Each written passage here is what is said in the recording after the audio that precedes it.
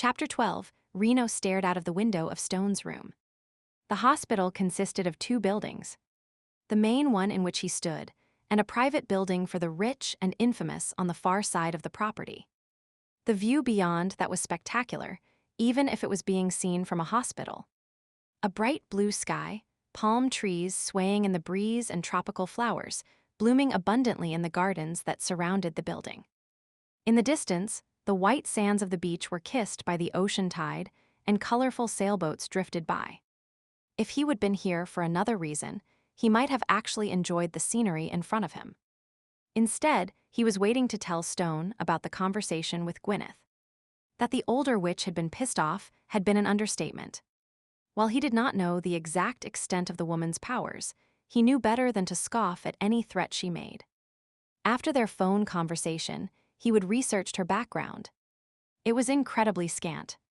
All he really knew was that she had owned the club for the past 10 years. Sure, the human government records had her date of birth, educational background, and even her social security number, but those facts were easily manipulated. Just look at how Lycans and other shifters managed to stay under the radar. The advent of computers had made adjusting government records easier than ever thanks to a few good hackers. There was something off about Gwyneth O'Donoghue, but it would be Stone's decision whether to call her or not. The man certainly did not need to be dumped on by the witch. He felt guilty enough as it was about Tina. Anyone who saw the dark circles under his eyes and the strained look about his mouth would realize Stone was blaming himself. Reno understood how the man felt. He would had a similar experience years ago. Only time would help him heal. The door opened, and Stone appeared being pushed in a wheelchair by an orderly. Reno raised a brow. Something wrong. Hospital protocol. The orderly explained as he set the brakes. Stone stood up, a scowl on his face. Satisfied. The orderly nodded and quickly left, no doubt pleased to be rid of the surly patient. Stone stalked to his bed. Reno, get me out of here before I lose complete control. I am working on it, believe me. Work faster. I'll do my best. In the meantime, he hesitated, loath to mention a sensitive topic, but knowing it could not be avoided. What is up? I was talking to Gwyneth. I told her about Tina. And his whole body tensed, as if preparing for a physical blow. She would like you to contact her. Stone gave a stiff nod. Fine. Leave her number on the table. You do not have to talk to her. She was rambling on about hexes if you did not phone her, but I can contact Lycan Link. A call will be sent through to the Universal, Coven telling her to back off. No need. I know a lot of the witches are blowing hot air when they talk hexes, but there is something about her she can hex me if she wants. It's not like I do not deserve it. He stood up and moved to the window. Looks like a good day for a run, do not you think? Stone, you have a concussion. We're Lycans. We heal quickly, remember. Stone let the water pound down onto his neck and shoulders, hoping it would relieve some of the tension that had gathered there. He had not really slept since waking up in the hospital. As soon as he closed his eyes, all he could see was Christina. All he could hear was her voice calling his name. The run he would attempted had been a fiasco, his wolf suddenly becoming recalcitrant and refusing to shift. Ever since returning from Cantala, the animal had been in mourning, moping and uncommunicative. It blamed him for leaving her behind. Blame? That is likely why Gwyneth wanted to talk to him. Actually, there would probably be no talking. The acerbic witch would likely shout and curse. It was what he deserved. No matter how many times he went over what happened, he still felt there should have been another solution, a way of saving both the pups and Christina. I am sorry. He hoped wherever she was, she could hear him. I should not have let you go with me. I should have anticipated the men on the path, somehow taken the bullet for you. I should have found a way to get all of you on that chopper, or I should have found a way to stay behind with you. Should have, fucking should have. The words echoed within the confines of the shower stall. He turned off the water and toweled dry. He would better call Gwyneth and let her rip him a new one. At least it might make her feel better. You impertinent, swill-guzzling scut, what did you do to my witchling? Christina. Stone forced himself to answer Gwyneth, even though saying her name tore at his gut, stirring the fires of pain and guilt. I left her behind to die. Did you now? Acid dripped from the woman's voice. She was injured, so I have learned. Unable to fend for herself. That is correct. He held himself ramrod straight, even though they were speaking over the phone. You know, the minute I saw you at the club, I knew you were trouble. I should have kicked your ass to the curb before she ever set eyes on you. I wish you had. She might still be alive if we'd never met. HMPH. Gwyneth was silent for a moment, and Stone wondered what she was thinking. Perhaps she was casting a spell on him. Was a bolt of lightning about to strike him? She finally spoke again. I had a vision just before Tina left. It was about a witch and wolf. Stone was not sure how to reply, but he need not have worried as Gwyneth continued talking. The witch vanished in a blood-red light, leaving only the wolf behind. He closed his eyes. Christina's death had been predicted. I do not hold much faith in visions. For the most part, they are like will-o'-the-wisps, no substance, not worth the time it would take to figure them out. This one was not, though. You are right. It was not. I'd say I am sorry, but I know that is not enough. She did not acknowledge his apology. You know, dog breath, a vision shows what might happen, what could happen, but ultimately it's the action of those involved that determine its outcome. If name-calling made her feel better, he could handle it. He ignored the slur and nodded. My decisions caused this. Rectal cranial impaction. He blinked. Pardon. Your head is up your ass. You are blind, deaf, and stupid. No response came to mind, which seemed to confirm what she would just said about him. I want her found. Found? Are you a dog or a parrot? You heard me. You took her into the jungle, you bring her home where she belongs. If not, ill set the misery of 10,000 lives upon you, you filthy cur. Gwyneth ended the call, and Stone stared at the phone for a moment before setting it down. The misery of 10,000 lives. If it could atone for Christina's death, he would gladly accept it. He moved to stare out the window at the ocean in the distance. Christina's body was out there, somewhere in the jungle of Cantala. Her spirit was gone, of course, but her earthly remains still existed. A vision of the Duffys' graves flashed before his eyes, and he felt physically ill thinking that was likely what had happened to his beautiful Christina. Bones. A bit of hair. A scrap of clothing. That was all that would remain. Return to Cantala and bring Christina home. Gwyneth's request was a pipe dream, and yet it was the woman's only request.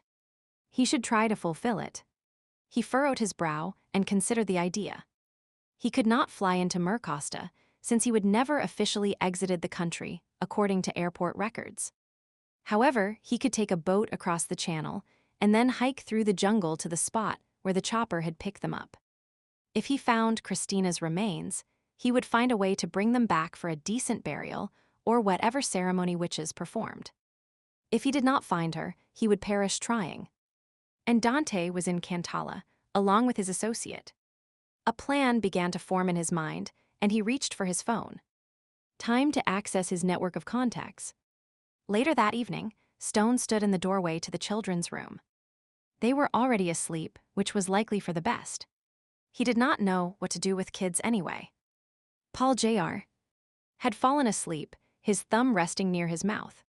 Stone gently eased it away and pulled the covers up around the boy's shoulders before setting the teddy bear he would purchased on the pillow beside him. No more thumb sucking, he whispered. An alpha has to have a straight smile. Lily was sleeping soundly on her back. Clarice, the doll, had fallen on the floor, and Stone stooped to pick it up. It was dirty now and somewhat misshapen, but the colorful ribbons were still attached to the braids. He flicked one with his finger, then paused and sniffed the doll. Christina's scent was still present on it. Or maybe it was his imagination. He held the doll in his hand, recalling how pleased Christina had been when she purchased it, how the ribbons had seemed to match her hair. He would scoffed at the toy, even tried to purposely leave it behind. Leave it behind. The doll had made it out of Cantala, but Christina had not. He trailed one finger down the doll's cheek. It seemed to smile at him, a certain twinkle in its button eyes, almost as if Christina were looking at him. Of course she was not. She was dead, but the doll would always remind him of her. His heart beat heavily, his sense of loss more acute than ever. A soft touch on his leg drew his attention. Lily was awake and sitting up in bed. "Sorry," he whispered. "I did not mean to wake you." "Tina." The little girl looked at him hopefully. "Sorry." He swallowed hard and then eased himself down so he was sitting on the bed. "How did you tell a child someone was dead?" "She's gone." "Miss her." The child's face fell, tears welling in her eyes. One crystal-like drop rolled down her cheek, followed by another, and then another. Stone stared at the tears, so heartfelt, so pure. He reached out and awkwardly gathered the child into his arms, cradling her as she sobbed. Her small body quivered against his chest, and he tucked her head under his chin. Hot tears soaked into his shirt, small trusting hands clutched his neck. Poor little Tyke. First her parents, and now Tina. A heavy sigh escaped him, the child's tears touching some unfamiliar place inside him. "Ah, Tina. Why did you offer to help, and why did I agree?" She would been so eager, excited about the adventure, marveling at the flowers, scared of the spiders. A lump formed in his throat. She would been completely incompetent with the machete. He would even had to show her how to use the rifle. Hell, she would caught him with a fishing hook. A half chuckle escaped him, but then his mouth turned downward, his lips beginning to tremble. "Why did that bullet have to hit you? Why did you have to be so brave and let the kids go first?" He blinked, his eyes stinging. "Why did you have to die?" Tina wetness coated his cheeks, and for once he did not hold back. Right here, right now, he was not a guardian, he was not a man of stone. He was just a man, and his heart hurt, his very soul was bereft. Shudders shook his frame, and he held Lily all the tighter, knowing she understood. In the dark of the hospital room, he and Lily shared their sorrow and cried for the beautiful spirit that was no more. With tears came a healing of sorts. Eventually sobs changed to sniffles, and then deep sighs. He still felt empty, raw, but the knot in his chest had eased a bit. Lily released her grip on his neck, and he set her back in the bed. Using the corner of the bed sheet, he wiped her cheeks, recalling the instructions Christina had once given him on cleaning little faces. Lily grabbed the sheet and returned the favor. "Better." She smiled up at him, her lashes spiky but her eyes bright. Just like Christina's would have been. He cleared his throat and replied gruffly. "Yeah. I feel better." Recalling the original reason for his visit, he handed her the stuffed rabbit he would purchased. She beamed, hugging it to her chest. Somehow he found himself sitting beside her once again, listening to her garbled version of the spider and the spout song as she made the rabbit bounce about on his leg. The eensy, weensy spider, the words felt foreign to his tongue, his voice too deep for the foolish rhyme, but he tried to recall the words, murmuring them softly so as to not wake up the boy. Lily giggled as he stumbled over the phrases, and he felt himself smiling, her joy contagious. Somewhere he would heard that children were resilient. It would seem that it was true. Soon she was yawning and Stone stood up, knowing he had to leave. He tucked her in, gave her the rabbit, and then, almost reluctantly, handed her Clarice. The doll was his only link with Christina. He touched the ribbons one last time and cleared his throat. "Take good care of Clarice for me, okay?" He blinked away the prickling feeling that returned to his eyes. Hell, what was wrong with him? It was stupid for a grown man to feel sentimental over a bit of rag. Lily looked at him for a moment and then handed him back the doll. "Stone." He moved his gaze from the doll to Lily to the doll again. "You want me to keep it?"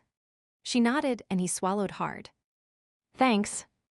On impulse, he took a couple of ribbons from the doll and tied them to the rabbit's ears. "There, now we both have a piece of her." Lily smiled widely and then curled onto her side and closed her eyes, the rabbit hugged to her chest. Stone left the room, Clarice in his hands.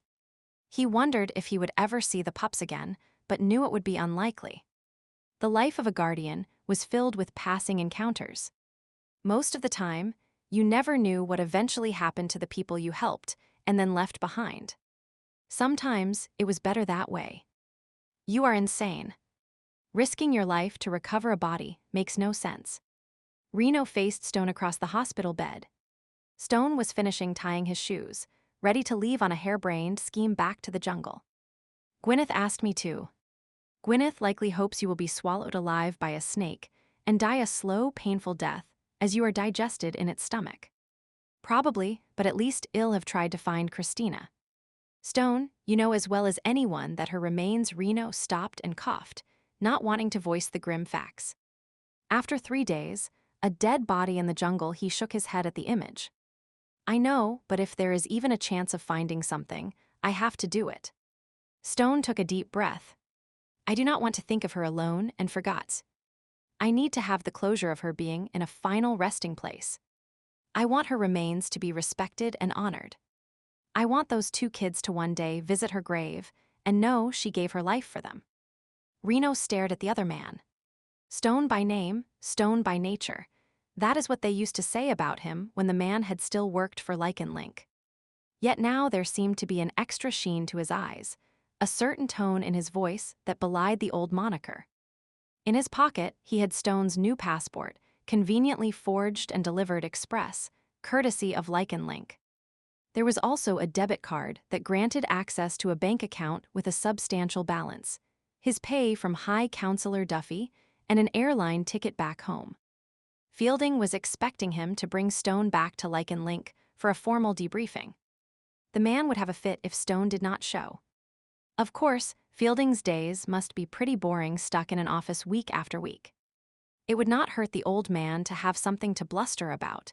It might even do him some good, get his blood circulating right. Reno rubbed the back of his neck. If the positions were reversed, if, heaven forbid, it were Brandy who had gone missing, he would move mountains to find her final resting place. Just because Stone did not wear his heart on his sleeve, and Christina was a witch rather than a Lycan, did not mean the feeling was any less. All right. He nodded. I'll help you. I do not care if you. Stone looked up, one brow raised. Come again. I said I'd help you. Reno pulled the passport out of his pocket. Here, try not to lose this one. Stone flipped the passport open and scanned the contents. Thanks. This might be helpful too. He gave him the bank card. Conscience money from Duffy. Blood money is more like it. Stone stared at the card, his mouth set in a thin line. I'll use it though. Use it to find her and give her a proper burial. Do you have your plans made? How are you getting there? They sat down at the small table, and Stone outlined the steps he would already taken. They were detailed, well thought out, though Reno had not expected anything less. Before Deirdre had taken over Virtus, it had garnered a reputation as an efficient, top-notch organization. You know, when you get back, I could put a good word in for you. Lycan can always use someone with your skills. Thanks but no thanks. If I come back, I'll find my own way. When you come back, we'll have a drink together. Ice water for you, right? Stone gave a brief huff of laughter. I'll hold you to it. Reno got to his feet. Want a ride to the marina? My rental is parked out front. Sure. Stone pocketed the passport and bank card. Do me a favor. Check on the pups. Make sure they are okay. Will do. And if I do not make it back, one day, when they are older, tell them about Christina and what she did for them. Do not worry. Her memory will live on. Chapter 13, Stone's wolf snarled as it gave an extra burst of speed, narrowly avoiding the venomous jaws of a snake. The creature had been dozing on the far side of a log, and he would accidentally landed on it. This is the witch's doing, his wolf muttered. She likely hexed the serpent and had it lay in wait for us. Stone agreed. Misadventure did seem to be plaguing this trek. The boat he would hired to take him across the channel had almost been swamped by waves during an overnight storm. Once on the shore, he would had to sneak past a group of government forces who had been patrolling the area. A pack of wild dogs near the village had decided to challenge his right to pass through the area, and do not forget the crocodile. His wolf chimed in, giving its tail an angry twitch. Right. The overgrown lizard had thought Wolf would make a tasty breakfast, and he would almost lost the tip of his tail during that encounter. Yeah, if Gwyneth was out to get him, she was not holding much back. Hopefully, nothing else would befall them. They were finally approaching the spot where he and Christina had spent their last night together. Last night together. A knot of emotion formed in his throat as he shifted back to human form. It was a poor choice of terms since that sounded like they would had sex, but they had not. She would been dangerously ill at that point, fevered, delirious, and the pups had been sleeping in the hammock nearby. Still, that night held memories for him. He entered the small clearing and looked around. It was quiet and peaceful, much as he would left it a few days ago. Lush green vegetation, tropical flowers, bits of sunlight streaming through the canopy. An ash-covered depression marked where he would build a fire. A rub mark on the bark of a tree showed where the rope for the pup's hammock had been. Even the simple linta where they would slept was still intact. For a moment he could almost envision Christina there, her injured leg extended, playing with the children and that silly doll. That doll. For some reason he would brought it with him, had it stuffed in his backpack like a fool. Why, he had no idea, but leaving it at the hospital had seemed wrong. Slowly, he approached the lean-to, eyes fixed on the spot where she would rested, where she would slept pressed to his side for comfort and safety. He crouched down, his hand hovering over the now dried banana leaves, imaging he could still feel the warmth of her body, still smell her scent. Several dark spots stained one area, remnants of the blood he would spilled for her. She would been delirious that night, her skin hot and dry to the touch, fever racking her body as the infection had insidiously spread. Desperation had spawned an idea, an insane and improbable idea, but the only remedy he could offer. He would sliced his wrist and dribbled the blood into her mouth, the action a grim mockery of the blood bond Lycan mates shared. It had worked for a short time at least. She would improved, and hope had soared in his heart. He was a Lycan, she was a witch. They would never be able to form a true blood bond, but in his mind, at that moment in time, he would felt closer to her than he would ever felt to another living being.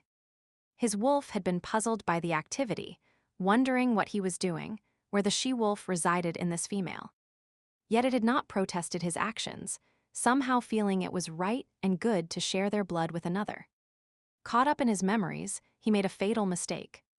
One a guardian should never do. He failed to pay attention to his surroundings, his mind not registering the sound of approaching footsteps, the scent of unwashed bodies, until it was too late.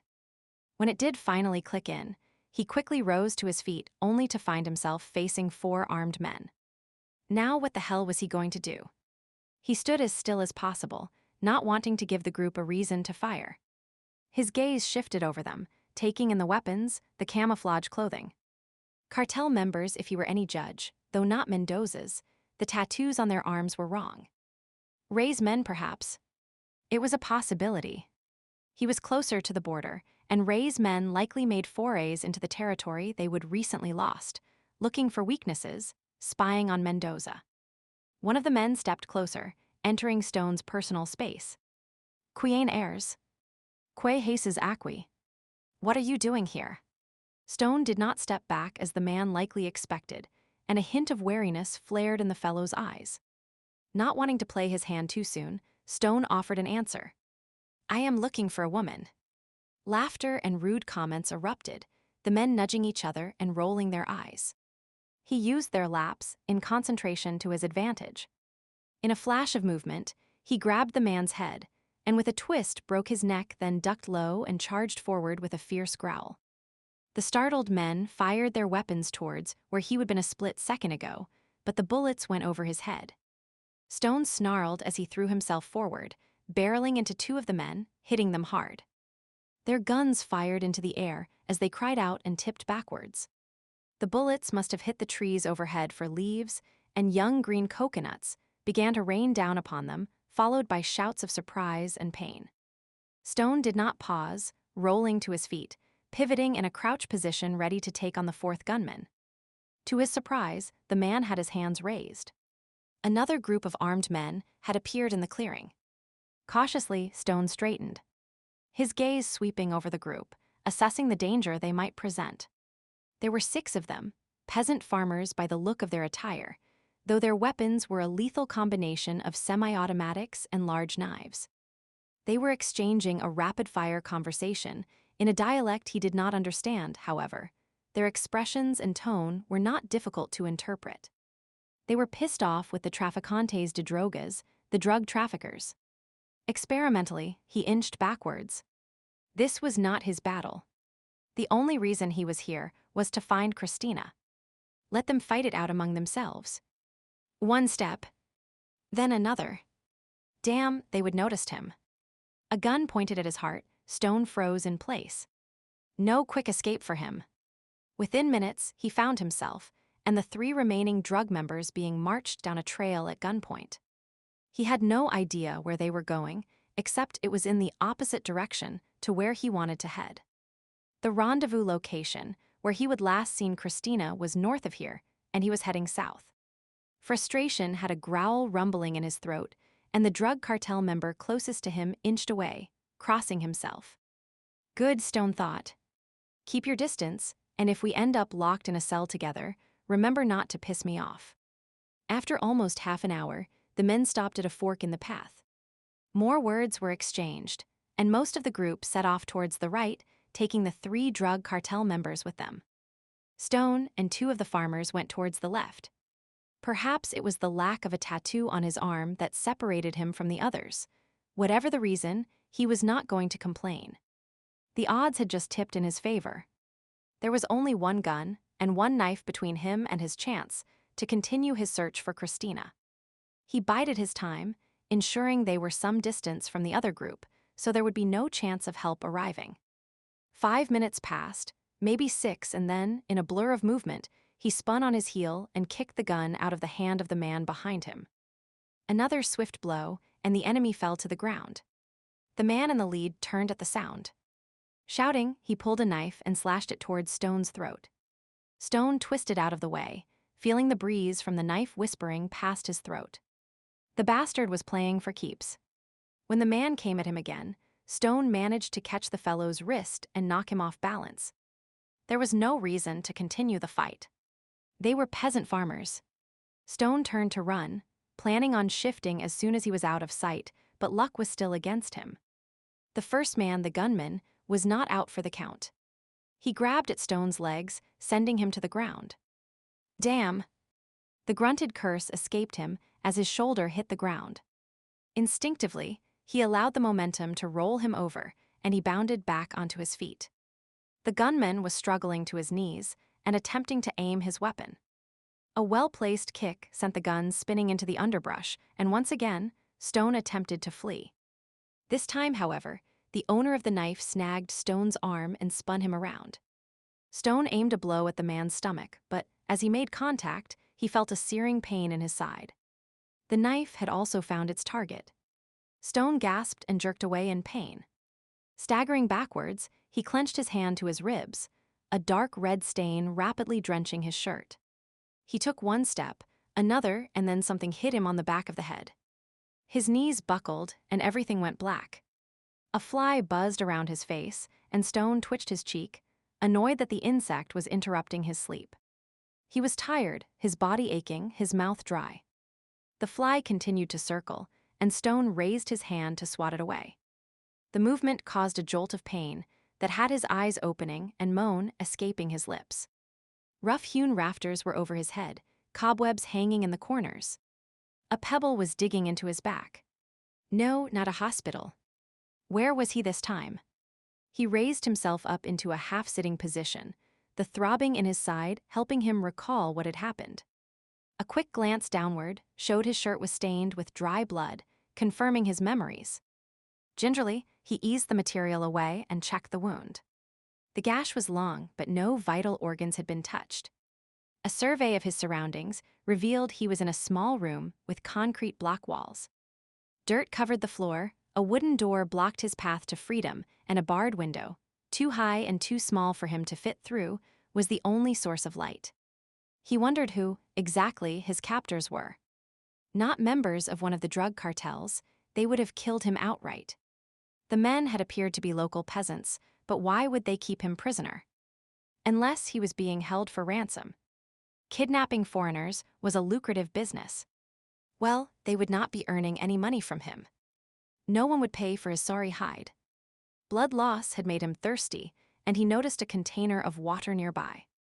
He moved to get it, but a metallic sound drew his attention. There was a chain around his leg. An experimental tug jarred his wounded side, causing it to bleed again. It also showed the chain was strong despite its apparent age. Tied up again. First at the hospital and now here. He leaned his head back against the wall and succumbed to a bout of gallows humor. Was everyone into bondage right now? You got us into this. I will get us out. His wolf urged him to shift, and Stone gave in to the request. See what you can do if you want. I am a major fuck-up right now. The chain fell loose from his wolf's much smaller leg, and the animal smugly checked out the container of water. The liquid was warm, the jar was filthy, and a dead bug was floating on the surface. Curling its lips, the beast turned away. If they were desperate, they would drink it, but for now they would wait. The animal sniffed the perimeter of the room, gaining no new information except that no one had been held here recently. A few experimental swipes with his paws showed there was concrete beneath the door. Digging his way out was not an option. No luck, I see. Stone pointed out the obvious. His wolf did not appreciate his comment and muttered under its breath as they traded places, the animal giving way to the human once again. At least shifting helped us heal. Stone offered the olive branch statement as he examined his side. 2 shifts and the wound was now scabbing over. We work well together, the beast replied with a sidelong look. That we do. Stone replied. His wolf sighed and settled its chin on its paws. A truce. A truce would seem to be in our best interests, especially given our current situation. His wolf nodded, and a sense of harmony began to return. He and his wolf were one once again, though a feeling of total completeness still escaped him. We gave our blood to the witch. Without her, we'll never be whole. But she is dead. We can never regain what we lost. Then, if there is no other option, we continue on, doing the best we can. Stone leaned against the wall. His wolf was right. They had to continue on. Hard to do, though, when you were locked up in a cell. Time passed slowly, the temperature rising as the day progressed. Sweat trickled down his face and dampened his clothes. Not a breath of air stirred in the small room. No one came to check on him. Only the distant sound of voices reached his ears. He tried to scale the wall to reach the window, but only his fingertips could touch the bars. The hinges and lock on the door were new. He rattled the handle and shouted, all to no avail. Finally realizing he was wasting his energy, he sat down and prepared to wait. This was his fault. He would lost focus, and this was the consequence. Every action had a reaction. He knew that better than most. His mind flashed back to his time incarcerated in the desert. Days had passed with no one checking on him. No food, no water, punishment for trying to save a woman. He would almost died before they would deign to let him out. Could he handle that again and keep his sanity? The gnawing ache in his belly as his body demanded food, the desperate craving for water. Days on end with no contact, baking heat and insects and rats, and the stench of his own excrement. Panic started to build within him, and he fought back against it. There was water here, such as it was. This was not the same. He could not let the past control him. If your spirit is broken, they will have one. His wolf repeated Addis's words to him, and he clung to them like a lifeline. He would not let them win. He had a mission to complete. Christina. He needed to bring her home. He focused on her, bringing an image of her to life in his mind. Almost he could hear her calling his name. She needed him, was waiting for him to return as he would said he would. I'll find you, he promised. I have come back. I will not leave you behind again. He leaned his head back against the wall. In a half-dozing state, he watched the little particles of dust dance in the shaft of light that cut across the small room. The bright beams slowly advanced across the walls, marking the passing of the day. Eventually, he drank some of the putrid water and unbuttoned his shirt in an effort to cool off. The silence was only broken by his harsh breathing and the buzzing of flies. At some point, he must have fallen asleep, for he was startled awake by a sound at the door. A key rattled in the lock, the wooden panel eased open. Someone with a gun at the ready filled the opening. "Get up." He spoke English with a thick accent. Not too surprising given that a lot of the population in these small countries had some connection to the tourist industry. Stone stood. The man glanced pointedly at his leg and then the chain on the ground. It fell off. The gunman did not reply, only gesturing with his weapon that Stone was expected to go ahead of him. He complied, keeping one hand on his injured side. After sitting for so long, the movement had him wincing, and he did not attempt to hide the fact. Better to appear weak and injured. His captors might let their guard down. Out. A gun barrel in his back prevented him from setting his own pace as he left the room. There was no time to adjust his eyes to the bright afternoon sun. Another gun-wielding man was there, and the two pushed and prodded him down a trail that led through a field of grain towards what appeared to be a walled compound, complete with armed guards patrolling the length of it. What the hell kind of a place was this? Was he being taken to an interrogation? A firing squad. If he was to be executed, he hoped it would be quick and merciful. His escorts gave some kind of password, and the gate to the compound was pushed open. Several small buildings were visible, but he was led into the first one. Stone looked around, then shrugged. There was one wooden chair and a desk. Whoever owned the desk would have to stand, he guessed. He eased himself down, and the two men took up positions by the door. There was not much to see. The room was stark, a cot, 2 doors, no pictures, and only one window which was presently shuttered. The floor bore the signs of recent blood stains. It did not give him much hope for his future. He clenched his jaw and stiffened his spine. If they were going to kill him, he would go out fighting and take a few of the bastards along with him. After a minute or two, the door behind him opened, and slow, steady footsteps rang out as someone crossed the room. He refused to turn and acknowledge this new presence, continuing to stare straight ahead instead. A dark-clad body moved into his line of vision. He raised his eyes to look into the face of his enemy, and a small gasp of surprise escaped his parched lips. "Welcome to our medical clinic, Senor. I am Sister Bernita of the Sisters of Santa Marisi." "Sister." Stone could barely get the acknowledgement out as he studied the figure in front of him. Wearing a black dress with a crucifix necklace, the nun was perhaps 30 or 35. Fine lines around her eyes and mouth indicated her face was expressive, while her tan was the kind acquired from long hours in the sun rather than a tanning booth. Her brown hair was pulled up in a tight no-nonsense knot. No makeup adorned her face. She was thin, and at first glance, she might seem a rather unimposing figure.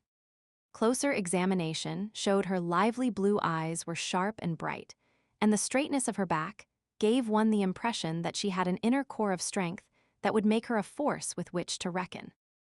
"And you would be." She spoke in English with only a slight trace of an accent. "Elijah Stone. An American. Does it make a difference?" "Not really. I have no political leanings. All I want is for my little world here to be left alone. And yet you are in the middle of a turf war." She inclined her head. Reyes and Mendoza have been fighting over this region for months, each bringing in men to try to tip the balance in their own favor. As a result, we view any stranger with suspicion. I am not associated with either group. And yet you are not a tourist. "No, I am not." They stared at each other, a battle of wills. Finally the nun sighed. "I supposed it does not matter as long as you cause us no trouble. That is definitely not my intention. In fact, I was heading south when your men detained me. My apologies that you were held for so long. I'd gone to the village today and only now learned you were here. They said you were injured." She glanced at his blood-stained shirt. "A scratch, nothing more. A scratch does not bleed like that." She straightened from where she had been leaning against the desk. Follow me. My medical equipment is in the back. I'll bandage you up. No need. He began to refuse, only the gunmen at the door stepped forward. Do as La Buna Hermana asks, said one while the other caught hold of his arm and urged him to his feet. Stone pressed his lips tightly together, trying to control his temper. He was getting tired of being manhandled. Put your guns down. The nun scolded even as she led the way out of the room. Mister. Stone already thinks we're inhospitable. Stone resigned himself to following her. His injury, unfortunately, was healing quickly, and if she had any medical knowledge, it would raise questions. He purposely stumbled, hitting his side against the door frame to open the wound again. Should that hurt? Fresh blood began to stain his shirt. Mister. Stone, you need to be more careful.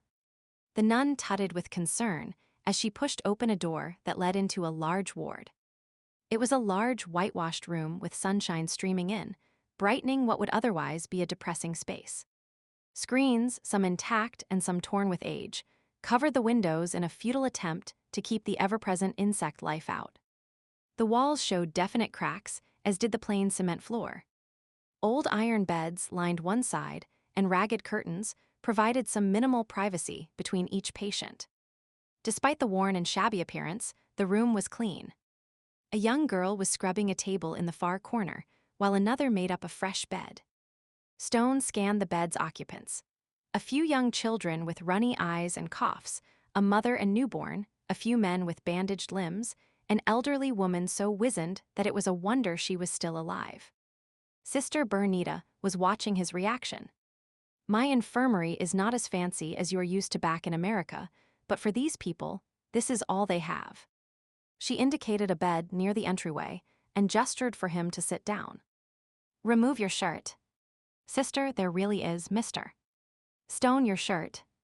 Her tone let him know she was not often defied, and he slowly removed the garment. She took it, flicked a look at its condition, and handed it off to a young girl in a white apron. Anna, would you wash this and mend it, please? The girl bowed and went off to complete the task. Quite the little despot, are not you? Stone murmured. A benevolent one. She crouched by his side. I am a woman, and some might try to take advantage of the fact. I let them know I am in charge. I am certainly in no doubt. Good. She smiled at him, her touch gentle as she washed away the dried blood. You were correct. The injury is not as severe as I was led to believe. I heal quickly. No doubt from good clean living. No doubt. The corner of his mouth twitched. She looked up at him, a twinkle in her eye. And if I believe that, you have a bridge to sell me. Is not that how the story goes? You are correct. It's in Brooklyn, though the weather is lousy this time of year. The sound of her laughter filled the room, and he found himself smiling for a moment before he recalled why he was there. Christina. He gripped the thin mattress and looked away. Did I hurt you, mister? Stone. He shook his head. No. Not at all. All right. She replied slowly, obviously not believing him. I'll apply some ointment and a dressing. It's almost time for dinner. You will join me at my table. About to protest, his stomach rumbled and he conceded. Fuel up before a mission, that is what he would told Christina before they set out. Sister finished patching him up. You will need something to wear. She looked at the two armed men who stood in the doorway. Bring me a shirt for Mr. Stone and any belongings he had with him when he was picked up. Then you may go back to your guard duties. Stone stood up. Thanks. She looked him up and down. There is a wash basin outside the door if you wish to use it. Is that your way of saying I look like crap? You could never look like crap, mister. Stone. She gave a tight smile and turned away, beginning to tidy up her medical supplies. When you are done, ask anyone and they will direct you to the dining area. An hour later, Stone sat beside Sister Bernita watching in amazement as a dozen or so uniformed children filed in and took their places at the two long tables that stretched the length of the room. I thought this was a medical clinic, not a private school. Clinic, school, home. I run an orphanage. Stone scanned the children. Teenagers leading toddlers, young girls and boys of 5 or 6 years. They were all smiling and talking, their clothes clean, their faces sufficiently rounded to show they were not malnourished. You are doing a good job. Thank you. She rang a bell, and everyone grew silent. Good evening, children. Good evening, Sister Bernita. They all chanted. We have a guest, Senor Stone. Good evening, Senor Stone. He inclined his head, then whispered to the sister. English. I try to teach them English. A well-rounded education is important, plus it will help them get jobs at the resorts when they are older. She shifted her attention back to the children, leading them in prayer. As soon as Amen was pronounced, the room erupted in chatter, and the sound of children settling on benches. Dishes of food were brought around, some kind of rice dish with vegetables and few bits of chicken. The children ate with gusto, while Sister Bernita smiled benevolently. Curiosity had Stone questioning her between bites. Have you been here long? Me? About 7 years now. You must have been very young when you came here. 26, though it seems a lifetime ago. And when did you take charge? When I was 26. Stone quirked a brow. The sister who was here before me was killed, a stray bullet from one of the drug cartel battles. Since there was no one else around, I took charge. And who are your helpers? He nodded towards those serving the food. Some are graduates of the school who have nowhere else to go. Some are local women and men. My guards are from a nearby village. Many perform small services here in exchange for medical help. And how do you fund this operation? Ah, that is the tricky part. Sadly, the money tree I planted in the yard has never bloomed. She smiled at her own joke, then shrugged. I depend on handouts. Sometimes a missionary group will sponsor us. We have a vegetable garden. The children weave baskets, and the older ones sew clothes to sell at the market. Stone scanned the room again. I am impressed. The children look well-fed and happy. They even have uniforms. Those are a new acquisition. A small church group has adopted us recently. They have given us medicine, clothing, books, even chickens, so we have fresh eggs and meat. An extremely fortunate turn of events. Yes. Very fortunate. She frowned, then gave a self-deprecating smile. Never look a gift horse in the mouth, is not that what they say?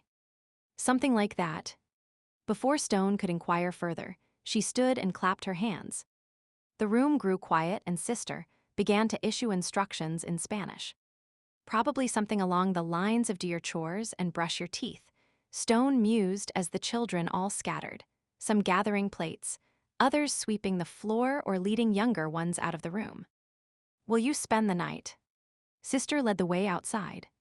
Stone blinked, for a moment adding another meaning to her words before recalling she was a nun.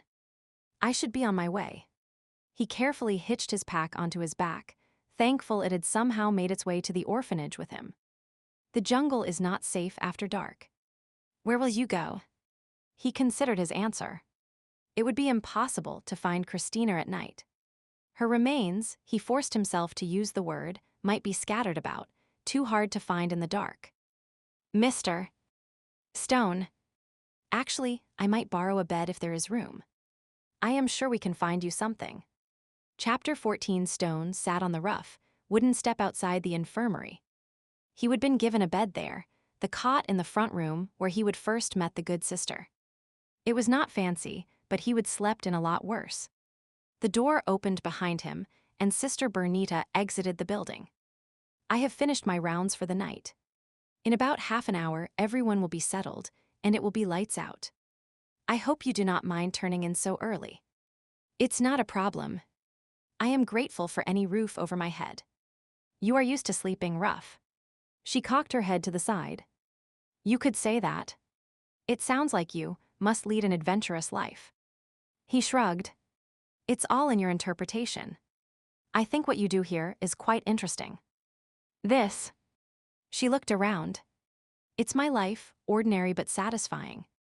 I'd not call it interesting, though. Let me be the judge of that. Tell you what, let us go for a walk and exchange tales." She descended the steps and began to walk, obviously assuming he would comply. Stone chuckled at her take-charge attitude, but followed.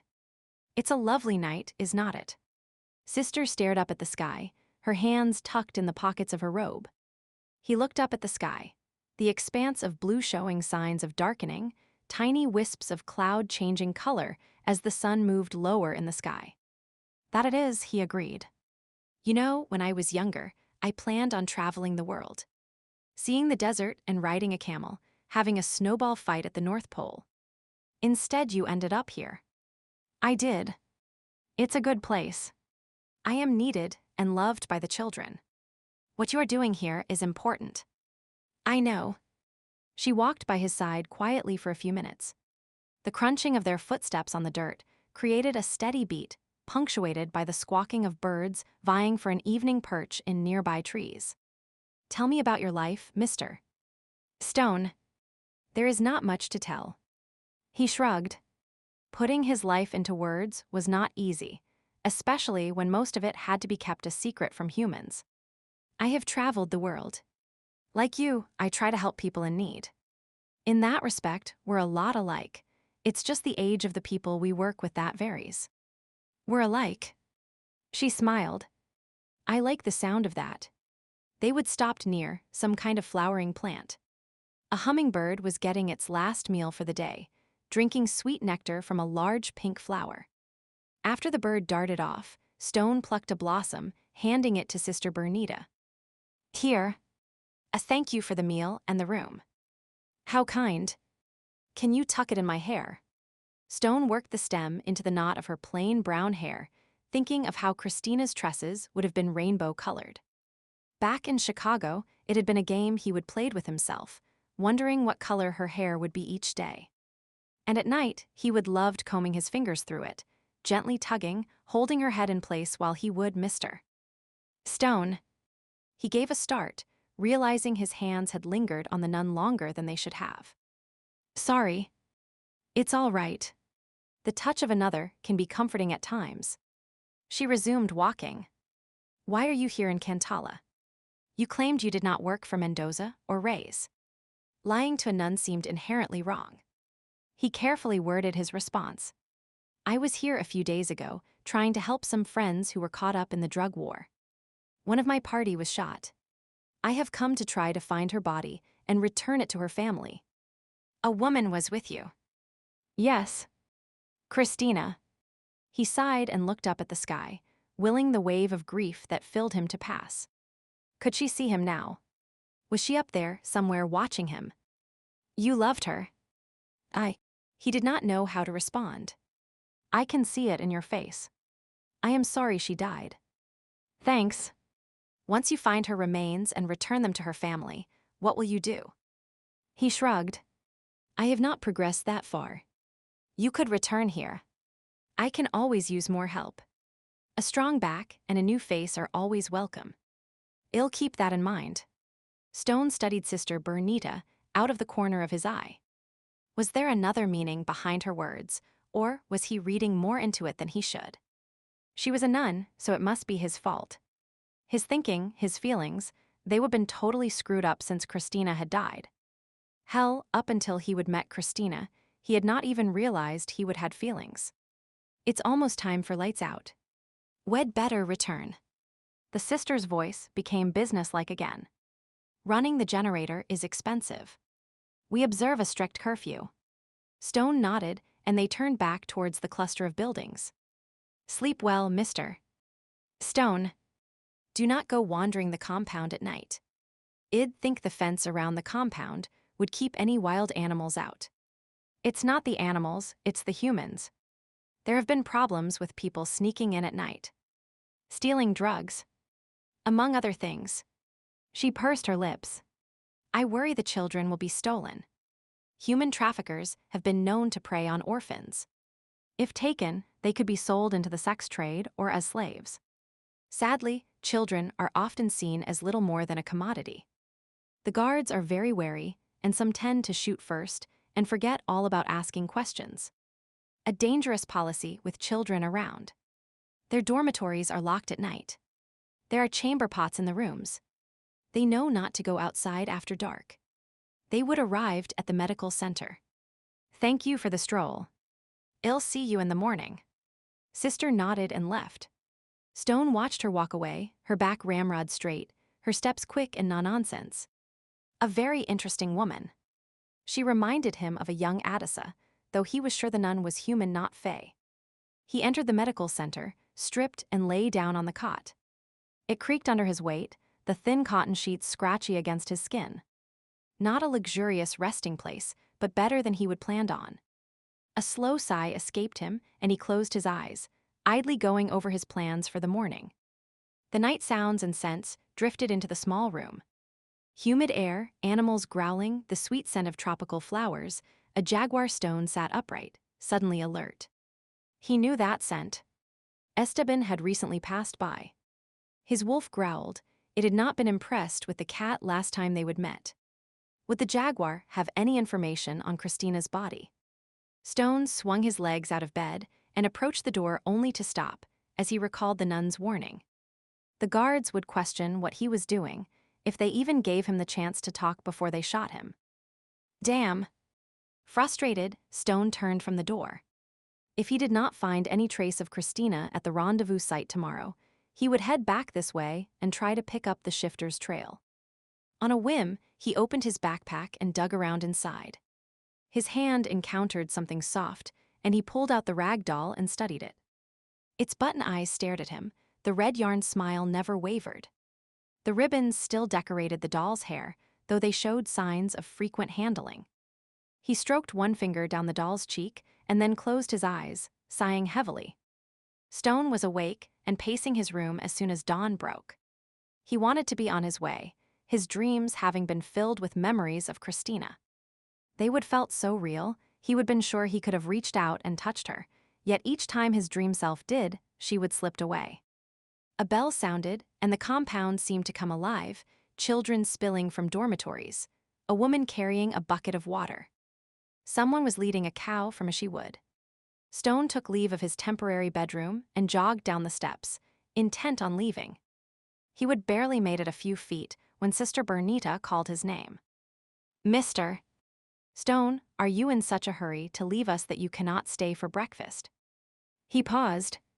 Normally, he would not care about being rude and not replying, but something about the nun had him dusting off his manners. Breakfast. And do not say you do not eat in the morning. A man such as you knows the importance of a good meal before a journey. His words to Christina a few days ago seemed to be coming back to haunt him. I suppose I can take a few minutes. Good. She led the way to the dining area. There was less formality than the evening before. Everyone was serving themselves from pots situated at one end of the room. Some kind of hot cereal, fruit, and scrambled eggs.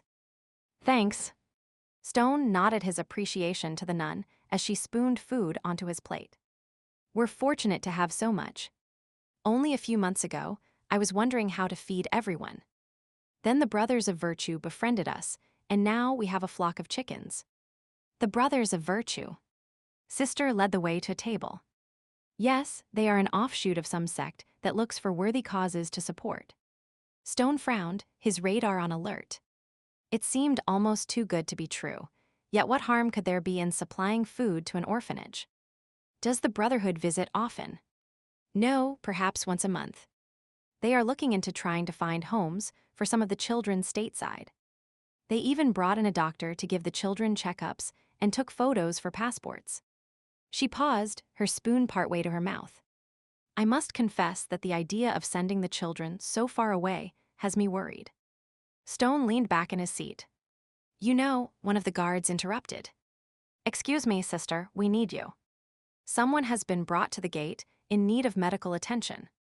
Take the patient to the infirmary. I'll be there in a minute. Setting down her utensils, she gave a wry smile. I almost made it through the meal before the daily chaos began. If you will excuse me. She pushed her chair back and got to her feet. Stone stood up as well. I'll say goodbye now. It sounds like you will be busy. I did not get a chance to check your wound yet. If you could wait an hour. It's fine. Like I said before, I heal quickly. Cannot wait to get away from me, can you? She shoved her hands in her pockets, a crooked smile on her face that did not quite make it to her eyes. Unfinished business. I understand. Best of luck with your quest. She stuck out her hand, and he took it. And you as well. Hermana. Sister. La vaca, the cow. It is in the garden and we cannot get it out. A little boy came running into the room. Pedro, look at your feet. You have walked through filth with your new shoes. Sister Bernita scolded the boy and waved her hand as the scent of manure filled the room. The boy looked momentarily penitent before returning to his reason for being there. I am sorry, Hermana Bernita, but the cow is eating our vegetables. I'll help with the cow before I go, Stone volunteered. You tend to your patient. Thank you. Sometimes I feel like I am pulled in too many directions at once. I can see that. Goodbye, Mr. Stone. I hope we meet again. With that, she hurried from the room, and Stone followed the boy to where the recalcitrant cow was happily munching on fresh vegetables. Stone helped with the cow, both he and his wolf deciding that bovines were obstinate creatures. If you would let me shift, I'd show this animal who is boss, his wolf murmured. If we did not have an audience, I'd let you, Stone whispered back. Instead, he and Pedro pushed on the cow. It looked back at them with wide, wondering eyes, and then resumed eating. Grab its halter, Stone instructed. You pull, I'll push. Pedro nodded in agreement, and Stone set his shoulder against the cow's hip. Move, you ornery beast. He shoved against it one more time. The cow's response was to drop a pile of fresh manure right at his feet. He leapt back. Holy shit. It's not blessed, Senor Stone. Pedro called the comment as he tugged on the halter. And Hermana says we must call it manure, not shit. A growl of disgust slipped from Stone's lips as he stared at the steaming pile before him. The cow's head jerked up at the sound, gave a bellow of distress, and took off at a run. Pedro gave a shout and raced after the cow, waving his arms. Stone joined in, and between the two of them, they managed to herd the cow into the pasture. Grabbing the gate, Stone moved to pull it shut behind the cow and promptly put his foot in a pile of manure. The stinking crap was everywhere. Disculpame. I am sorry. I have not shoveled yet, Pedro explained. We clean the pasture every day and store the manure over there. He pointed to a large mound in one corner of the field. The sun was beating down on it, causing the odor to be especially strong. Manure is good for growing vegetables.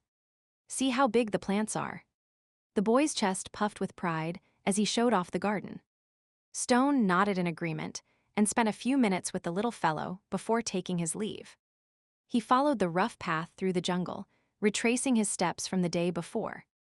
It was later than he would planned on getting started, but, with any luck, he would reach Christina's last known location by noon, and then his thinking stuttered to a halt, not wanting to conjure up images of her dead body.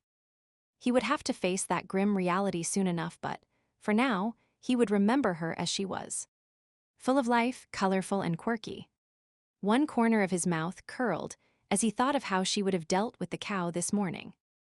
Would she have tried to hex it, as she had with the fish? He chuckled at the memory. What kind of curse would a cow have deserved? And what if she would stepped in the manure? He created a comical scenario in his head as he walked along, finding comfort in the act. Christina seemed nearer, the pain in his chest lessening as he brought her to life with his mind. Eventually, he was far enough away from the orphanage that it seemed safe to change into his wolf. He relaxed and gathered the energy within him, preparing to shift, but his wolf was distracted rather than eagerly awaiting its chance at freedom. What is up? He questioned his inner animal. The wolf did not answer, instead twitching its ear in a puzzled fashion. Something was not right. Members of the drug cartel. Another snake or crocodile. Stone turned in a slow circle, sniffing the air, eyes searching the shadows. Ah, there it was. The scent of a jaguar, and it was nearby. Esteban, show yourself. Stone leaned against a tree and folded his arms, prepared to wait. He was not going to waste his time playing hide and seek. The cat could come to him. Patience paid off. A few minutes later, there was a rustling in the bushes, and the jaguar appeared. It prowled closer, a growl rumbling in its throat, its tail lashing in anger. Stone raised one brow, not impressed by the show. The jaguar snarled, the air shimmered, and the man stood before him scowling. "Why are you still here?" "As pleasant as always." Stone mocked, slowly straightening. "You said you were here to get your people, and that, once you did, you would leave. Was that nothing but a lie? A trick so I'd lower my guard?" "No trick. I found the Lycans I sought. 2 were dead. I took the pups back with me." Esteban narrowed his eyes. "Yet you are back again." Stone forced himself to repeat what had happened. When he was finished, he explained his presence. "I have come to find her body." "Her body?" Esteban snorted. "You cared so little about her that you abandoned her." "I did not." He clamped his mouth shut. He was not going to justify himself to a cat. Yes, Christina's fate was his fault. He would live with the guilt, the pain, for the rest of his life, but the jaguar was in no position to judge. You could have prevented the situation if you would only help the Duffys, our ambassadors, when trouble first arose. It was their choice to be here. Esteban shrugged. Their fate was their own doing. Stone growled and Esteban responded with a low rumble. They slowly circled around, each watching the other, alert for the first sign of an attack. It was the sound of an approaching jeep that had them both looking up. Almost as one, they faded into the shadows, watching the jeep as it passed. When it was gone, they stepped forward. "Mendoza's men." Esteban sniffed. "Scum-sucking bastards." Stone added. Esteban slid him a sidelong look. "It would seem we agree on one thing." "A starting point, perhaps." Esteban shrugged, obviously not willing to commit himself. "What are you going to do about the others?" "What others?" "The other drug lord." "Rays." "Lycans." Esteban rolled his eyes. "They were not part of your embassy, but they are still members of your species. They do not belong here." Understanding dawned. "You mean Dante?" "That is one of his names. He and his woman are interfering with my humans." "Your humans?" "Yes, my humans. My people were gods to them. Over the centuries, we have come to view the humans as ours." Interesting concept. Stone barely kept from snorting. The jaguar had a demigod complex. "I want those Lycans gone." Stone shrugged. "I do not like Dante, but he's not my main concern right now. Feel free to deal with him yourself. I will not dirty my paws on a filthy dog." "And speaking of filth," Esteban sniffed, "what have you been rolling in?" Stone glanced at his shoes. Remnants of manure still stuck to them, but the smell was not that bad anymore. The damned cat was purposely trying to irritate. "If you want help getting rid of Dante, you are going about it the wrong way. What if I told you I have information on the witch?" "Christina." That had caught his attention. "If that is what you called her." Stone narrowed his eyes, not trusting the jaguar. "I left her at an abandoned farm. It was our rendezvous spot with a chopper." "I know. Your scents were very strong. But she is not there anymore." "Where is her body?" A myriad of emotions washed over him. Hope, regret, impatience, dread, the desire to grab the jaguar by the scruff of the neck and shake him. He managed to control himself. "Barely. You get rid of the 2 Lycans, I'll tell you where to look." Stone narrowed his eyes. "Why cannot you handle them yourself?" "I could crush them with my jaws, but I try not to involve myself with other magical species unless there is no other option. You happen to be here, I might as well make use of you." As much as he hated dealing with the supercilious feline and his never-ending slurs, Stone agreed. To find Christina, he would do anything. He parked the old Jeep Esteban had lent him, thankful the jaguar had not been lying when he would said the vehicle's engine was better maintained than the exterior. There is less likelihood that it will be stolen if it looks like a pile of junk, Esteban had explained when Stone had first questioned the transportation offered. Rust-holding hands, that is all the exterior was, while the interior consisted of ripped seats and a cracked windshield. At first, It had surprised him that Esteban was willing to provide any form of help at all with the venture, even sharing that Dante had been seen heading into a nearby town yesterday. The jaguar's response had been typically insulting. "The sooner you take care of them, the sooner my jungle will be free of the scent of dogs." Stone had held back the retorts that had sprung to mind. Until he had Christina's body, the jaguar's attitude had to be tolerated. Now he found himself at the edge of a town, preparing to embark on a familiar task: hunting down Dante. Making the Lycan pay for his crimes had been his goal for over a year. Normally, he would feel some sense of satisfaction that his quest was nearing its end. Instead, it was just an irritating task that was keeping him from his true goal. The town was not that large by American standards, but there were enough sense to sort through that finding Dante was not a quick task. When he did, it was in a decent-looking hotel, one of the few tourist spots still operating despite the unrest that plagued the country. The white stucco building rose several stories, chrome and glass-lined balconies glistening in the sun, while colorful umbrellas dotted the deck around the pool. Dante was dining at an open-air cafe with another man of a similar age. Both sported dress shirts and gold watches, the epitome of well-to-do businessmen having a working lunch. There were a number of other people eating there as well. Waiters moved among the tables delivering drinks and food. A small man-made waterfall trickled in one corner, and pots of exotic flowers decorated the low brick wall that surrounded the terrace. For a while Stone observed the man, hoping he would leave and head somewhere more secluded. That, of course, was too much to hope for. Dante was having a leisurely meal, and it appeared he would continue to do so for some time. Stone circled the building, looking for points of access. The front door was out of the question. In his khakis and combat boots, he would never make it past the lobby. The employee's entrance at the back of the building, however, looked much more promising. He stood a few yards away, noticing a refrigerated delivery truck was parked to one side. Not far from it, a pickup with crates of fruit and vegetables was backed up to the kitchen door. A few of the crates were already on the ground near the rear of the truck, and two men were standing near the driver's door, likely haggling over prices. The door to the kitchen swung open and shut in the breeze, completely unattended. Stone strolled closer. No one glanced his way. Casually, he bent and picked up a large bag of onions, hefted it to his shoulder, and carried it inside. The kitchen was bustling, with white uniformed employees preparing food. Knives flashed as food was cut and sliced. Sizzling sounds emitted from pans on the stove, while the clanging of metal pots and the clatter of dishes added to the unique symphony.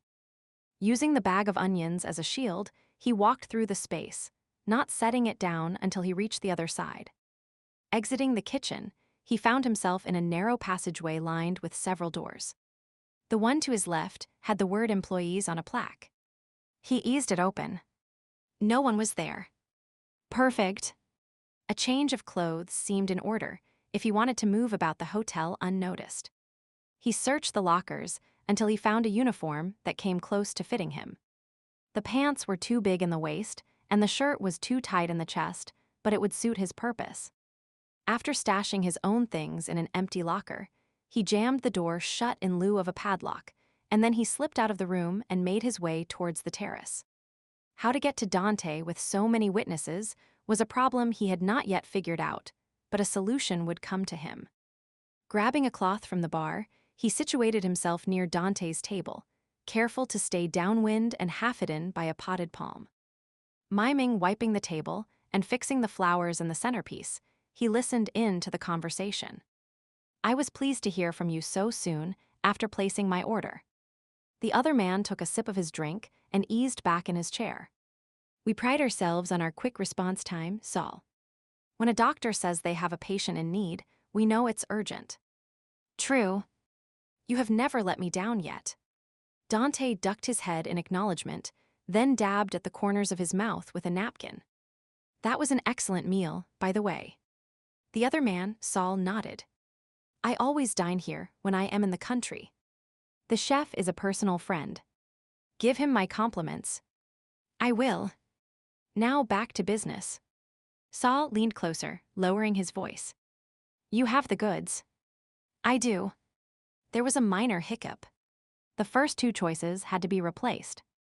This one is not quite as willing, but I am sure he'll suit your needs. He'll be paid well enough in the end. If money does not silence him, there are other ways. Saul shrugged. And if there are any usable spare parts, I am sure I can find someone willing to pay for them. The transplant business is never short of buyers. So true. It's a good thing we have a steady supply. And speaking of supply, your associate has been hinting at having found a new source of children's organs. Is that true? Dante opened his mouth to speak, but a strolling musician wandered by and both men leaned back in their chairs, listening with obvious enjoyment. Dante tapped his foot to the tune, and the other man applauded lightly when the song ended. Once the musician had moved to another table, the men turned and faced each other again. The smile faded from Dante's face. Back to the matter at hand. Yes. The donor's age is within the agreed-upon range. Saul seemed to be checking off a mental list. Yes. Health. Excellent. The other man nodded. I'll want to inspect the goods first, do my own blood tests to confirm yours. If there is a compatibility problem, I'll see if I have anyone else on my waiting list who is a match for this particular donor. It would be a shame to waste your efforts. Of course. Dante pushed his chair back. I have the merchandise out back. If you could meet me there in 10 minutes, we can wrap up our transaction quickly. Saul checked his watch. Good. I have a yacht at the docks, and the inspector has been paid to look the other way for another 3 hours. I'd like to be loaded and at sea before he has his hand out again. Understood. Dante raised his hand to signal for the check. I'll take care of this while you get your medical equipment. Knock twice on the white freezer van in the alley. Stone barely held back a growl, bracing his hands on the back of a chair to keep them from shaking with rage. Worse than human trafficking. If his suspicions were correct, Dante was harvesting and selling organs. Good Lord, what would have happened to those 2 pups if Dante had gotten his hands on them? And what poor sucker was in the van downstairs? Shit, he would walked right past the vehicle, not knowing that a living being was inside about to be carved up like a piece of meat for sale. Just in time, Stone ducked around the corner. Dante had finished paying and was leaving the building. Stone watched as he walked out of the front door and then disappeared around the corner. The need to make the bastard pay was stronger than ever, but there was more at stake now. The human authorities needed to be informed, somehow tipped off so they could deal with Dante's contact and the organization behind him. Stone reached for his pocket only to realize he was not wearing his clothes, and he had left his own things in the locker. No phone and hardly any time to act. Transactions such as this went down quickly. A sense of urgency had his mind racing, trying to think of a solution. A scan of the lobby showed several people using their phones.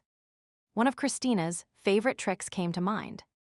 Grabbing a jug of water, Stone walked towards a group of couches where several people sat.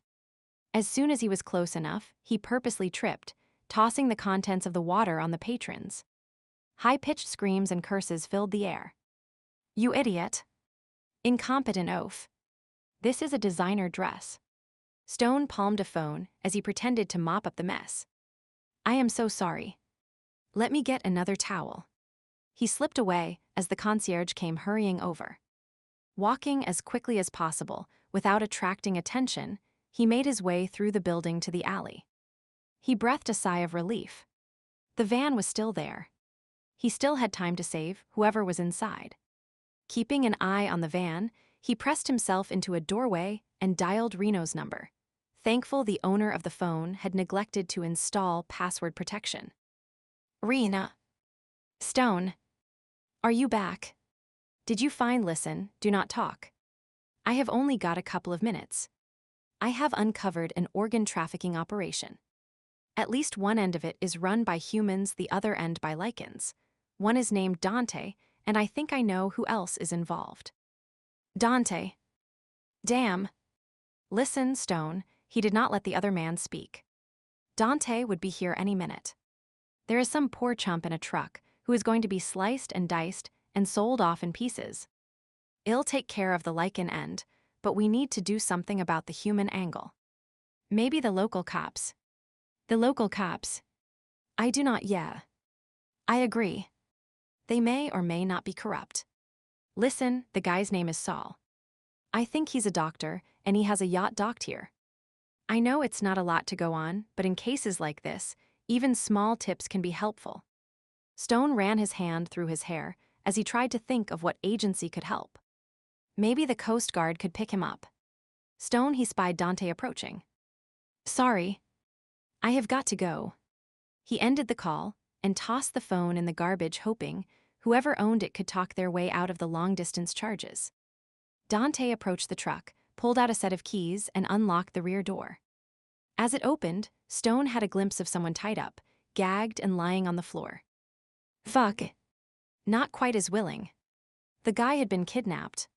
Rage filled him, the guardian side of him compelled to act. He rushed from his hiding spot and caught the door just before it slammed shut.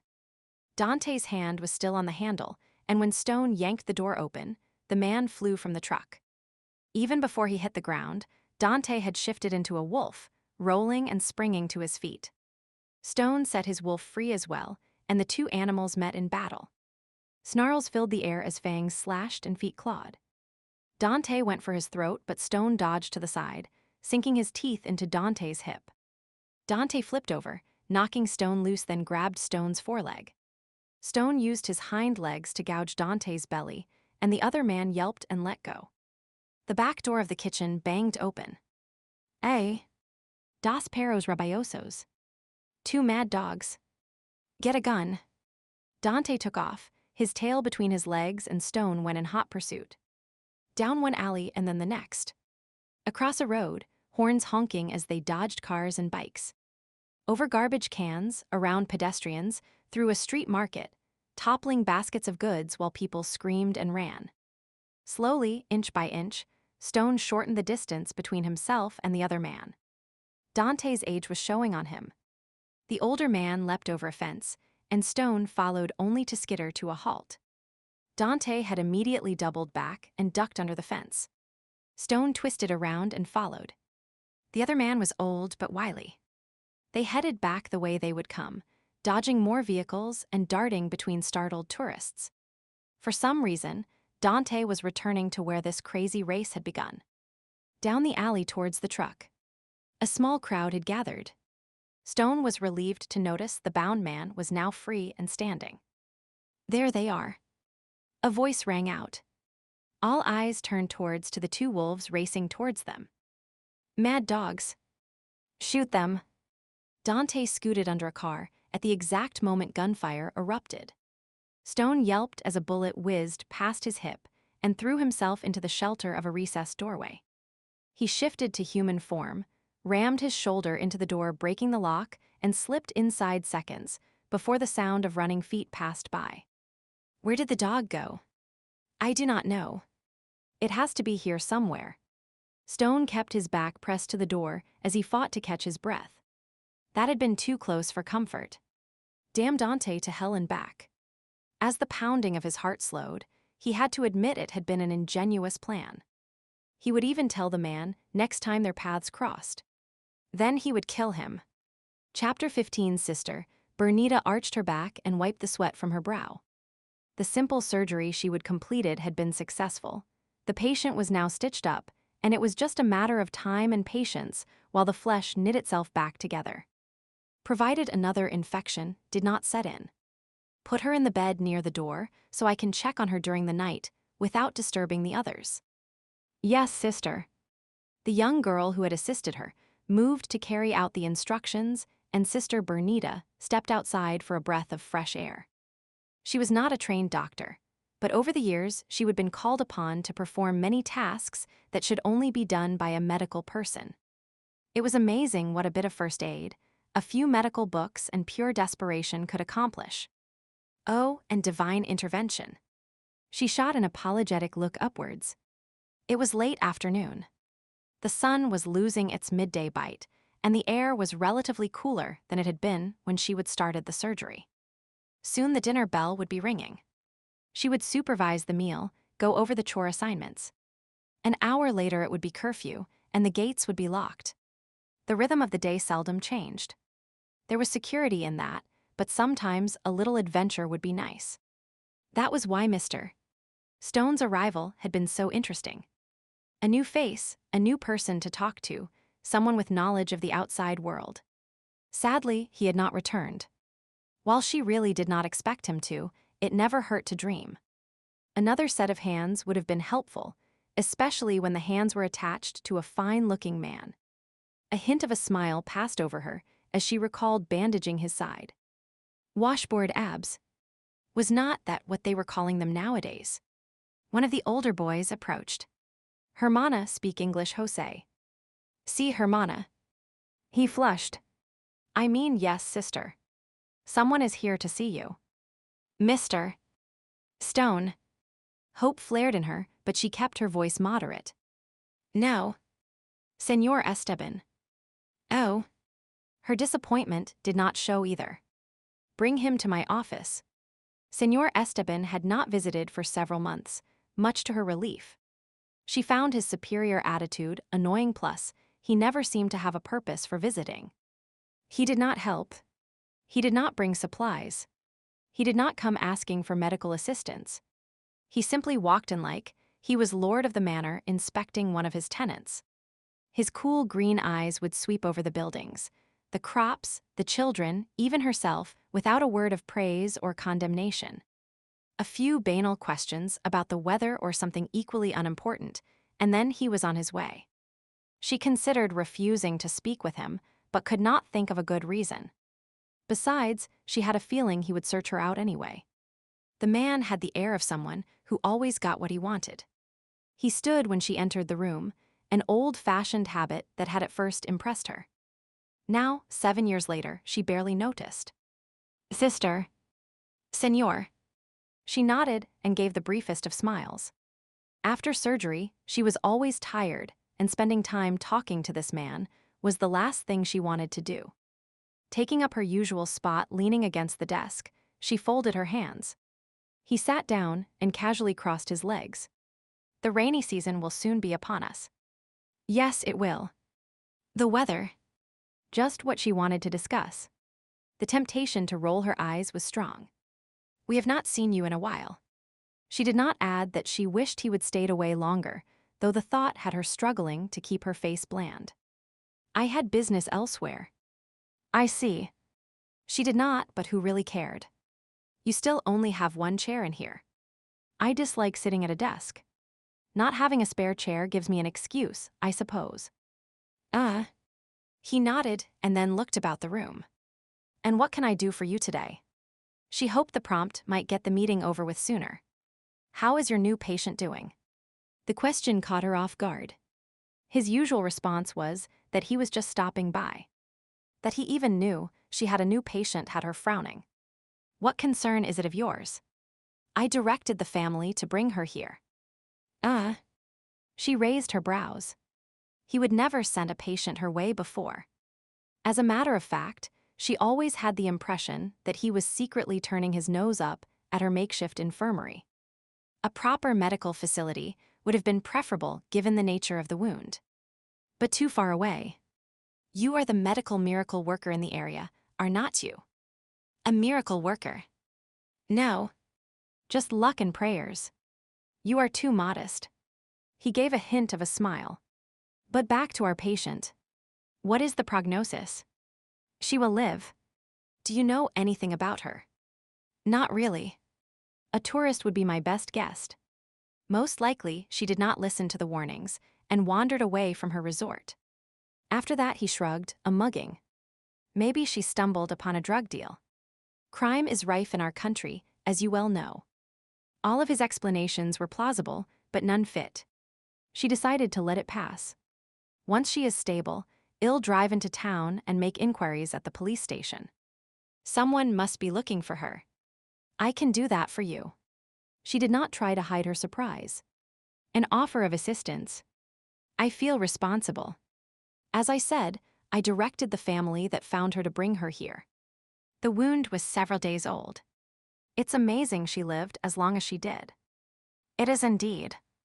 I believe they found her in the jungle, brought her home, and were trying to cure her using folk remedies. I happened to stop by to visit them, which was when I discovered her presence. Very fortuitous. There was definitely something about his tale that set her instincts on alert, but she did not know what. She did not suspect him of shooting the woman, but he knew more than he was letting on. May I see her? She hesitated and then conceded. There would be no harm in that, I suppose. I'll ring for Anna to accompany you. Esteban stood. Not necessary. I can find my own way. It's right through this door, is not it? It is, but I will still have Anna accompany you. So lacking in trust, he murmured. So cautious, she countered. Esteban stood beside the witch's bed. He now knew her name was Christina, and that it was assumed she was dead. Stone had a depth of affection for her, which would explain why he would gone so far as to give her his blood to drink. Had the Lycan known the full implications of the ancient remedy he would been attempting? Had some primal instinct directed him? Or had it been dumb luck and desperation? At any rate, the scent of wolf now lingered on her, and blood was the only way that could occur. The attempted cure had not been completely successful, unfortunately. As he would watched her shake with fever, delirious and near death, he would been moved with an unfamiliar pity. Or maybe it had been an act of chivalry. As one of the nobility, chivalrous deeds were expected of him, after all. Whatever the case, he would broken his own rule of non-interference, and now she also bore the scent of the jaguar. He, too, had given her blood to keep her alive. Afterwards, he would deposited her at the home of a local family, expecting she would soon revive and be on her way. Yet, for some reason, his blood had not completely cured her either. Maybe being part witch was the difficulty. Or, more likely, it was the bullet still lodged in her leg. Prompting the family to bring her here had been his last attempt to help her. If the nun could not save her, then it was the will of the gods that she died. He turned to the young girl that was hovering nearby. You may leave. But Sister Bernita said, and I say otherwise. He fixed her with a pointed stare. Go. Do something over there. Once he would shoot her away, he sat down on the stool near the patient's cot to study her. She was still pale, with dark shadows under her eyes. He leaned forward and touched her forehead. It was cool, no sign of fever. Her chances of survival seemed higher now. His hand lingered on her face, then brushed her hair back, tucking a few strands behind her ear. Interesting. Some of the tips were blue, others were pink. Had one of her spells gone wrong? Surely no one would do that to their hair on purpose. Had she been well, she would be pretty enough, he supposed. Strong, given that she would survived a jungle trek, and determined. He was impressed that, even badly wounded, she would manage to hide herself away under a bush. If circumstances had been different, if the wolf had not covered her in his scent no. That was just a passing fancy. She was not a jaguar, and besides, his interests lay elsewhere. He eased back and rubbed his chin thoughtfully. If Stone delivered on his promise to get rid of the other Lycans, he would have to bring the man here. The woman, Christina, would not be strong enough to move for a day or two. That meant the Lycan would linger in the area. Well, he would just have to help transport the woman out of the jungle. It was an inconvenience, but could not be avoided. Lycans in his territory were not acceptable, and he wanted them gone as soon as possible. A female jaguar had passed through the territory recently, and Esteban hoped to claim her. Having other shifters in the area would be too distracting to the courtship process. Esteban stood and signaled for the young woman, Anna, to approach. You can tell the good sister that I'll be back to check on this patient soon. Si, senor. He left the infirmary, nodding to the guards as he exited the compound. They crossed themselves as he passed, and the corner of his mouth twitched.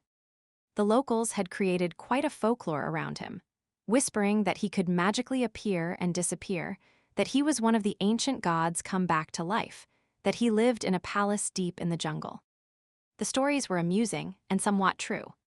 Of course, no one ever said as much to his face, likely fearing his wrath would rain down upon them. He made no effort to dispel that fear. It was useful.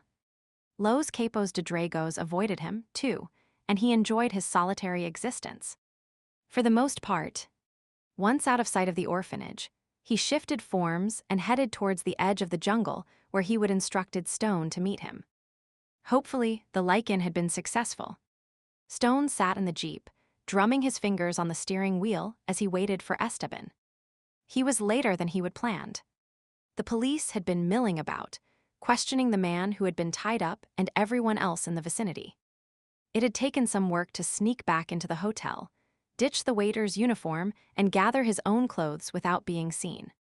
There was only a slim chance that anyone would recall the incompetent waiter who had doused guests with water earlier in the day.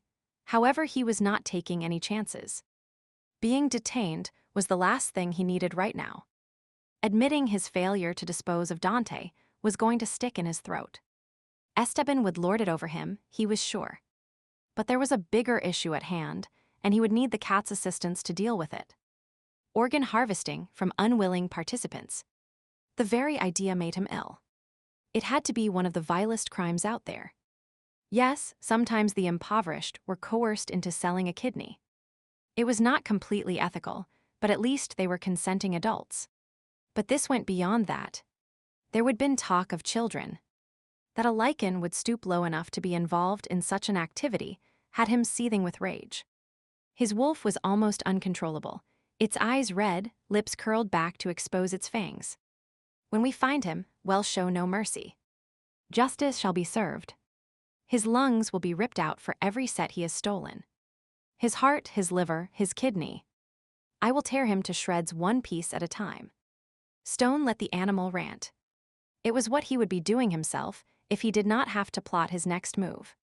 Dante was not in this alone. The sister Denise that had been mentioned at Mendoza's home was likely Deirdre. It would be too much of a coincidence if it was not. Deirdre. In his mind, the woman was no longer his sister. There was no pack connection left. He would shown her mercy once based on the past. Never again. He would kill her with no more compunction than he would squash a mosquito. Nothing could justify what she was doing. Nothing. His phone rang. It was Reno. What happened with you and Dante? Reno did not even say hello. The bastard managed to outmaneuver me. He's good. I know. I have been chasing him for over a year. Every time I'd get close, he would pull another trick out of his sleeve. Reno grunted in agreement. And what about the buyer? Saul, I think you said his name was. I have no idea. I did not see him anywhere. He likely saw the crowd around the truck and left as fast as possible. Did you manage to get hold of an official agency to track him down? The YOU. S. Government is on it. Good. Now if I can just get my hands on Dante and rip his heart out. Listen, if you catch Dante, give me a call before you kill him. I have a few questions for him. Sure. I'll do my best. Thanks.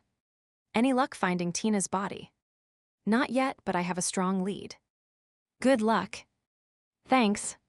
Stone ended the call, idly wondering what Reno wanted to question Dante about.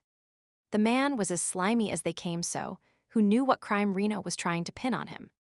A movement in the bushes drew his attention. Esteban. Stone climbed out of his vehicle and waited for the cat to become human. Well, once again, the feline wasted no time with social niceties. That suited Stone just fine. Dante got away. Really? The man's mouth curled derisively, but Stone cut him off. We have a bigger problem here than you being ticked off over sharing your territory.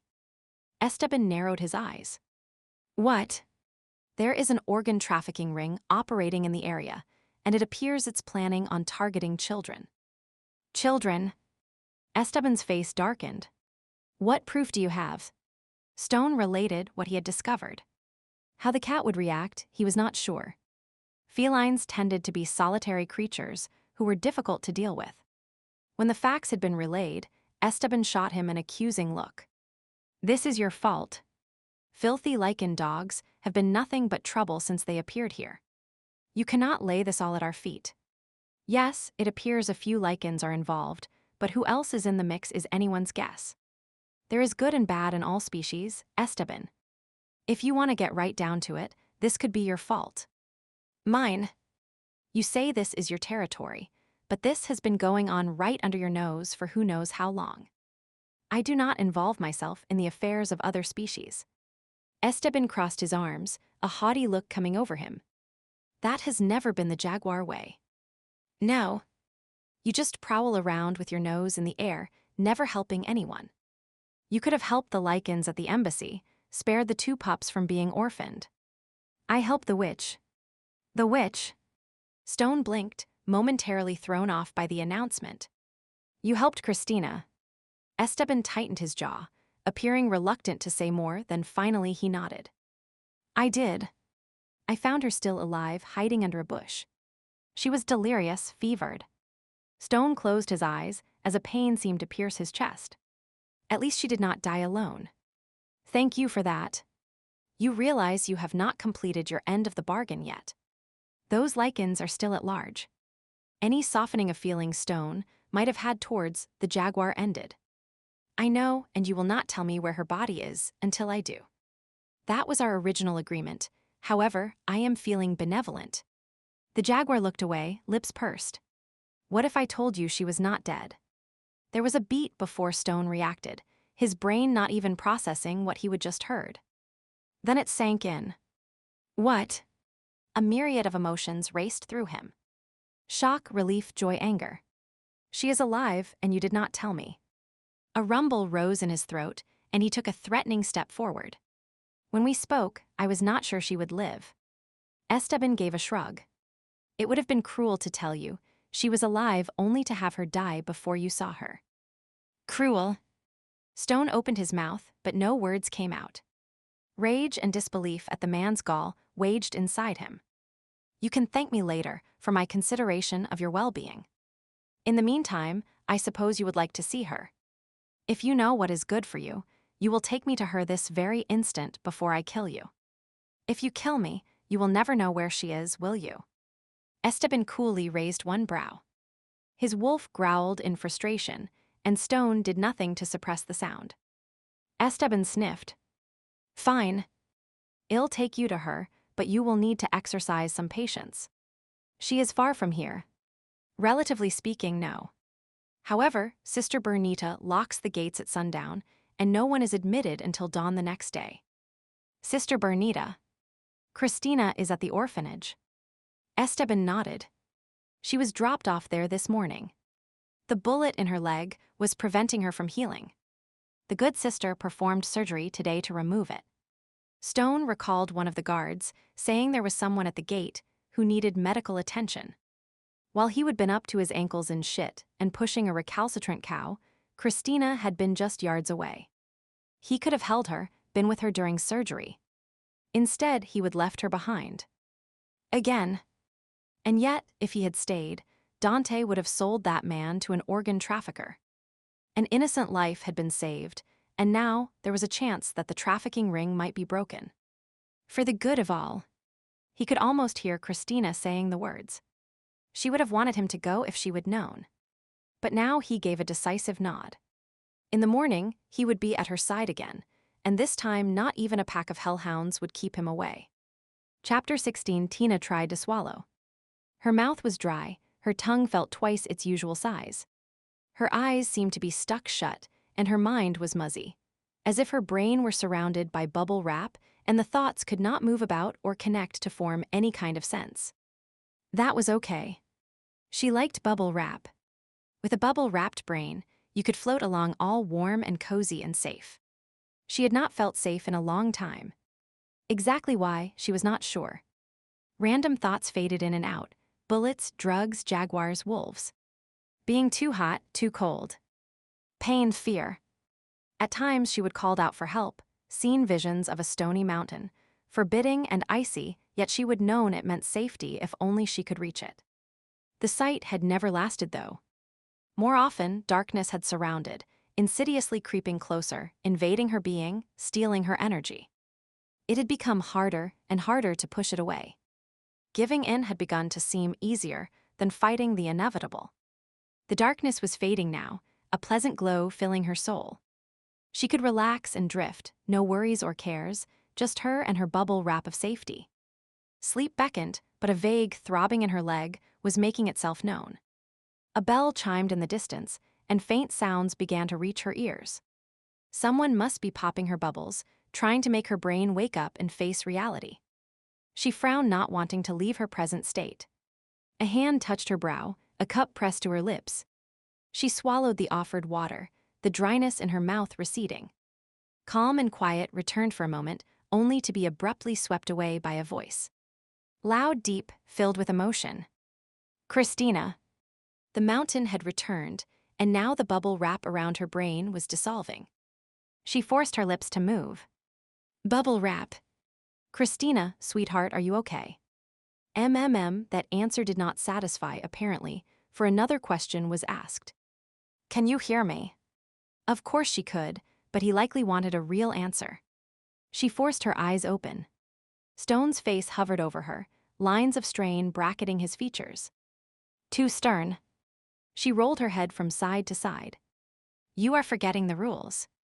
The rules? He took her hand in his, lacing their fingers together. His touch warmed her heart, chasing away any lingering shadows. What rules? No looking serious on my shift. The corner of his mouth curled upward.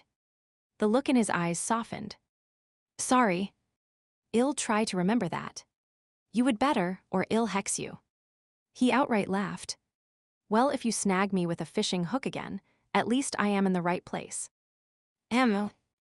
What place? She did not know what he was referring to. You are in a medical clinic. You had an operation to remove the bullet from your leg. Do you remember what happened? She thought for a moment, then nodded. The children. Are they safe? Yeah, they are back in the States with their grandparents. Good. A slow smile spread over her face. Elijah. Yes. You told me your name is Elijah. Finding out your first name was one of my goals. He chuckled. Well, now you can check that off your list. Yep. She closed her eyes. Tired? A bit, but do not go. I will not. He brushed his knuckles down her cheek and exhaled slowly. I am sorry. For what? I left you behind. I said I'd come back for you once the pups were in the chopper. You are here now. She nuzzled her face against his hand. That is what matters. I was not here when you needed me. She opened her eyes, saw the self-condemnation on his face. You did what you had to do, what I asked you to do. I am alive. And you saved me by giving me your blood. I remember that. You thought I was vampire. She tried to make him smile, but it did not work. He pressed his lips tightly together and looked away. No. I did not save you. My blood was not enough. Another voice spoke, a man came into her range of vision. What he's trying to say is that you needed another infusion. You now have wolf and jaguar blood in you. She blinked, not knowing who this person was or what he was talking about. Who are you? Esteban. This is my territory. I found you near death under a bush. He sniffed. Chivalry dictated, I give you some of my blood to help keep you alive. Oh. She did not know how she felt about a complete stranger drizzling his blood down her throat, but when in doubt, simply use your manners. That was her motto. Thank you. It was very kind of you to share. Esteban inclined his head regally. Stone clenched her hand tighter, and she shot him a questioning look. He would not meet her gaze. So she frowned, wondering if there was any magical significance to what had happened. I guess having both a wolf and a jaguar sharing their blood with you must be rather rare. Esteban shrugged. There is no particular significance, except that your scent is now incredibly confusing. Anyone tracking you will wonder if you are a jaguar, a wolf, or a witch. Oh. She licked her lips. I suppose that might come in handy. The man folded his arms, looking bored. Are we done here, Stone? You still have not kept your half of the bargain. A growl rumbled from Stone's throat. I am done when I say I am done. Fine. The man rolled his eyes. I am going to get something to eat.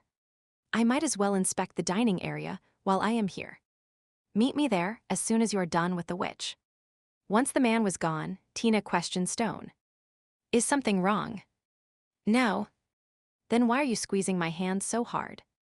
Am I? Sorry. He loosened his grip and massaged her hand. So what is the problem? He hesitated before answering.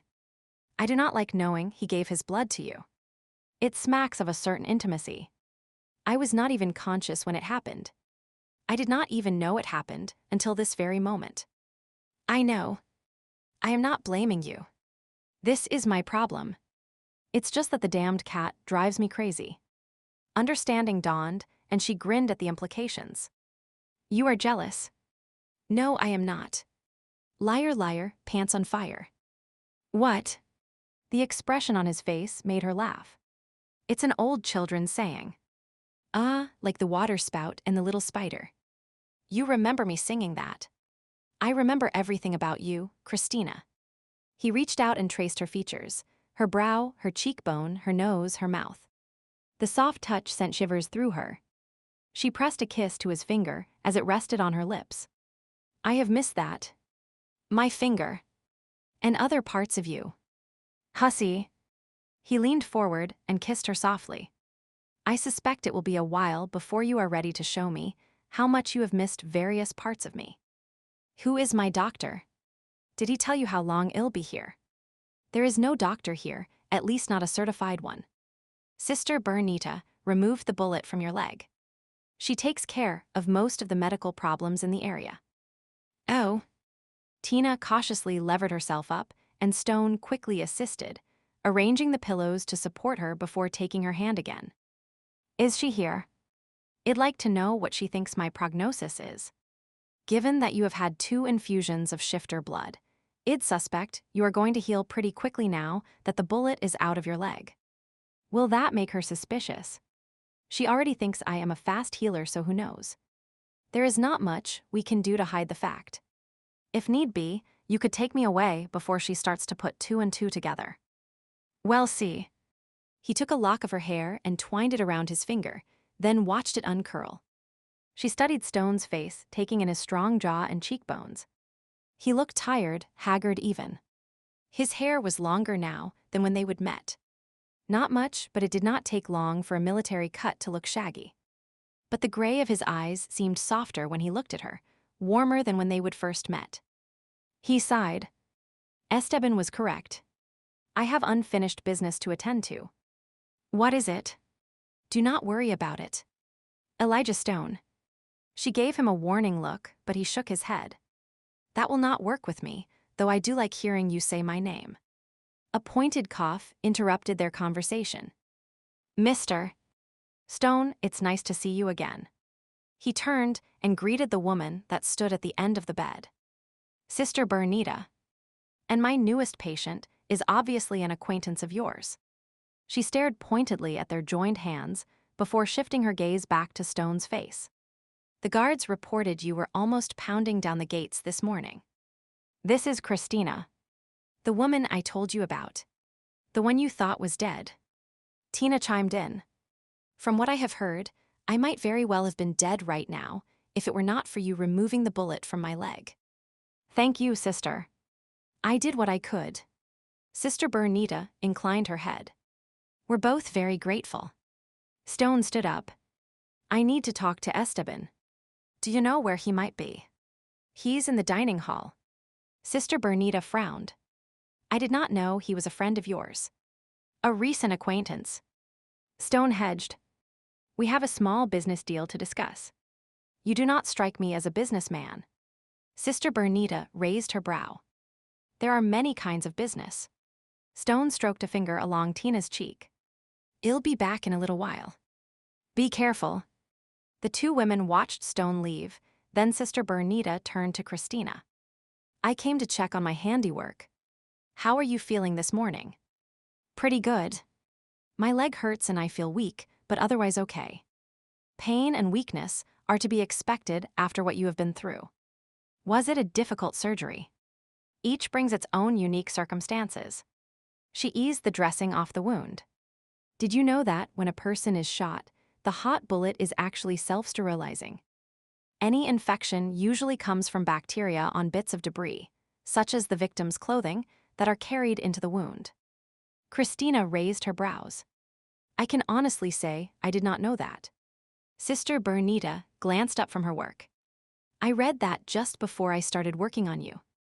I am not a trained physician, but circumstances have had me attempting things I never believed I could do. Setting bones, delivering babies, removing bullets. I am impressed. And you do this all by yourself.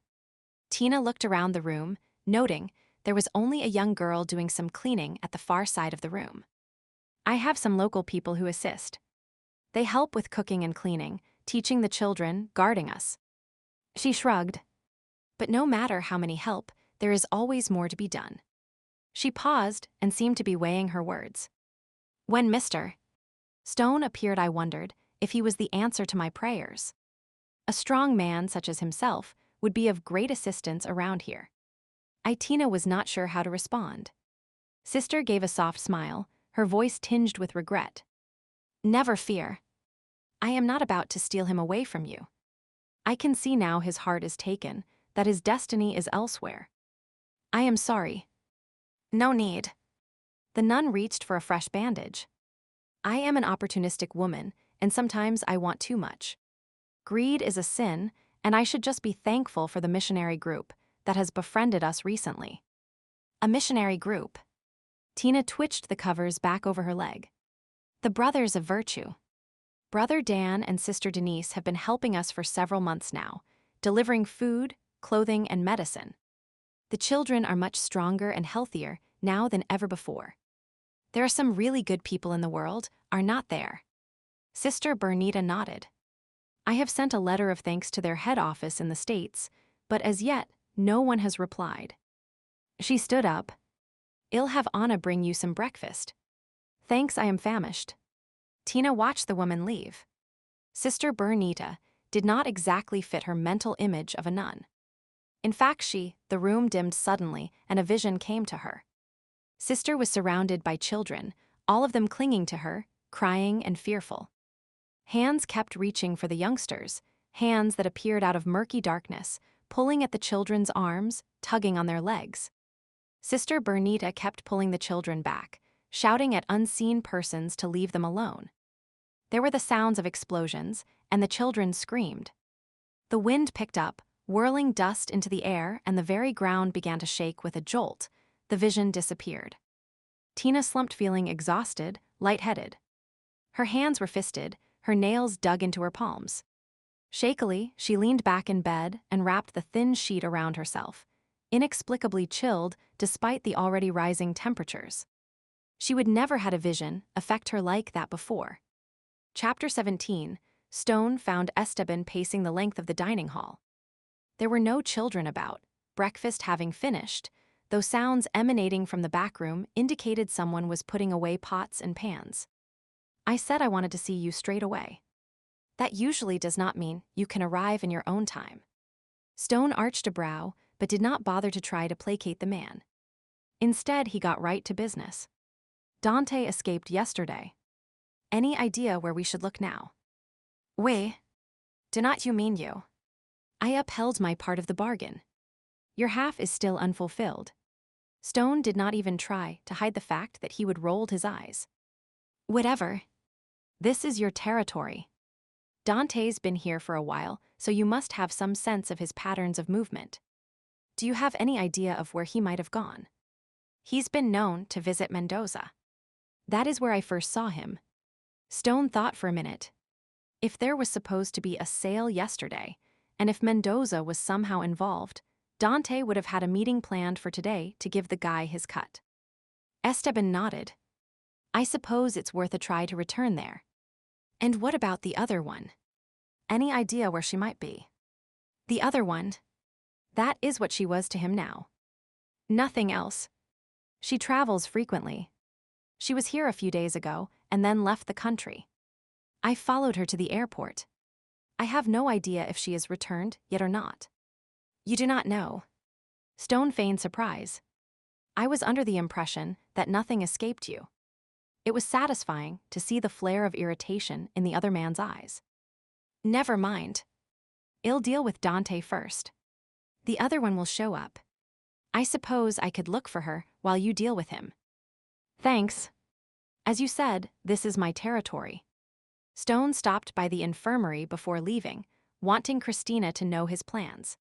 He did not want her to feel he was abandoning her again. How are you doing now? A lot better. I had breakfast, and Anna is going to bring me some water and soap so I can have a sponge bath. Really? I'd like to be here for that. He sat on the bed beside her. Stone. I'd help you scrub your back. He winked. Or any other parts that you need assistance with. So kind and not the least bit self-serving. The corners of her mouth twitched. He smiled. Of course not. Leaning forward, he whispered in her ear. You know, we have never had sex in a shower. When we get home, I plan to remedy that. His comment sent noticeable shivers over her, prompting him to continue in a low voice only she could hear. I am going to strip you naked and lather every inch of your body. Can you imagine my hands on you? How they will slide over your curves, stroking, squeezing, but never touching where you need it the most. He deepened his voice. You will beg for me to touch you. To take your nipples in my mouth and suck on them, tease them until the ache goes straight to your core. A whimper escaped her and he smiled, continuing his fantasy. I'll slip my hand between your legs to check if you are hot and wet. You will move against me. You will not be able to stop yourself, will you? She shook her head. That is when I'll turn you around, press you against the wall and spread your legs so I can take you from behind. Just think of how it will feel.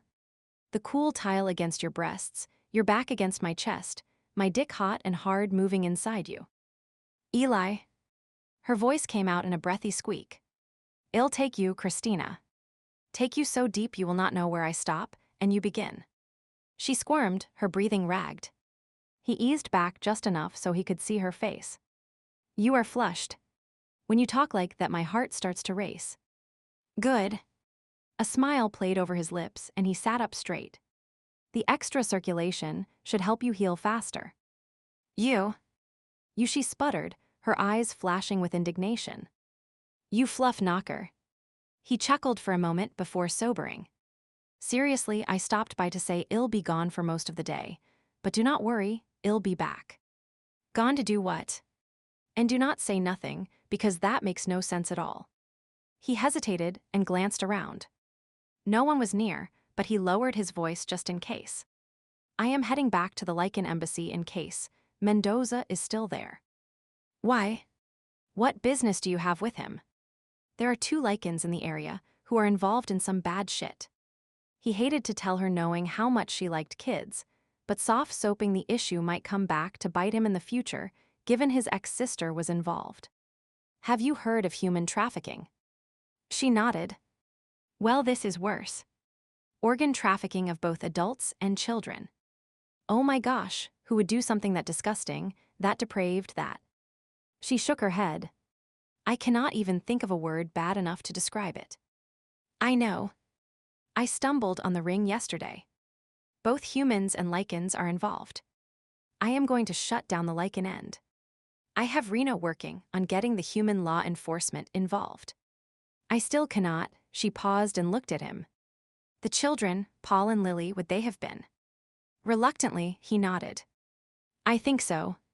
We believe one of the Lycans involved, a man named Dante, will be paying Mendoza a visit today. I have to catch him and put an end to this. I understand. I'll be here waiting for you when you get back tonight. He put a hand on her nape and pulled her towards him for a quick kiss, and then left. Stone padded around the perimeter of Mendoza's new headquarters, the former Lycan embassy. It looked exactly as it had last time he had been there. Guards around the perimeter, a few signs of activity in the main house. The window to Mendoza's office was open, and he could make out someone sitting inside, most likely the drug lord himself. There was no sign of Dante, though. That the scum-sucking weasel would show up here today had been pure speculation, a starting point for his search, nothing else. Should he wait, and if so, how long? It would be more efficient to get closer and do some snooping. Maybe he would get an indication of whether Dante was expected or not. He began to plot his course towards the house, timing his movements to pass between the guards as they did their rounds. About halfway to the house, he froze. Something was not right.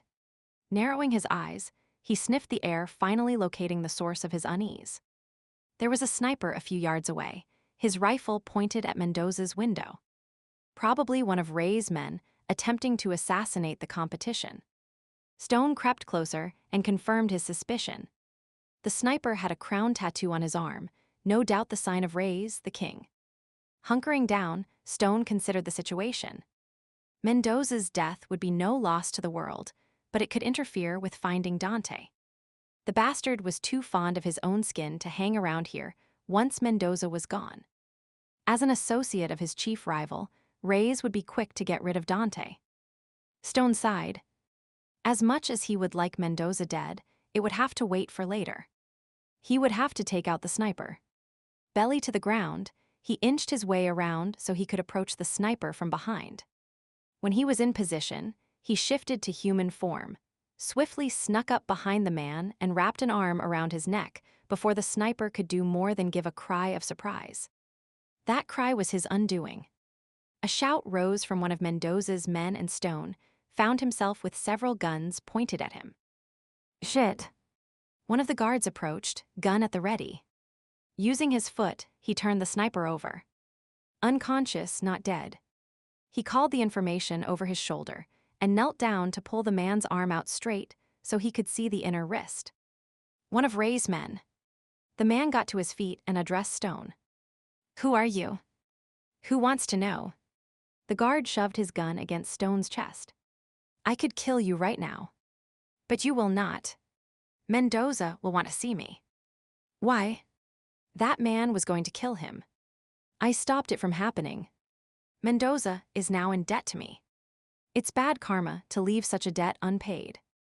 The man hesitated, likely knowing how superstitious his boss was. After a moment, he nodded. I'll take you to Mendoza and let him decide your fate. Stone allowed himself to be led to the house. With his Lycan hearing, he picked out Mendoza talking on the phone about his latest drug shipment. Make sure there is an observer at the marina when the drugs are being transferred from the fishing boat to the yacht. Tell him to keep his distance, but watch for any signs that the police are there. If need be, tell him to terminate the fisherman to keep him from talking. Report back when the loaded yacht leaves the harbor. As they entered the man's office, Mendoza hung up and fixed a steady gaze upon him.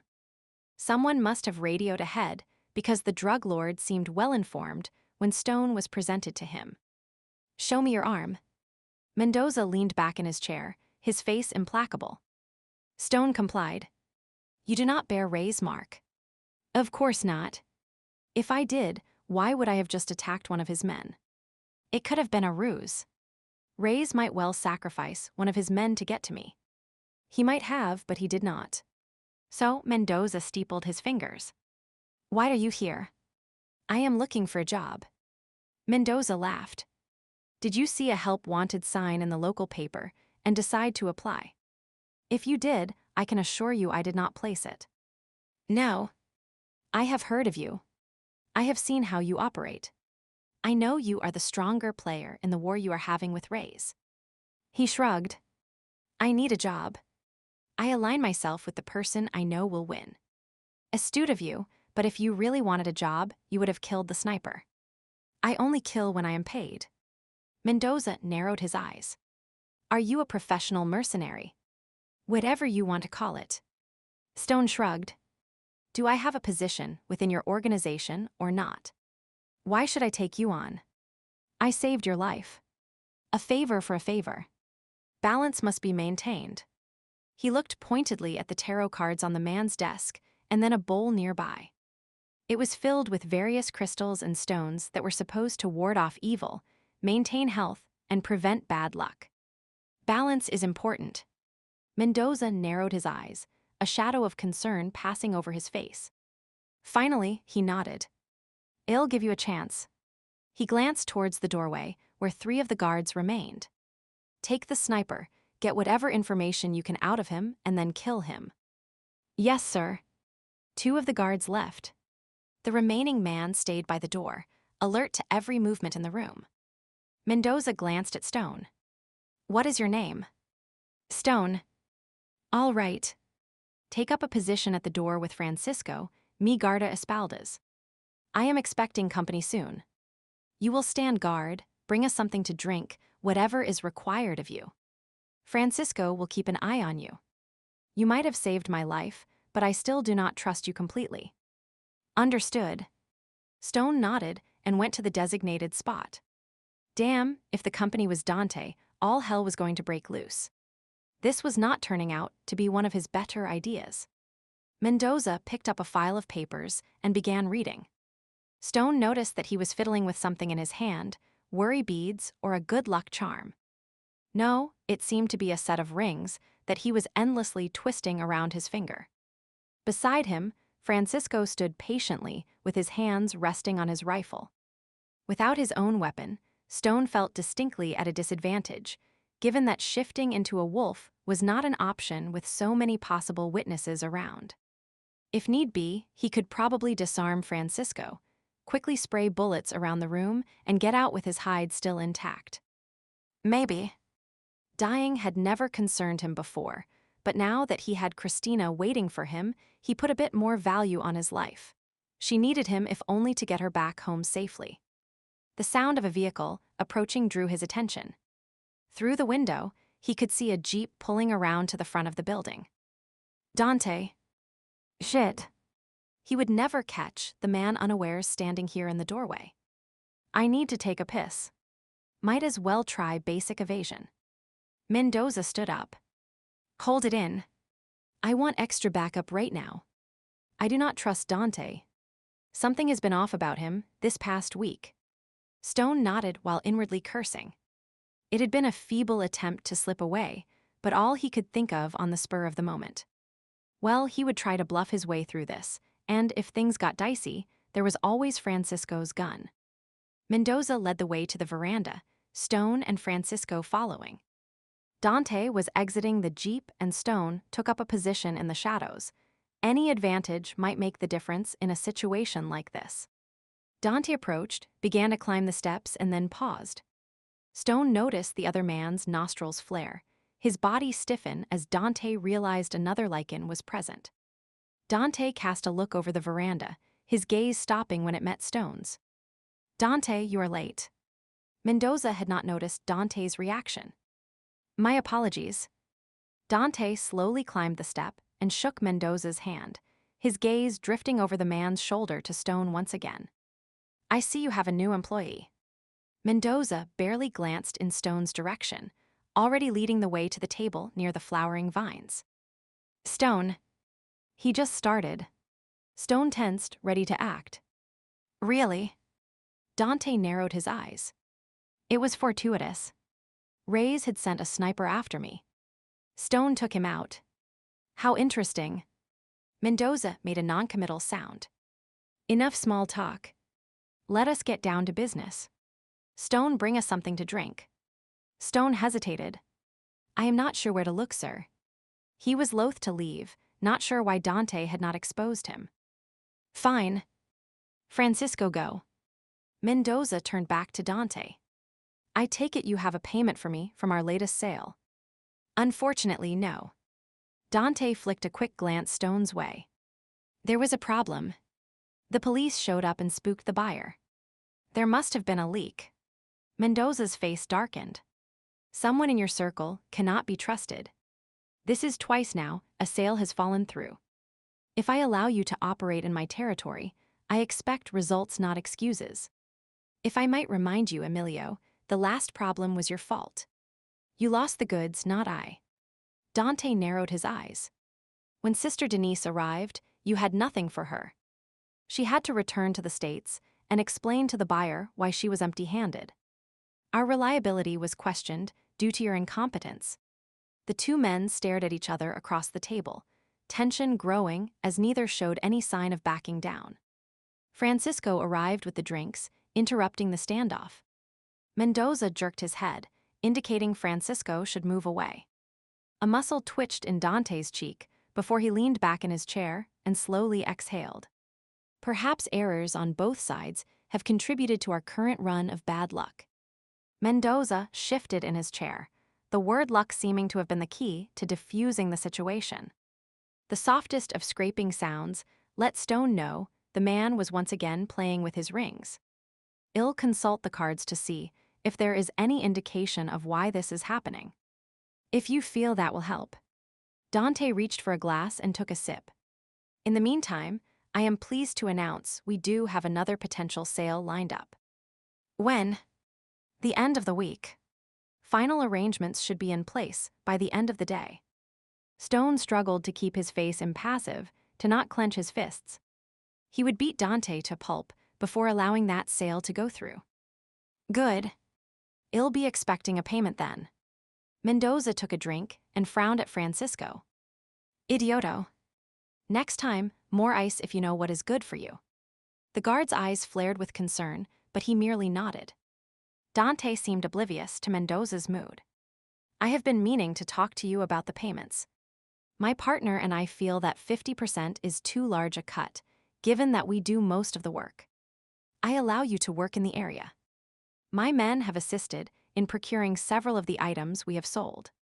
50% is fair, unless you would like to give me 60. Dante arched a brow and gave a tight-lipped smile.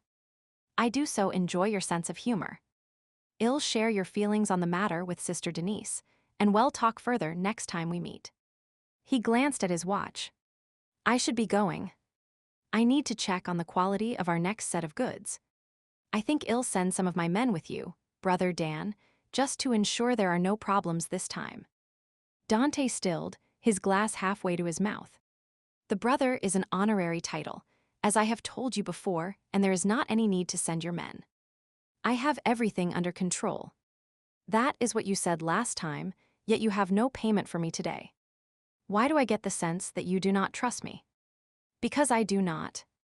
There was a pause, and then Dante laughed and raised his glass. A toast to mutual distrust, then. The men clinked glasses and drank. Dante stood up. I'll be on my way now. Francisco, Stone, go with him. When Dante appeared about to protest, Mendoza stood up and leaned on the table, all hint of civility gone from his face. Take them along or forget about working in my territory. Dante flicked a glance at Stone, his mouth tightened, and then he gave a brief nod. Very well. Stone descended from the veranda, wondering what perverse whim of fate had put him in this situation. Had Christina attempted a hex, and it had gone wrong again? Because that is what this felt like. He would have to ask her when he saw her. If he ever saw her again. There was a strong likelihood Dante would try to kill him. He still could not figure out why Dante had not exposed him. Unless Dante thought he knew something that would damage the man's relationship with Mendoza. Still considering that point, Stone climbed into the passenger seat beside Dante. Francisco sat in the back directly behind him. Mendoza nodded in approval. Make sure the sale goes through, and I get my take. Otherwise, I might think you're lying to me and pocketing my share. With your guards along, I am sure there will be no problem. Dante started the engine and drove away. They traveled the first few miles in silence. The track Dante was driving down was rough, the Jeep rattling and jerking as it hit ruts and tree roots. Stone kept glancing at Dante out of the corner of his eye. I can scent the deceit emanating from him. His wolf murmured, staring warily at the other Lycan. He is likely planning to kill us once we are alone. Most likely, since I am plotting the same thing, Stone replied. When Dante finally spoke, it was just a banal comment about the weather. Hot today is not it. He shouted to be heard over the noise the vehicle was making. It's hot every day. We're in the fucking tropics. Stone had no desire to make small talk with the man. Sitting beside Dante was bad enough. He was sure he could feel the slime oozing off him. You do not look the kind to enjoy hot weather. Jungles, deserts. Dante emphasized the final word. Stone decided he was making it known that he knew about his time held captive. You would be surprised at what I'll do, the lengths I'll go to carry out a job. Dante flicked a glance in the rear view mirror. Francisco was staring out the window, looking bored. It would seem we're two of a kind, then. Only in my worst nightmares. You are in my way, Stone. Dante spoke in hushed tones that ensured Francisco would not hear. I said nothing earlier out of a misplaced sentimentality. Stone gave him an incredulous look. Sentimentality? Your sister. I'd hate to have to tell her I killed her brother. I no longer have a sister. Tusk. Such a shame when blood ties are severed. Of course, that means I can kill you with no regret. You will be feeling plenty of regret when I tear you limb from limb. Dante laughed. I have one each time we met, Stone. This will not be any different. Francisco chose that moment to lean forward. What are you two whispering about? Mr. Mendoza does not. Dante slammed on the brakes. Francisco flew forward. Stone grabbed the guard's gun, pitched the man out of the jeep, and swung around to face Dante, whose hands were only halfway to the weapon on his hip. Yes. His wolf fairly crowed with delight. We have bested him. Looks like I have won this round after all. Stone smirked, not trying to hide the fact that he was pleased to have finally bested his nemesis. One out of how many? This is the only one that counts, because this is when you die.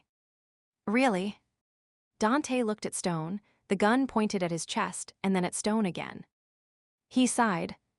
I hate having to do this, however it appears there is no other choice.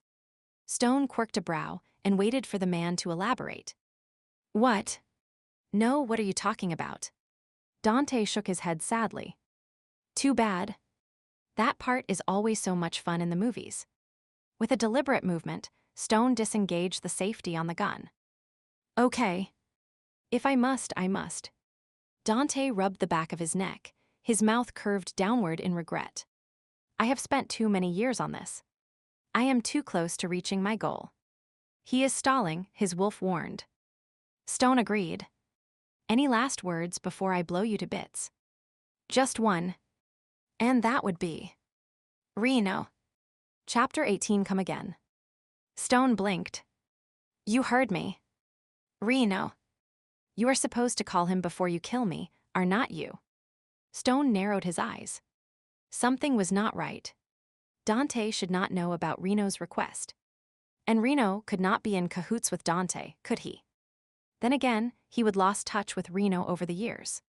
Word was that Reno had risen in the ranks at Lycan Link, heading his own team against the purists.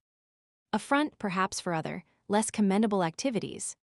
His wolf made the suggestion, trying to reason through this unexpected turn of events. It could be, Stone nodded. The more he thought about it, the more probable the situation became. Reno was friends with Damien. Damien had worked for Deirdre. The dots seemed to line up. He would automatically assumed Reno was on the up and up, but what proof did he really have? Dante rolled his eyes. Quit thinking and make the damned call. We're wasting time. Keeping the gun pointed at Dante's chest, Stone carefully pulled out his phone. Reno picked up immediately. What is up, Stone? You told me to call you if I ever managed to catch Dante. Why? Reno did not reply right away. I believe I said I had a question for him. There have been leaks at Lycan Link. He could be the source. There was something off about Reno's voice. Stone's wolf began to rumble, sensing deceit. What if I told you I have him right here, a gun pointed at his chest? Shit. Stone curled his lip. Not the right response, Reno. How long have you been working with this sleazeball? He could hear Reno sigh heavily. It's not what you think, Stone. Dante's an undercover agent. What? That is bullshit. Stone stared at Dante, who gave a smug smile and visibly relaxed. Reno continued to talk. That is what I said when I first learned about him. He's been deep undercover for years. His true role is strictly on a need-to-know basis. How do I know you're not in this with him? Would I have sent you to Cantala to rescue the Duffy pups and possibly bump into him if I was? No. I suppose not. Stone studied Dante, still not believing what he was hearing. There is no way he is not a scum-sucking piece of shit. He spent years creating that persona. I only found out because Sam, Damien's mate, asked me to deal with him when he was blackmailing an old man. When I started asking questions about him, I was hauled on the carpet by Fielding and given the lowdown. Damn. Stone lowered the gun. Remember, this is need to know. You cannot tell anyone. Dante's on a case right now. Fine. Stone ended the call in disgust. His wolf flopped to the ground, equally unhappy with what they would just learned. Well, Dante leaned back in his seat. I am not allowed to kill you. Disappointing is not it. Like offering a child a piece of candy and then taking it away.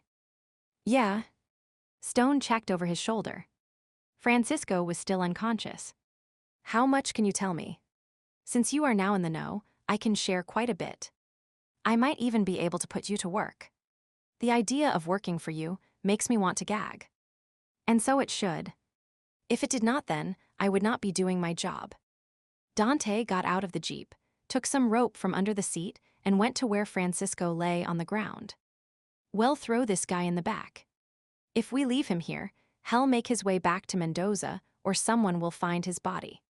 He efficiently tied up the man and, with Stone's help, dumped him in the back.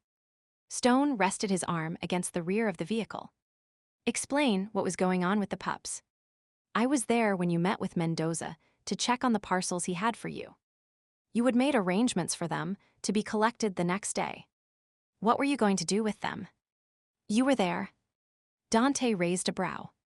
I wondered if I scented a lichen in the area, but the incense Mendoza burns was stinking up the air.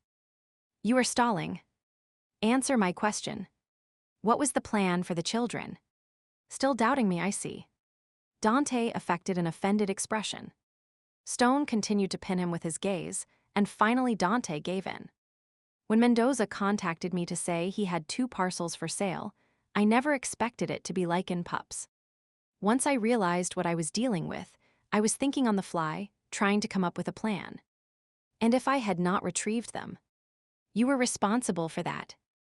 Thank you. It saved me a lot of grief. Dante began to walk towards the front of the Jeep. If Dee had collected them, she would have realized they were lichen pups. I might have tried to persuade her to contact the Chicago pack. With their infertility problems, they might have been willing buyers. Or perhaps I would have arranged to have someone snatch them and deliver them to Lycan Link. He shrugged. Something would have come to me. Stone would have liked to pursue the topic, still suspicious of the man, but Dante was starting the engine. Where are we headed? Stone climbed back into the Jeep. To an orphanage run by the Sisters of Santa Marisa. Fuck. You know the place. Stone explained his connection. That complicates matters. Dante rubbed his chin thoughtfully. How so? What is going on? I am using the orphanage as part of this. Why? When Deirdre shut down Virtus, she moved her operation here, somehow became involved with Mendoza, and began helping him traffic humans. She saw the orphanage as an untapped source. And you. I got wind of it and wormed my way in. Why not just shut her down? There is a network that extends beyond her, beyond Saul, that I have not been able to crack. Some might argue a human problem should have a human solution. A few Lycans have been caught in the web, like the pups you rescued. Besides, we're all a form of humanoid. Some crimes are so heinous that it becomes everyone is responsibility regardless of species. Do not you think? Stone nodded. Universal laws existed, boundaries that should never be crossed. This was one of them.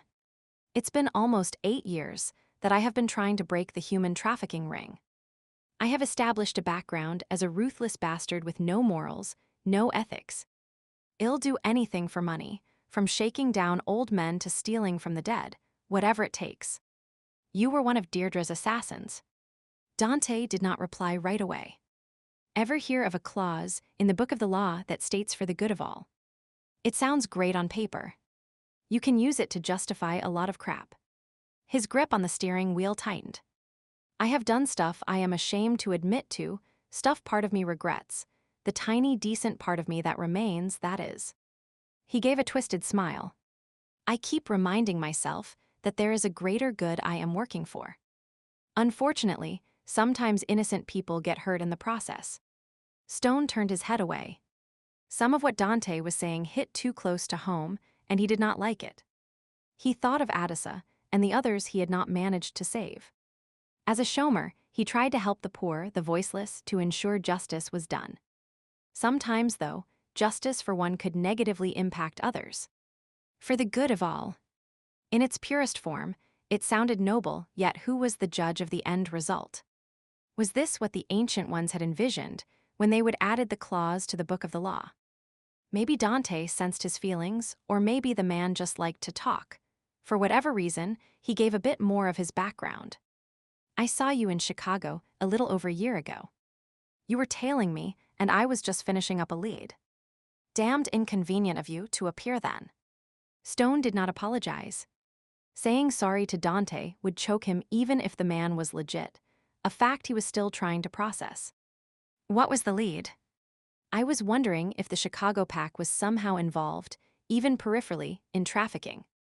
They were supposedly short of money, yet sums of cash seemed to appear out of nowhere. Years ago, the old Alpha had put a lot of money into medical research, plus he was a member of the Purist because. He shrugged. I was getting desperate. My leads were drying up, so I began rattling some old chains. And all you found was rust. Pretty much, but in this business, you check every possible angle no matter how unlikely. And what was going on yesterday? The guy in the back of the van. I paid him well to join in the ruse. And what if I had not come along? Saul and I would have completed the transaction. It'd then have tailed him to the docks, and Saul would have been followed through international waters. Wherever he heads, it cannot be far from here as he's never gone that long. Once he pulled into a port, the boat would have been seized and the potential donor freed. There are so many ways that could have gone sour that I cannot even begin to count them. There is always risk involved. Risk. It could have turned into a suicide mission. I do not always like what I do, what I have to do. Dante tightened his lips, his face looking old and drawn.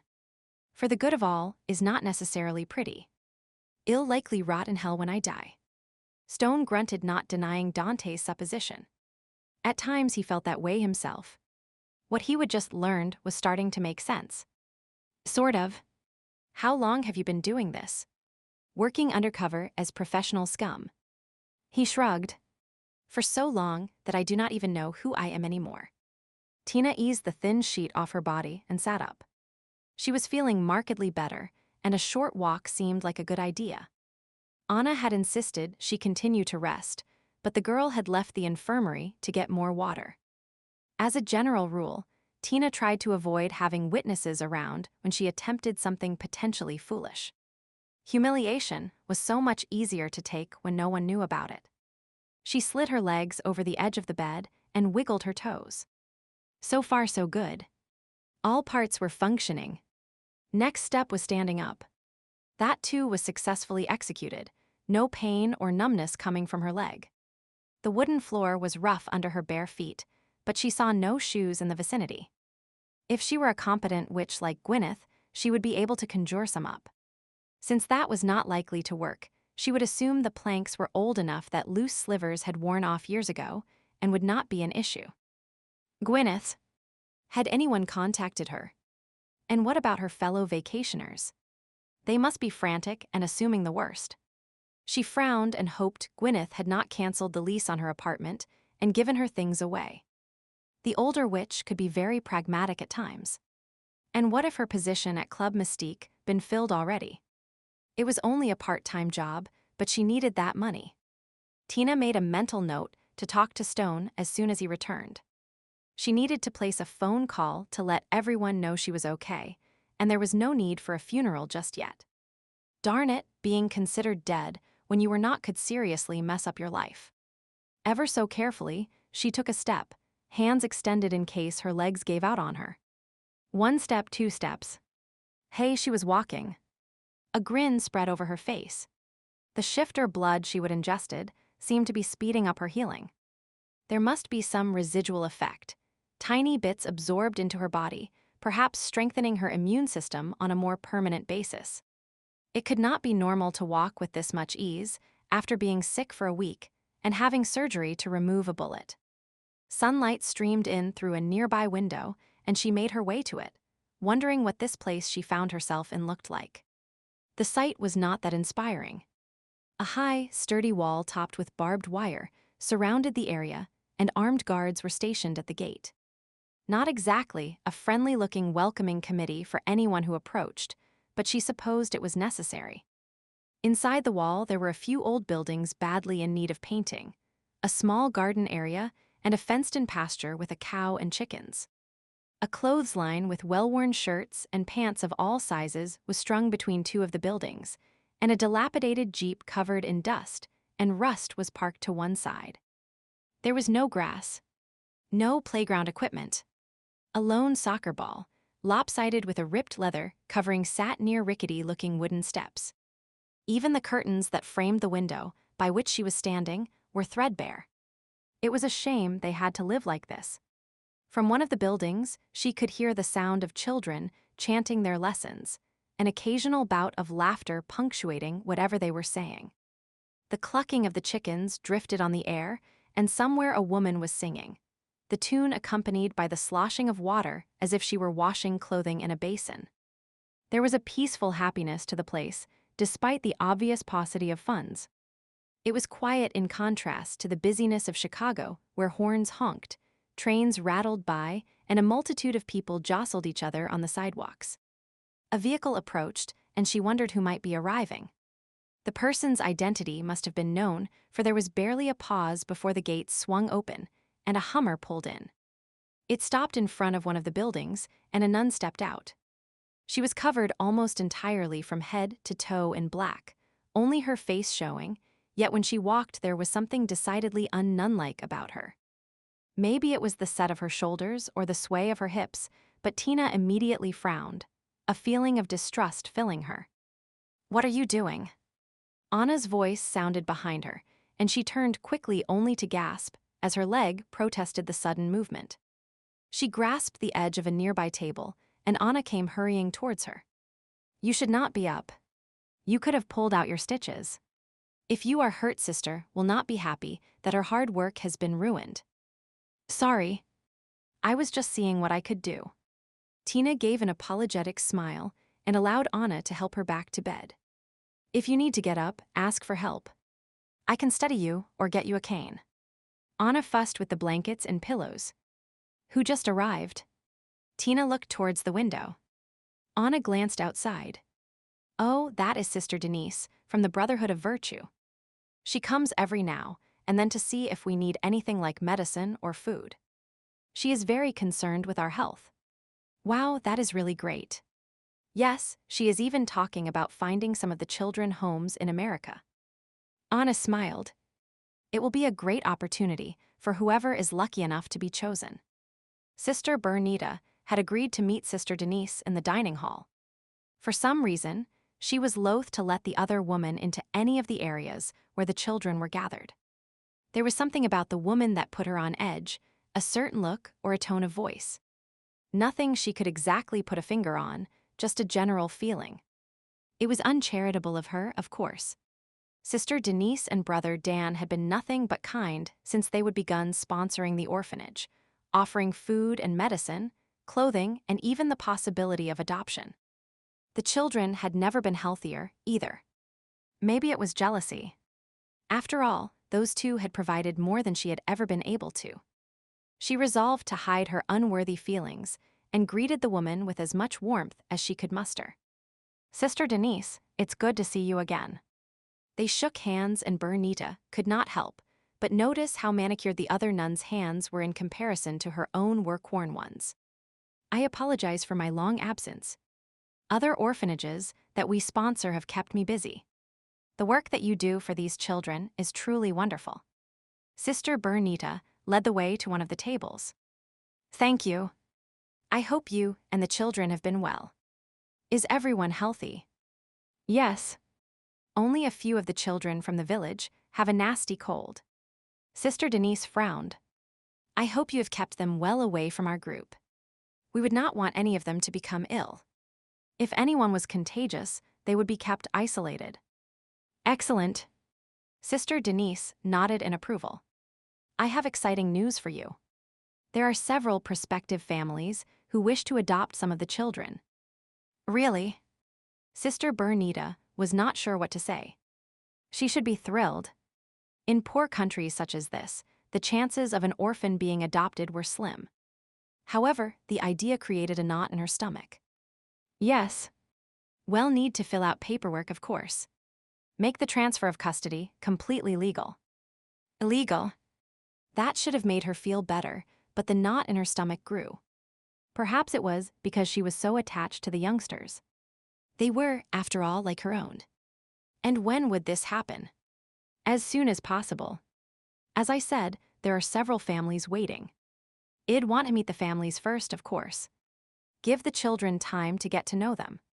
Sister Bernita leaned back in her seat, her voice firm. She would not budge on that point. Sister Denise made a moo. I am not sure if that can be arranged. We usually take the children with us. Given that there are several families interested, the chances of a child being completely rejected are slim. And the cost of flying the families here would mean we have less money for food and medicine. Surely the prospective families would pay their own way. Adoption is an expensive process. We try to cut corners so that those who really want a child can access one regardless of economic status. It seemed reasonable, and yet she found herself shaking her head. I'll need to think about this. Sister Denise arched a brow. When we agreed to sponsor you, we told you adoption was one of our goals. To give these children a new life, a chance to make a difference in the world. You did, and I agreed. I am not saying no, just requesting a little extra time. The other nun tightened her mouth, but slowly nodded. I'll be back tomorrow. I hope you make the right decision. One that is in the best interest of the children, not one that stems from your affection for them. Sister Bernita stood up. I will pray for guidance. She gestured towards the door. Can I see you out? If her own tone was less than pleasant, she did not care. The other woman's insinuation, that she was acting selfishly, rankled. No need. I know the way. Sister Denise pushed back her chair. I'll be back tomorrow. Chapter 19. Dante stopped the jeep. We're a few miles from the orphanage. I'll let you out here. Where are you going? Stone looked at Dante suspiciously, still not completely believing they were essentially on the same side. I have to meet Dee. She was at the orphanage today. We're making arrangements with Saul for a couple of the children. He says he has buyers lined up. There is no fucking way I am letting you or Dee anywhere near those kids. We need to get beyond Saul in the trafficking web. Those kids will be our ticket. Everything possible will be done to keep them safe. If you try to remove even one of them from the orphanage, I will kill you. I do not care which side of the law you are working on. But revise your plan. Why does it have to be organs from children? That is what Dee is specializing in. Organs from kids are harder to come by, so the profit is larger. People are willing to pay ridiculous sums to get organs for their dying children. What if you approach Saul with an adult donor? Would he possibly take the bait? That is what I was trying to do when you barged in yesterday. I'd successfully negotiated several organ sales with willing donors. Dante scowled. Interrupting is rude. Has no one ever told you that? Stealing organs is worse. We do our best to ensure everyone makes it out alive, but collateral damage is to be expected. If you start to spout any drivel about some people being expendable, I'll knock all your teeth out, Dante. Every life is equally important. Dante opened his mouth and then closed it. He cleared his throat and then continued. As I was saying, Saul has a high level of trust in me, in the Brothers of Virtue. It finally dared to use a ringer, and then you arrived and ruined everything. Stone grunted. He would not apologize. After waiting a beat, Dante continued. To answer your original question, it does not have to be a child. Saul would accept an adult, but since I do not have another one lined up, use me then. Cut Dee and the children out of the equation. Truss me up like a turkey and take me to Saul. Dante cocked his head. It's a possibility. We can always try. And I am capable of taking care of myself should things go sour, and your people do not intercept Saul. Let me think about it, consider all the ramifications. I'll contact you once I have made up my mind. Stone gave him his phone number. I'll expect to hear from you as soon as possible. I'll have to get away from D. Call Saul. It will not be for a few hours. Just remember that if you or D try to take kids from that orphanage, there will be a bloodbath. And if we do not stop this trafficking ring, you might have saved this group of children, but others will die in their stead. Tina looked up from the meal she was eating, a restlessness filling her. She felt twitchy, uncomfortable, the need for something driving all thought of food away. She pushed the tray away and stood up. The walking stick Anna had given her earlier was near the bed, and she grabbed it even though she was sure she did not really need it. Her leg was feeling stronger with each passing hour. Where do you think you're going? Sister Bernita entered the infirmary. A short walk. I am feeling cooped up. Your leg will not heal if you continue to overuse it. Is not fresh air supposed to be good for patients? Sister Bernita shook her head. You remind me of the children thinking up a dozen excuses as to why they should have their own way. Is it working? Well, I suppose a very short walk might not overtax you. However, I'll go with you just in case. The two women were exiting the building when someone entered the gates. Elijah. Mr. Stone. They both spoke at once upon recognizing the man walking towards them. His long stride was rapidly closing the distance between them. Tina abandoned the walking stick and took 2 hurried steps forward, only to be swept up in Stone's arms. He held her gently, one arm around her waist, his hand cradling the back of her head as she pressed her face to the crook of his neck. The restlessness inside her eased, a sense of homecoming filling her. I missed you, she whispered against him, inhaling his scent. He eased her away. His eyes took in her features, his hand slid to cup her cheek, and then he leaned down to kiss her softly. I missed you too. Just in time, Mr. Stone. The gates will be locked soon. They both turned, suddenly realizing they had an audience. Sister Bernita was watching them, a wistful smile on her face. Sister.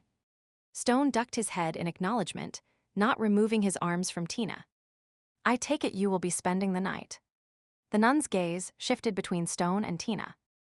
If you have room for me. The cot in the office at the front of the infirmary is yours if you wish. She gave Tina a small smile. You have your bed in the back, of course. Of course. Tina slipped from Stone's arms, feeling guilty. I'll check the dressing on your leg before I turn in for the night. Sister nodded towards the medical building. Another 5 minutes of walking is all the strain your leg can probably manage. I am sure she is a fast healer, and her leg will be fine. Stone commented. Then I can assume you will be checking her leg and reporting any signs of infection to me. Sister cocked her head. Definitely, Stone nodded. I will examine her thoroughly. Tina barely held back a gasp. Sister raised one eyebrow, but made no comment. Once the nun was out of earshot, Tina smacked Stone in the stomach. How could you say such a thing in front of her? It's the truth. I know, but Tina pursed her lips and shook her head. I do not know what I am going to do with you. I am sure I can come up with some suggestions. Stone put a guiding hand on her back. Come on, the sun is starting to set. We need to get inside, and Sister Bernita is right. You should not overtax yourself. That is not what you were hinting at a minute ago. Do not worry. I am going to take very good care of you. Stone trailed his finger over Christina's thigh, circling the area where the bullet wound had once been. Now that the bullet had been removed, she was healing quickly.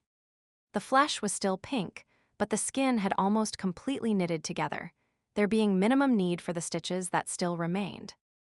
That is amazing. Christina was propped up in his cot, staring down at her leg. Not even 48 hours since surgery, but you would think it had been a week or more. Healing quickly is a shifter trait. I knew that, but to actually see it, experience it. Wow. She shook her head. I wonder how long I'll have super healing abilities. Stone left his examination of her leg and moved to sit beside her. I have no idea. Maybe a few weeks, maybe forever. We'll have to make some inquiries when we get back to the States. Christina made a small noise that let him know her interest was waning in the topic. She was rubbing her knuckles over his chin. I like you with stubble. He leaned forwards and rubbed his chin against her cheek, causing her to giggle. That tickles, she protested. Stone repeated the gesture and she squirmed. The cot gave a threatening creak and both froze. I think you better get up, Eli. This bed was not made for two. He stood and glared at the cot. My plans for tonight do not include us sleeping separately. After a moment of frowning, he gave a decisive nod. Get up. There is no place to go, Christina whispered. People are sleeping in the infirmary, and we cannot leave the building until morning. Sister said the guards shoot first before asking questions. I know. He proceeded to strip the bed, then laid the mattress on the floor and tossed the pillow down as well. There. We will not have to worry about breaking the bed. Very clever. Christina gave a nod of approval as he helped her down. Comfortable. Very. She lay on the mattress at his feet, only a thin cotton night shirt covering her. Moonlight streamed in through the window, skimming her body, highlighting the curves and valleys. A primitive feeling surged through him. Like some pagan offering, she was there, waiting for him to enjoy.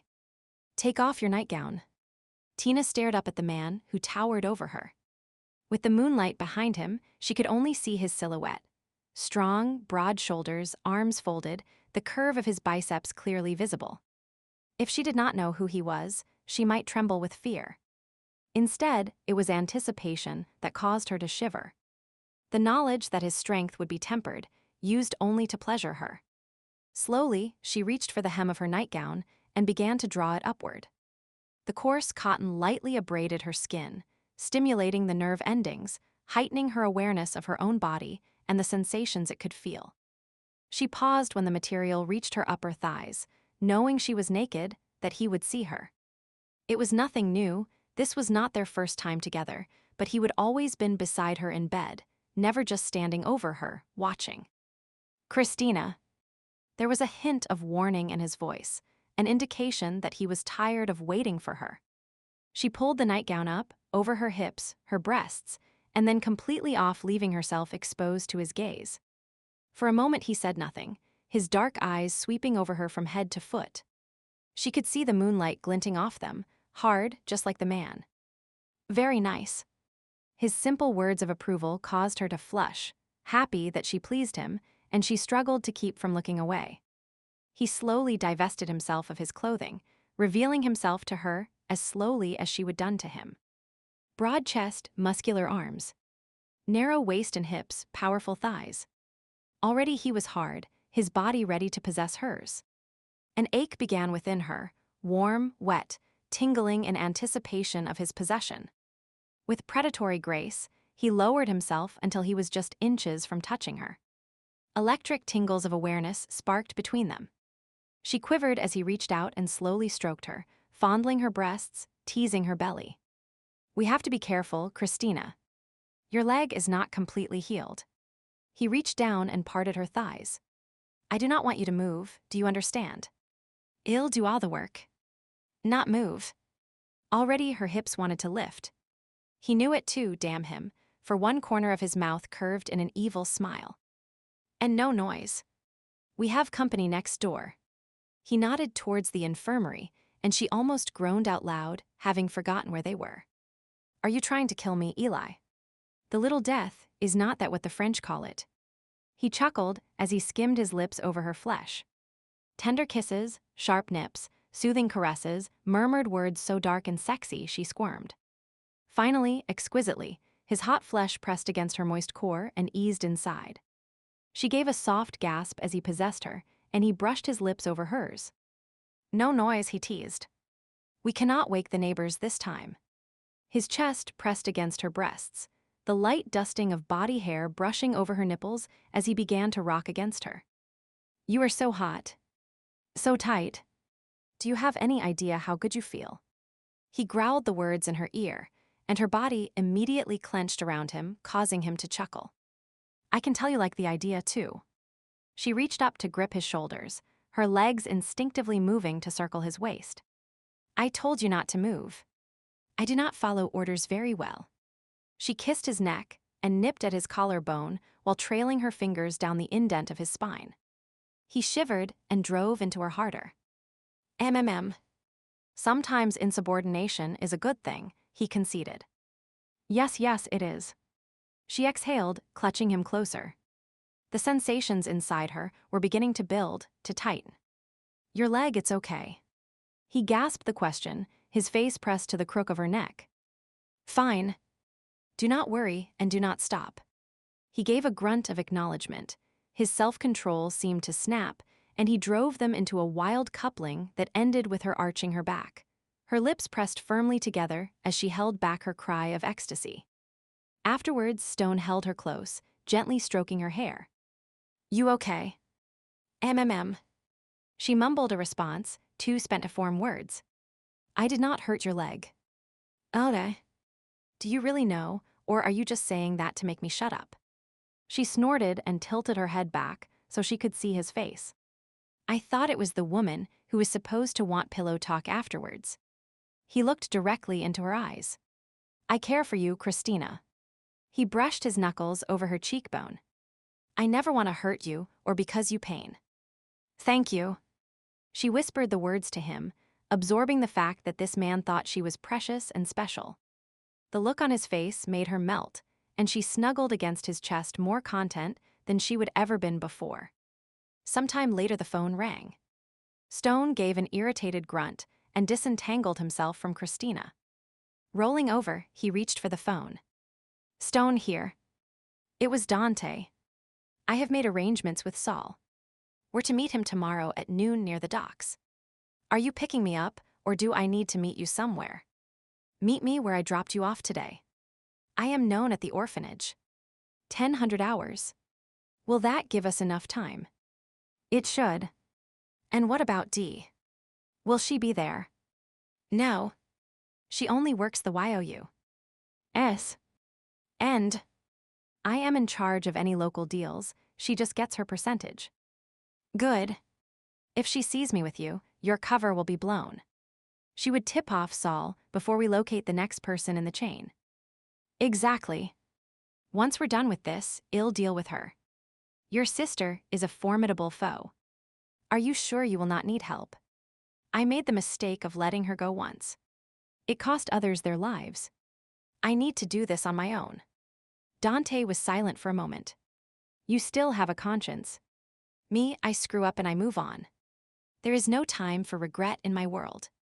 And that is where we differ. It is. I'll see you tomorrow at 10. Dante hung up without replying.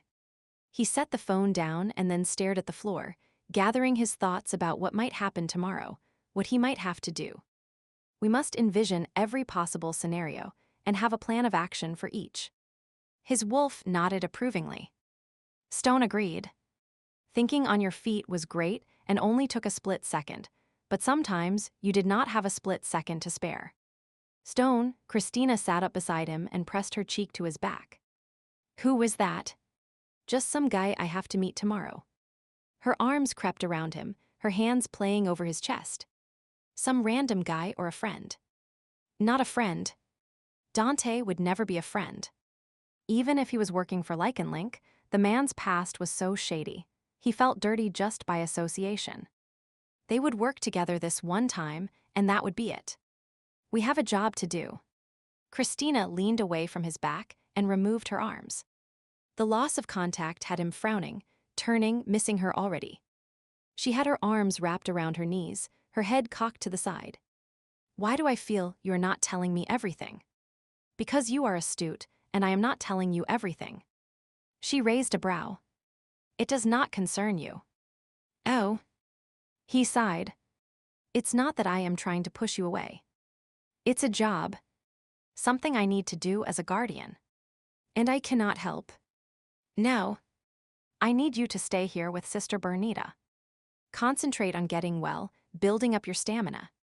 I think after tonight, I have demonstrated that I am basically healthy again." He grinned.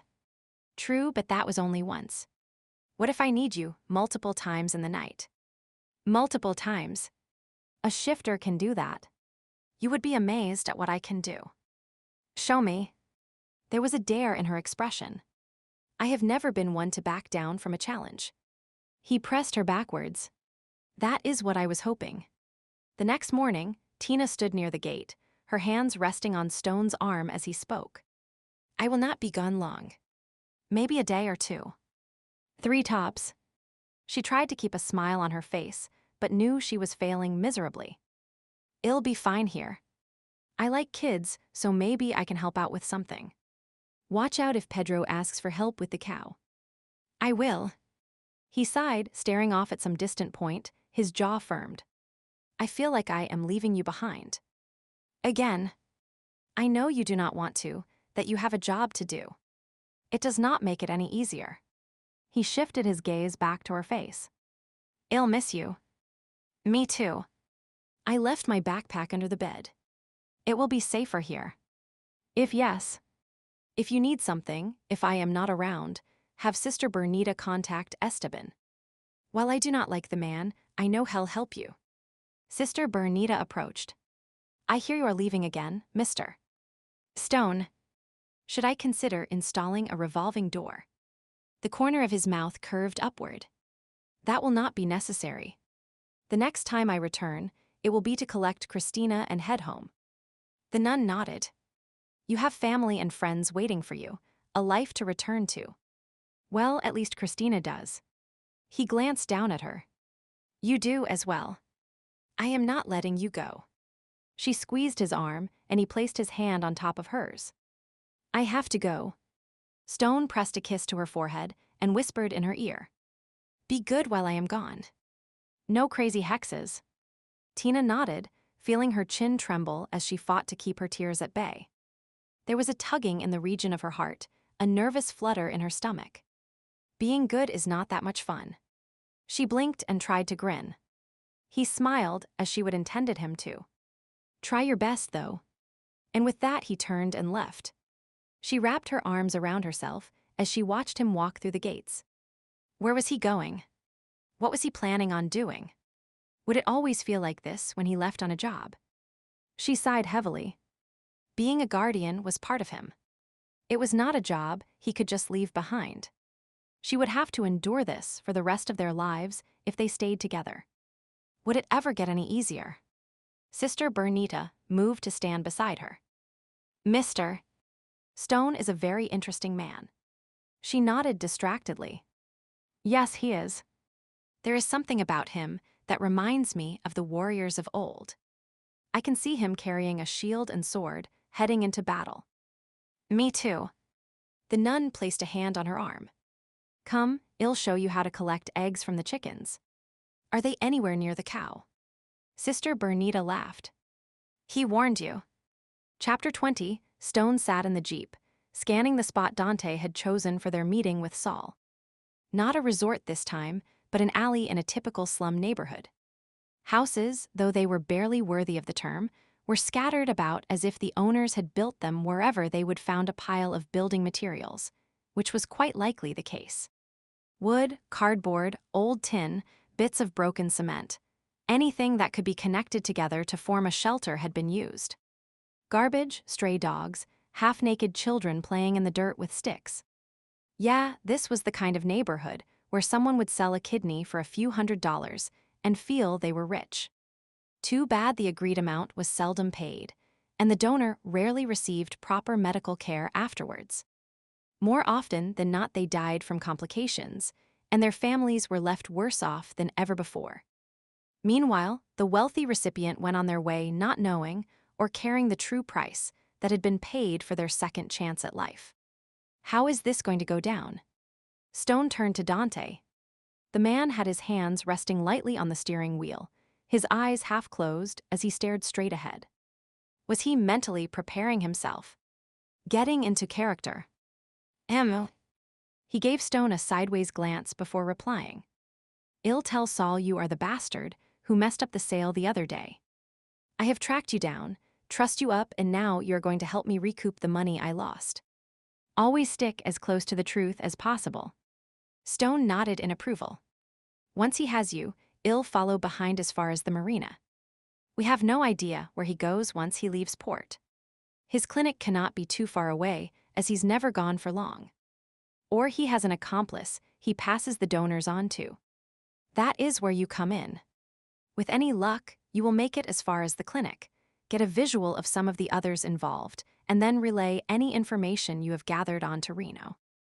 "Okay." Stone nodded, piecing the assignment together in his head, trying to visualize how it might play out. There was some trouble this morning. Dante made his announcement casually, his eyes still fixed on some distant spot. "What was the problem?" "Mendoza called wanting to see me. Apparently Francisco and the new guy, Stone, did not report back last night." "Really? And what did you say?"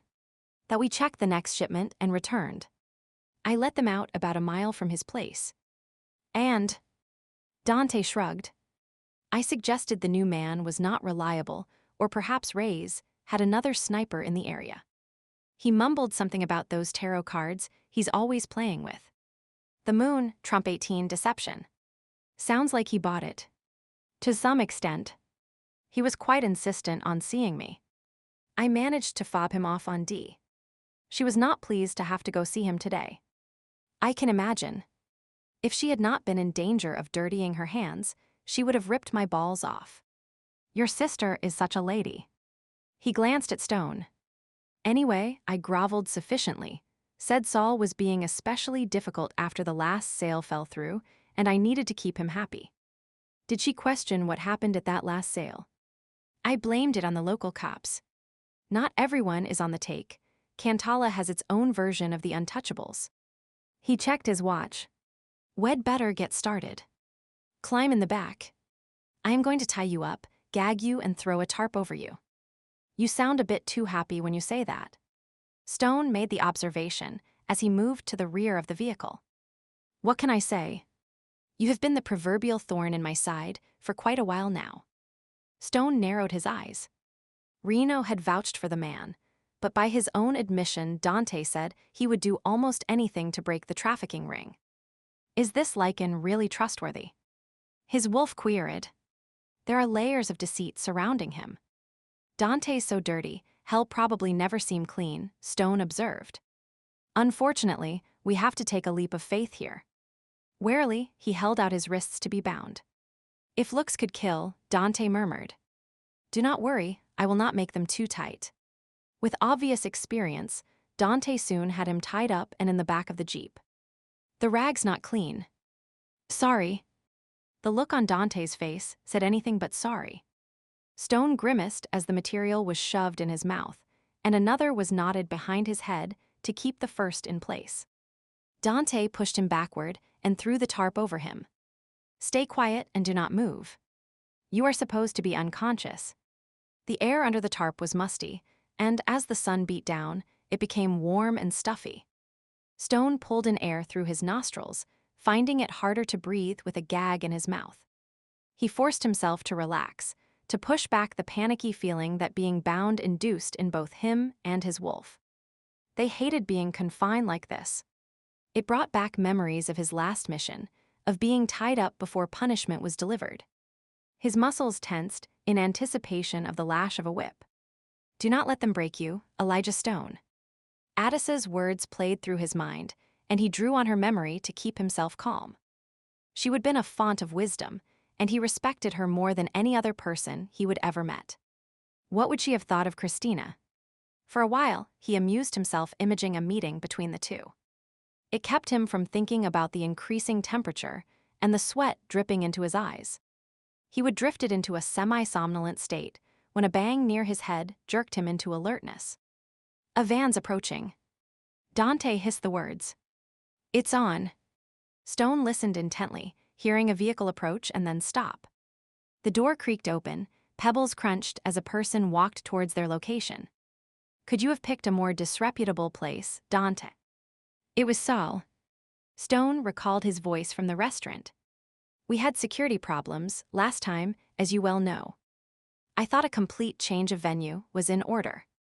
Dante sounded bored, even irritated with the question. Stone had thought he would be sucking up to Saul. I suppose this will do. If it bothers you, leave.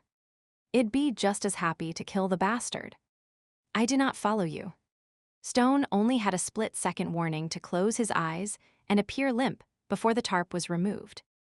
Relatively cooler air rushed over him, and he had to force himself not to take a deep, refreshing breath. This is the guy who screwed up our sale the other day. I'd like to kill him, but my associate insists we should not waste a perfectly good product. Who is he? Some undercover cop. Nah. Just a concerned citizen who was in the wrong place at the wrong time. I did a bit of digging and found out he reported seeing someone being tossed into the back of a truck. Apparently, I was not careful enough last time. It will not happen again. If he made a report and then he disappears, it will serve as a warning to the rest of the community to turn a blind eye next time. Saul chuckled. He saved one man, and now he's taking the person's place. A lovely twist of justice. Stone felt someone give him a prod, and his wolf muttered angrily at the treatment. Being trussed up did not suit the animal at all. I must say, Dante, he appears exceptionally healthy. Much better than the usual donor. Then I can demand a higher price. There was a smugness to Dante's voice. Stone felt the jeep dip a bit as if Dante were leaning against it. I do not think so. If anything, you should be paying a penalty for late delivery. It's not as if your patients cannot pay a bit extra, Saul. I know for a fact they are incredibly wealthy individuals. And they did not get that way by dealing with people who changed the terms of a contract part way through a business deal. But now they are desperate. Willing to do anything, pay anything. We can bleed them for money, and they will not even blink an eye. Dante pressed his point, and Stone wondered why. Just get the sale over with so this job could be completed. Ah, Dante, you truly are without a redeeming quality, are not you? Apparently Saul was not put off by the suggestion. I pay you the agreed amount or no sale. It was worth a try. The jeep raised slightly as Dante stood up. I'll help you load him in your truck. Where are you taking him? You know that is information I never share. Each link only knows the one immediately above and below it. That is fine.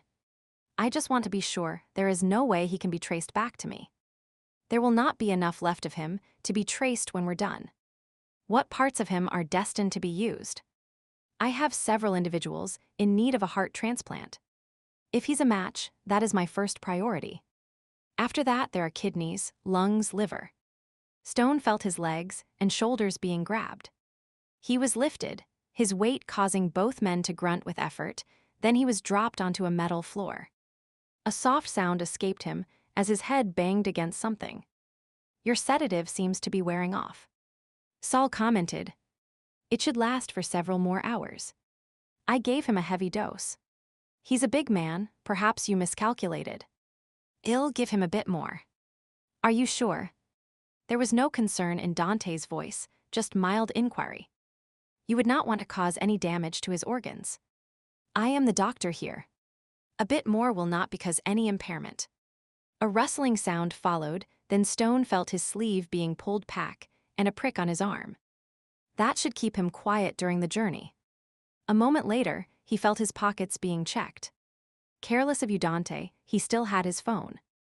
The phone was removed, and Stone silently swore. The van door slammed shut. Stone heard the men bidding each other farewell. Then the vehicle rocked as someone climbed into the driver's seat and started the engine. A wave of grogginess came over him. He blinked and tried to fight it off as the van bumped down the road before turning onto a smoothly paved one. Other vehicles could be heard. They stopped, perhaps for a stop sign, then traveled farther. The scent of the ocean and the sound of waves reached him. His brain seemed to grow foggy, and he guessed that, despite his Lycan metabolism, the sedative was affecting him. He was being moved. There were other voices, but he could not focus or sort out what was going on. Have you ever had a tarot reading, Sister Denise? No. I have not. The man had to know she was not really a nun, but he persisted in using the term whenever they met. I have studied the deck for years. There are 78 cards, each dealing with concepts of life, health, finances, love, work. Fascinating. It is not it? He cut the deck several times, then restacked them. There are many ways to spread the cards. Each yields different information. I prefer to use a Celtic cross spread. Deirdre rolled her eyes as she sat in Emilio Mendoza's office, watching the man play cards. It was absolutely ridiculous that she had to waste her time here. Paying him a percentage of the take was bad enough. The man saw himself as some kind of emperor who demanded tribute, but kowtowing to him was more than she could handle. This was Dante's role. He was good at weaseling his way into people's good graces, saying exactly what they wanted to hear. The Emperor Trump 5. That is me. And why is that? Dee hoped the look on her face showed polite interest rather than boredom. I am in control. I rule with an iron fist. I am disciplined. Successful, logical. She nodded. Mendoza dealt another card and stared at it. Dee returned to thinking about Dante. When Dante had shown up in Cantala, she would initially been surprised. She would thought she would covered her trail quite well, shutting down Virtus, purging the records and leaving the country. Only one person had known where she was headed, her tech support man, and she would eliminated him as soon as she was positive she had the only copy of her records. He would been her first sale to the organ trafficker. Several individuals had a new lease on life because of him, and she was rid of any links to her former life. And to top it all off, she would had money to cover the startup fees for her new life. A satisfactory arrangement on all sides as far as she was concerned. Well, perhaps the man who had lost his organs would not claim it was satisfactory, but bit players had never concerned her. The second card represents my challenge. The King of Swords reversed. Mendoza tapped the card with his finger. This is Ramiro Reyes, my rival. He calls himself the king. He snorted. I know he wants this territory back. The river is key to getting our crop quickly to the port. Whoever controls the river controls the drug trade in Cantala. She really did not care who was in control as long as she could continue to operate. Dante, now he concerned her. The man was cleverer than she would given him credit for. His appearance in Central America proved it. Dante was known for his ability to acquire information no one else could. It had been one of the reasons he would been on Virtu's payroll. He had not shared how he would found her, and until she knew that, she needed to keep him close. Keep your friends close and your enemies closer, was not that the saying? Besides, Dante was good at his job, even if he was slimy, so why not make use of him? Mendoza continued with the cards. Third card, my past. 3 of Wands. It means I take advantage of opportunities. The fourth card for the future. He drew another. Trump 8. Strength. Possibly a woman. Powerful. He looked up. You perhaps. I am just a businesswoman trying to make my way in the world. She smiled, but he did not return the friendly gesture. Damn, she hated dealing with difficult people. Issuing orders, getting the job done without time wasted on indecision, that is how she liked to operate. Dante dealt with Saul and Mendoza and the like. She, in her role as Sister Denise, went looking for potential humans to traffic. People tended to trust a nun automatically, no questions asked. And once she had their trust, well, slavery, black market adoptions, organs, the potential for growth in the industry was enormous. The wealthy had money to spend on whatever their hearts desired. That went perfectly with the fact that there was a growing population of poor desperate enough to take a chance, even when common sense might be telling them otherwise. Women thinking they would find a rich husband, mothers hoping their children might have a better life in another country, fathers offering to go under the knife to feed their family for another month. If the result of the deal was not what they expected, it was not her fault. Besides, they were just small-time players in the big game of life. It was not like they actually made a difference in the world. Their loss was of no consequence. Knight of Swords reversed. Someone is working against me. Dee's patience was spent. Emilio, you asked for a meeting this morning. Dante said you were quite insistent, in fact. I am here, having taken time out of my busy schedule. I am sure as a businessman, you can appreciate where I am coming from. Mendoza set the deck aside and steepled his fingers. The past 2 weeks have seen several reversals in my business where you are concerned. Reversals? Los Niños, the 2 children. You assured me on the phone you would get an excellent price for them, yet they disappeared before you could collect them. That was not our fault. Exactly what Dante said. Mendoza nodded. The sale 2 days ago fell through. I was told some of the local police. I own the local police. I pay them well to look the other way. D arched one brow. Obviously, there is a segment of the force that has changed its mind. Yesterday, a sniper, one of Ray's men, tried to kill me. Unfortunate, but a hazard in your line of work. Then 2 of mis guarda espaldas, my bodyguards, failed to return after they left with Dante. Dante had not shared that information with her, but she did not let it show. A string of bad luck, I agree. I want it to end. I want this next sale to work. As do I. It's not el dinero, the money, that is important. It's the negative energy it's creating. He fiddled with his rings, twirling them on his fingers. Dee frowned, finding the soft scraping sound annoying. Contact me as soon as you pick up the packages. I want to be kept informed each step of the way this time. If the sale does not go through, if there is any trouble, you and Dante will pay. We cannot afford to pay you if we have not made money from a sale. You misunderstand me. I meant you will pay with your lives. Dee blinked. The man was crazy. None of these events were connected. And if he thought he would intimidate her with his threats, he was worse than crazy. A warning rumbled in her throat, and she barely held it back. She could rip him to shreds, take over his miserable little kingdom. It was a tempting idea, but not one she would follow through on. Drug lords were always looking over their shoulders to see which rival was planning to oust them, which branch of the government was trying to shut them down.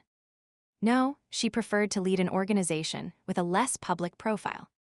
Well, have you nothing to say? Mendoza's face was growing flushed, and Dee realized she had not responded to his threat. Just like a child, she thought derisively. Everything is in order. I plan to pick up the commodities today and have them delivered tomorrow. Your percentage should be in your hands the day after that. She stood while silently adding, and then ill be gone. Dante could handle the fallout. Doing business with maniacal despots was not her cup of tea. Maybe she would head further south or check out the East Indies. After Sister Denise was gone, Mendoza took a deep cleansing breath. The proper frame of mind was needed to finish the tarot reading. An unfocused mind led to unclear answers. He inhaled the scent of the incense, concentrated on calming himself. Once he felt ready, he continued to deal his cards. King of Pentacles reversed, a business partner becomes a rival. He frowned. Could that be Dante? Or Sister Denise? He drew the next card, placing it face up on the table. 7 of Swords. This could indicate double dealing, possibly theft. Mendoza chose 2 more cards, placing them above the others. The 5 of Pentacles and the 5 of Swords. Financial ruin. Lost to rival. Eyes narrowed, he studied the array of cards before him. The cards did not lie. Reyes was going to strike back, try to regain control of Cantala. This confirmed the information he would gotten from the sniper. The question was, what would the end result be? What should he do about it? He stared at the deck, then reached out and took a final card. 8 of Cups. The picture showed a man walking away, leaving his possessions behind him. Mendoza's face darkened. Chapter 21, Tina tried not to squirm as Sister Bernita removed the stitches from her leg. Apparently, the more modern dissolving kind did not exist in the jungle. The procedure did not hurt, but the rate of healing had to be raising questions in the woman's mind. I have never had to remove stitches this soon, but if I do not, the skin will start to grow over them. Sister did not take her eyes off her work, but her tone was laced with curiosity. You and Mr. Stone possess remarkable immune systems. Yes, we must. Tina tried to think of logical explanations. That combined with a healthy diet and lots of exercise back home can do wonders. Or maybe it's all the fresh fruit here and the oxygen in the jungle air. And of course, the excellent care you have provided cannot be forgotten. She knew she was rambling. How did shifters handle this? Being a witch was much easier to conceal, especially a witch who never did anything magical. Her disjointed explanation earned her a sideways glance from the nun, but no further questions about speedy healing. I am almost finished.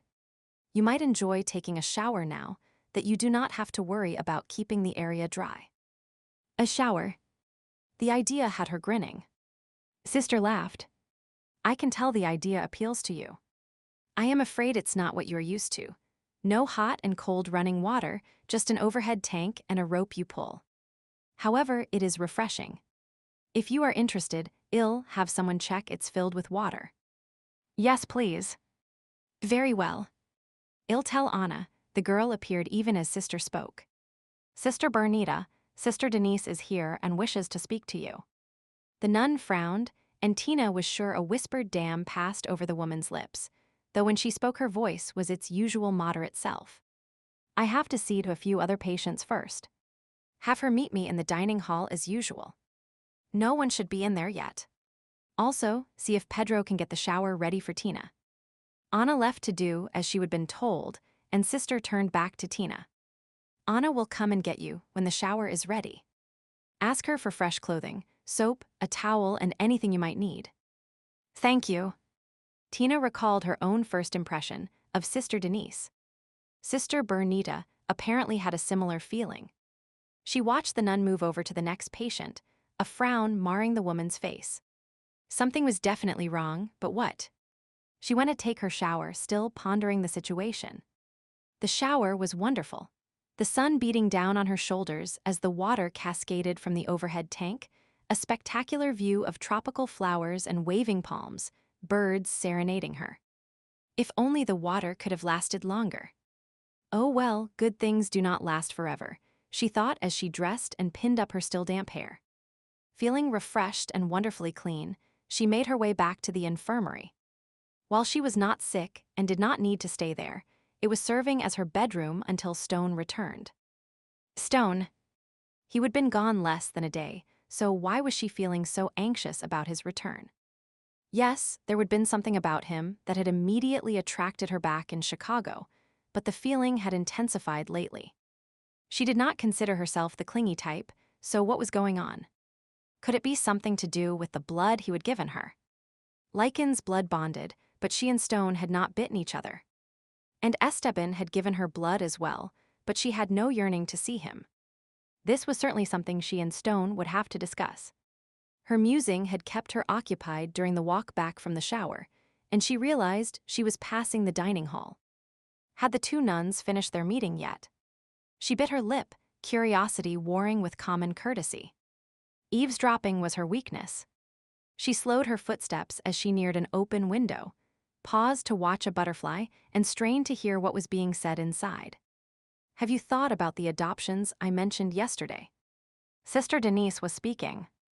As I said to you then, I would like to meet the families first, ensure they are a good fit for each child's personality. And I told you why that is not possible. Tina took a few steps, as if following the butterfly's erratic flight path. After all, it really was beautiful, the iridescent blue making her yearn to change her hair color. It also allowed her to peek into the dining room. Sister Bernita was frowning, her hands tightly clasped on the table. Then I am afraid I'll have to refuse. Refuse? Sister Denise arched her brow. That is correct. Sister Denise looked incredulous. You realize the opportunity you are turning down. What kind of a life do the children have here? No education, no healthcare, no future. She ended her statement with a derisive glance around the room. Tina ducked out of sight just in time. I do my best to ensure their needs are met. There was definitely a pissed-off tone to Sister Bernita's voice now. No offense was intended. Yes, it was. Tina mouthed the words, her dislike of Sister Denise growing. The annoying nun spoke again. We have been providing you with extensive support for quite some time now. And your efforts on behalf of these children are appreciated. Do you know where the money comes from? Sister Denise ignored Sister Bernita's comment. Wealthy families. Families who love children. Families who have money to spend and want to give some lucky child an amazing life. Their generosity is commendable, however. If they find out their generosity is not going to be rewarded, they could very well pull their funding, not only from you, but from the other orphanages we support. Would you want to be responsible for that? Sister Denise's tone had grown sharper, more accusing. Tina frowned, not liking the pressure tactics being used. She eased forward so she could see inside again. That would be, need I remind you, this is the first request we have made of you. I know, however, I still want, Sister Bernita, the other orphanages I work with have gladly handed children over to me. I fail to see your problem. We are on a tight schedule. What you want is not what matters. I have families waiting for children. Now bring me Juanita, Gabriela, and Mateo. They meet all the requirements. Sister Denise stood up. I'll be waiting by my vehicle, and if need be, I'll find the children myself. Tina did not wait to hear Sister Bernita's response to the ultimatum. Her heart was pounding. A sick, worried feeling was filling her stomach. She hurried towards where Sister Denise's vehicle was parked. It was doubtful the nasty nun would be able to take the children from the compound unchallenged, or so she kept telling herself. The feeling of impending doom building inside her was not listening, though. The other day, she would had a vision of someone trying to take the children. Should she get the guards or? The sight of the Hummer had her skidding to a halt. There was one way to ensure the children could not be taken, or at least not right away. Standing near the edge of the building, Tina concentrated her powers on the Hummer's wheels as she murmured a spell she had not attempted since high school. All those years ago, she would only succeeded in bursting the marching band's drums. Hopefully this time. She crossed her fingers, furrowed her brows, and a loud bang reverberated through the compound, followed by another and another.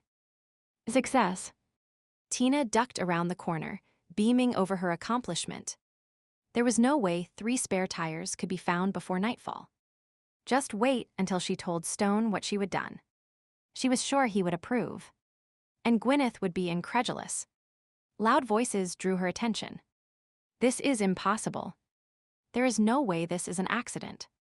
Sister Denise was not happy. That fact made Tina grin even wider. Are you accusing one of my staff of vandalism? Sister Bernita was her usual calm self. Yes, I am. This did not happen on its own. And how am I supposed to get back to town now? I am quite sure no one here wants you to stay. Sister Bernita paused before continuing, against your will, that is. Unfortunately, there is no other option this late in the day.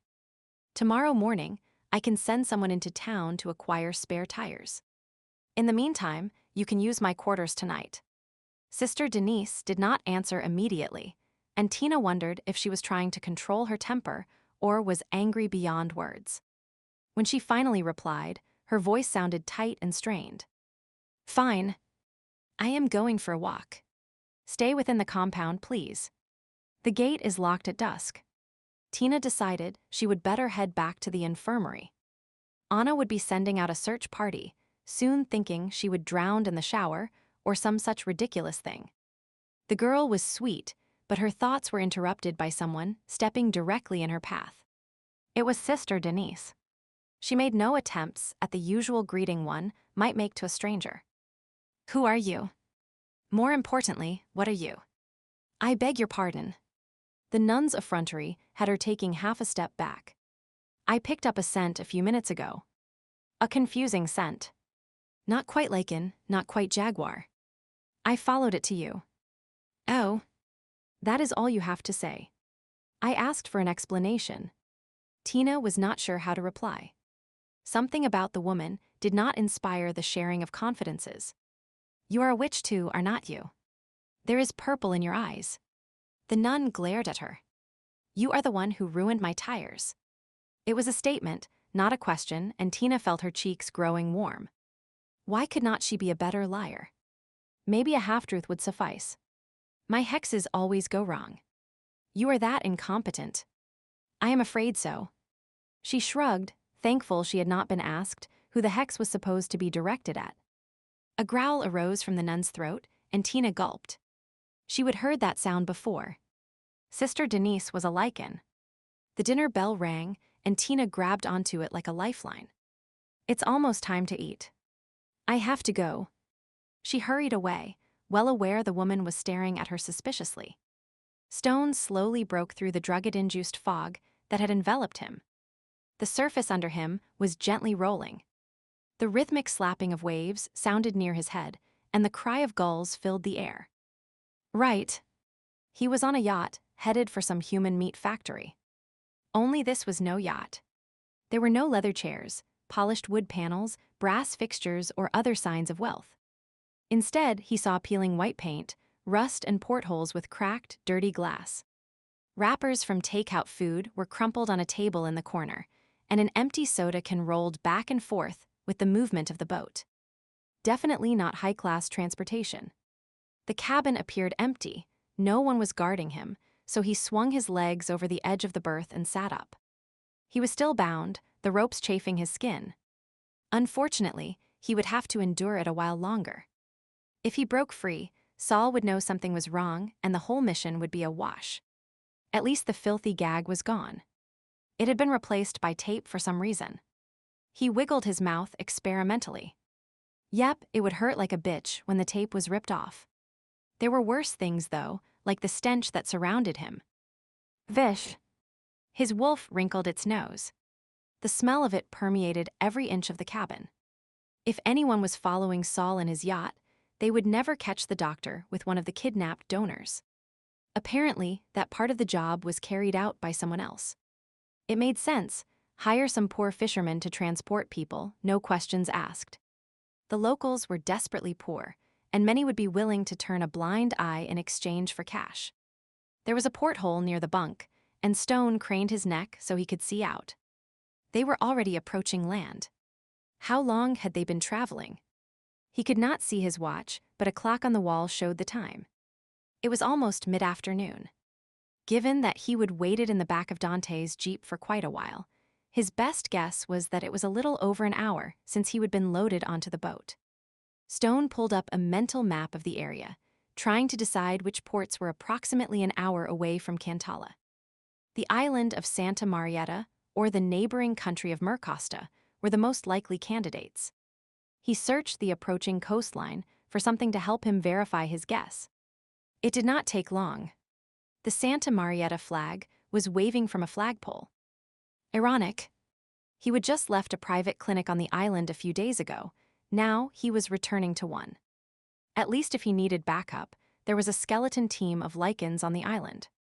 The sound of the engines changed as they slowed. Stone imagined the boat approaching the dock, the deckhand hailing someone to catch the rope that would be thrown. Cutting back on the throttle, the noise of the motor ended abruptly, allowing him to hear indistinct voices and rumbling sounds like a cart being pulled along a dock. He lay down again before someone came to check on him. Footsteps came closer. Stone closed his eyes and regulated his breathing. The door opened, and after a moment, shut, followed by retreating steps. They must have decided he was still unconscious. What now? How would they smuggle his body off the boat? Wait until nightfall or brazenly do it in broad daylight, assuming no one would question what was happening. 2 sets of footsteps now. Voices. More distinct. The cart's ready. No one's around. Good. Let us drag him up on deck. The door opened. Someone grabbed his legs. Another person grabbed his arms. Damn, he's heavy. We should get paid extra for him. A grunt was the only response. They were not being overly careful with him.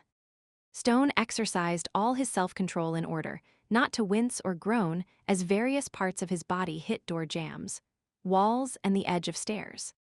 Soon a fresh breeze skimmed over him. The rays of the sun bathed his face. We're almost done. Are you ready? They began to swing his body. Once. Twice. The third time, he had the briefest sensation of flying through the air, before landing hard on something solid. He cracked his eyes open to discover he was in some kind of white plastic cart. Before he could even begin to wonder why, the answer hit him in the face. Buckets of fish were being dumped on him.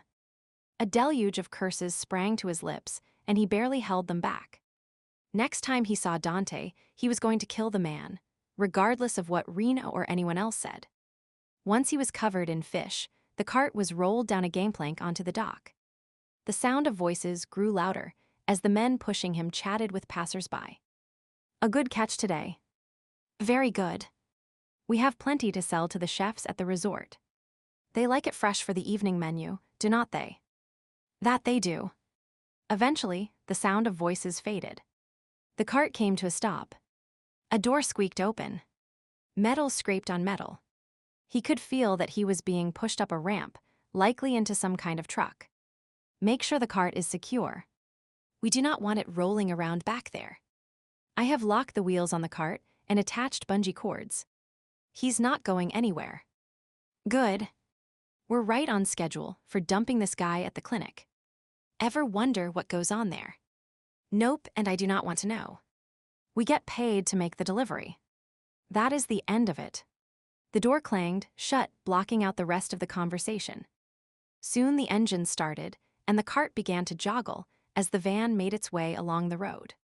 Stone shifted his position into a more comfortable one, or at least as comfortable as one could be when bound, gagged, and covered in stinking fish. As soon as he was done with his part of this mission, he was taking a shower. Smelling the way he did, it would not matter that Christina was not a Lycan. She would pick up his scent a mile away. It seemed the clinic was only a short drive from the docks, for soon the van swayed as if turning into a driveway, the speed slowed, and then they came to a halt. The doors opened, the cart was pushed down the ramp, and given how smooth the ride was, inside a building. "Delivery. Fresh fish for the kitchen. Sign here." Stone speculated they were talking to a security guard. "Okay, looks like you're expected. Kitchen is down the hall. To the left, then turn right at the second set of doors." "Thanks." The cart started to move again. They turned left as directed, but then left again rather than right. It would seem they were not going to the kitchen. A short distance later, they turned yet again and came to a stop. Perfect timing as always. It was Saul. "Let us get him out of there, and then you can make your delivery to the kitchen." Stone kept himself limp as hands grabbed him and he was dragged from the cart, and then set on what felt like a metal gurney. A sheet was draped over him. "Need anything else, Doc?" "That is it for now. If I require your services again, you will be hearing from me." A rustling sound followed, as if banknotes were being counted, and then Stone listened to the retreating sounds of 2 sets of footsteps and the faintly squeaky sound of the cart's wheels. Stone lay on the gurney wondering what was going to happen next. He was tired of being treated like a sack of potatoes. Lying around doing nothing was not his style, and his wolf did not like it either. It was still muttering about the indignity of being buried under fish. A few minutes longer, or so he tried to tell himself. Dante needed as much information as possible before he made his move. Someone entered the room. "You buzzed for me, doctor." "Yes, we have another donor, so prepare the guest rooms. With any luck, several people will be arriving for transplant vacations as soon as I get the blood work done on this fellow. I'll get right on it." "Anything else?" "Ensure all the paperwork is ready. A death certificate, a police report. It should say he was drunk, fell off a boat, and sustained a severe head injury causing brain death. Make sure the insurance coverage for our transplant patients is in order for their aftercare once they return home. You know the procedure as well as I do. The more layers of paperwork, the easier it is to launder the organs." The person spoke in crisp, efficient tones, as if they would done this numerous times. "As soon as you have completed your cross-matching, let me know how many surgical staff will be required, and I'll make the necessary changes to the roster." "I will." "Oh, and there will be a supply of children's organs soon. Pull up the waiting list if you have time so you are familiar with the cases." The person left the room. Stone struggled to stay still as rage grew within him. Saul had to be referring to Sister Bernita's orphans. His inner wolf snarled, and a soft sound must have escaped him. "Waking up, are we?" Saul spoke conversationally to what he must assume was a slowly awakening victim. "I'll give you another shot to keep you quiet. I must have greatly underestimated your weight if you are waking up this soon." "No worries. I'll make this dose stronger." Stone dared to crack one eye open. Saul was across the room, filling a needle. No way was he going to let the bastard sedate him again. "This should keep you sleeping around the clock." Saul approached. Stone readied himself. The sheet over his arm was moved. His sleeve was pulled back. With a muffled roar, Stone swung his fists upward, knocking the doctor backwards, and then, with a flex of his muscles, burst free of the ropes around his wrists. The needle flew from Saul's hand, skittered across the floor, and landed in the corner. Stone swung his legs off the gurney, grasped the ropes around his ankles, and tore them apart, then ripped the tape from his mouth. "Shit, that hurt." Saul was on the floor, staring at him with wide eyes. "Who? What?" The man sputtered and scrambled backwards as Stone approached at a slow, menacing pace. "I am a Schomer Virtus, and I am going to rip you limb from limb." "A what? Why?" "I am a doctor." Saul retreated even more. "A doctor? More like a butcher." No. I save lives. I help by stealing organs. They are compensated. I swear. Like I was going to be." Stone narrowed his eyes. "Be careful how you answer. I can smell a lie." "No." Saul licked his lips nervously. "A favor. You were a favor for a friend. And how many favors have you done? How many of your donors have died?" "Not many." Stone growled, his wolf coming to the fore, his fangs beginning to show. "Now we can exact justice," the beast him inside declared. The man's face was white now. "Okay, more than that. I do not know, I do not remember, I swear. There just are not enough to meet the demand. My patients are willing to pay anything for a second chance." His back was pressed against the wall now, nowhere else to go. It started as just one lung or one kidney, maybe part of a liver. And of course, all those donors are willing, well-informed, well-paid, and given proper medical care afterwards. Some. Sweat beaded on Saul's brow. Stone snorted. "If they survive, most do not have access to follow-up care and could not afford it if they did. Any money you might pay them, if they survive, goes for food for their families. That is their choice." "Choice?" "Watching your family starve, or selling part of your body, risking death or disability, should not be a choice. It's not my fault they are poor. I give them an opportunity. My clients are important people." Stone shook his head in disgust and reached down to grab Saul by the throat. He was tired of hearing the bastard trying to reason away his sins. At that moment, Saul swung his arm out, the needle in his hand again.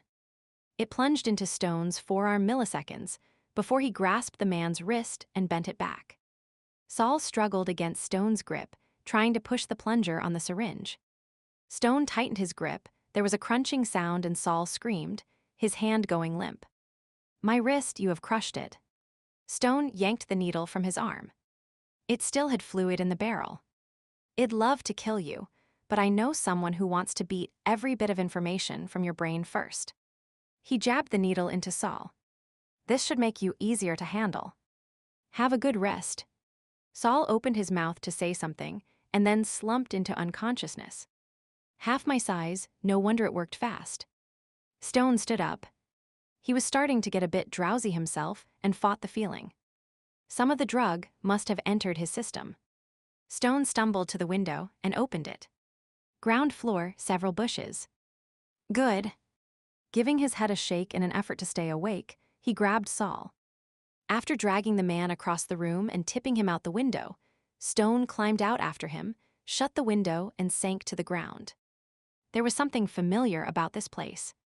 He tried to focus his eyes as he looked around, noting a large building not far away. Was not that the hospital he had been in just a few days ago? Which would make this building the private clinic for the rich and infamous that Reno had mentioned? Hell, Saul had been right under their very noses, and they would had no idea what was going on. His vision blurred again. He rested his head on his knees, breathing deeply, fighting the grogginess. Damn, he was tired. Call Reno. That was the next job. Get Saul's phone. His hands fumbled over the numbers, but he managed to press the correct sequence. Rena. Put a tracer on this call and send a team here to pick up Saul. Stone. You sound drunk. Are you okay? Is Dante there? Drugged. Need to get back to Christina. Orphans. Got a shift. The phone fell from his hand, and he used his last bit of energy to change forms. Chapter 22, Stone slunk through the bushes, the shift having helped dissipate some of the effects of the drug. He was still groggy, but his wolf was managing to keep all 4 legs coordinated enough to move. Staying with Saul until a team picked the scum up would have been the right thing to do, what Reno likely expected him to do, but the doctor would sleep until Reno was able to arrange a pickup. Finding his way back to Cantala was his priority now. His gut was telling him to get back there as quickly as possible. Over the years, he would learned his gut was usually right. He was not going to start ignoring it now. No fishing boats, his wolf muttered, still not having forgiven him for that debacle. Stone agreed wholeheartedly. He would swim back to Cantala before he would hide under a pile of fish again. Keeping to the shadows and shrubs as much as possible, he made his way to the marina. If someone looked his way, he would duck down an alley or behind a parked car. The mad dog incident from the other day was still fresh in his mind. Little wonder the Lycan population was almost zero around here. As he traveled, the effects of the drug lessened. By the time he was at the marina, his head was clear again, his legs steady. Crouching behind a dumpster, he watched the activity along the quays. Not many people about this late in the day. Most of the fishermen had gone home while the vacationers were still eating. Stealing a boat would seem to be his best option. Shifting to human again, he strolled down the dock, hands in his pockets. He avoided the yachts. The harbor master was probably paid extra to watch them. What he needed was a small dinghy with an outboard motor. Stone gave each boat a quick inspection as he walked by, discounting those that were too large or showed signs of frequent use. When he found a likely candidate, he slowed his step for only a moment before moving on. No need to show he was interested in case someone was watching. He proceeded to the end of the dock, stopped and admired the view, and then returned, eyeing the dinghy one more time. It was exactly what he was looking for. An older model, it had oars and an outboard motor, plus it had not been used recently based on the layer leaf debris inside. Noting its location, he gave a mental nod and continued on his way. The cover of night was needed to steal the boat with the minimum amount of risk. While he was waiting, he decided to check in with Reno. The man was probably having a fit, wondering what had happened. Stone patted his pocket, then remembered he did not have a phone with him. Saul had taken it. Sighing, he looked around for a likely spot to steal one.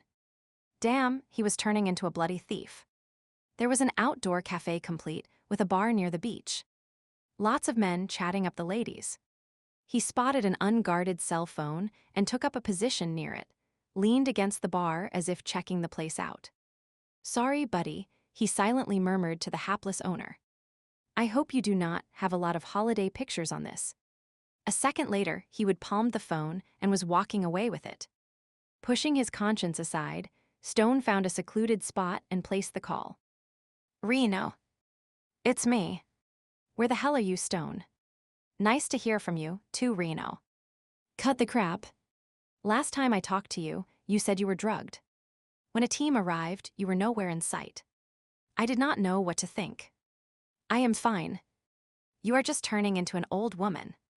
Did you get Saul? Yeah. He's still sleeping off whatever you gave him. I have no idea what it was. When he wakes up, you can ask him.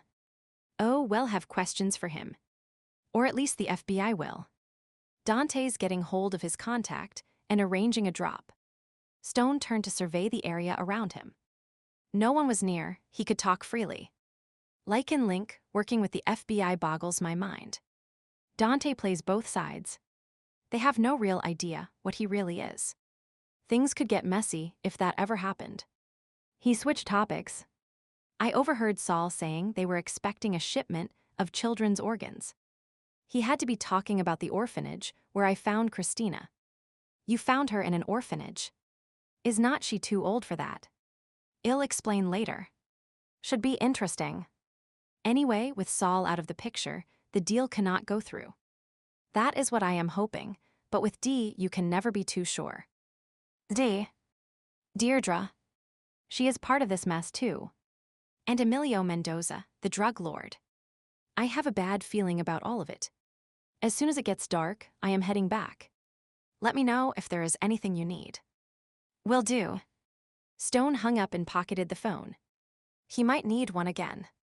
The sun was setting, the resplendent reds and oranges reflecting on the shimmering water.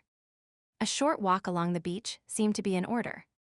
He would be in place when it was time to grab the boat. He paid no attention to the hand-holding couples strolling along the water's edge. Romantic nonsense was not for him. Hunching his shoulders, he kept his eyes fixed on the ground in front of him. Waves lapped up onto the shore, washing away the remnants of the day's activities. Footprints, sandcastles, elaborate sand carvings, they all fell victim to the incessantly rising tide. That is how he felt right now. Like everything in life was constantly beating him down, slowly eroding everything he would worked for. Each time he met one challenge, another arose. His last mission, just when it seemed everything was going to turn out right, disaster had struck and he would lost Addisa. He would return to the States to find Virtus ruined. And now would history be repeating itself? What was waiting for him back in Cantala? If something happened to Christina, he would be completely lost. When you think you have lost everything, you have to keep going. Once you give up, the enemy wins. That is what Addisa would have told him. An image of her formed in his mind. Tiny, worn but with a warm spirit and intelligent eyes, his mentor, his friend. She would be the first to kick him in the butt for his current line of thinking. Damn, he missed her. As long as someone is remembered, they are never truly gone. His wolf chided him for his melancholy. They live inside you. The experience of having known them makes you stronger and wiser. True. And he was not giving up, he was just bone-weary tired. He would make his way back to Cantala, deal with Deirdre, take Christina back home, and then his future was too nebulous at this point. Better to stay focused on the present, which meant he glanced at the now dark sky, stealing a boat. He ducked under the pier and headed into the water. He would swim to the boat, loosen the moorings, and row out of the marina under the cover of darkness. When he was well into clear water, he would use the motor and make his way across the channel to Cantala. With any luck, he would be back at the orphanage by morning. Sister Bernita pinned a smile on her face as she listened to the demands of her difficult guest. I want to leave. Now. Sister Denise had her hands planted on her hips. She was obviously used to getting her own way. I sent one of the men, Diego, into town as soon as it was light. He will return in a few hours with tires for your vehicle. A few hours. At 10 of the clock, I am supposed to be leaving, with 3 children, I might add, for Santa Marietta. I am afraid that is not possible. It takes over an hour to drive into town. Diego must get the tires, run a few errands for me, and then it will be another hour's drive back here. That is completely unsatisfactory. I am sorry, but do you have any idea how much this will cost me? The families were going to pay a substantial amount for the children. If they truly wish to adopt, then I am sure they will understand. Sister Denise opened her mouth and then closed it. Her gaze seemed fixed on some distant point. Someone is coming. Sister Bernita looked towards the gate, frowning. I do not see anyone. Ah, her face cleared. It is Señor Esteban. Esteban. Who is he to you? She ignored the rudeness of the woman's question. A local gentleman who stops by from time to time. For once, Sister Bernita was pleased the man was here. He might provide a distraction for Sister Denise. Esteban approached.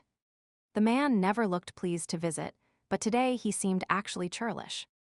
Sister Bernita, I see you have company.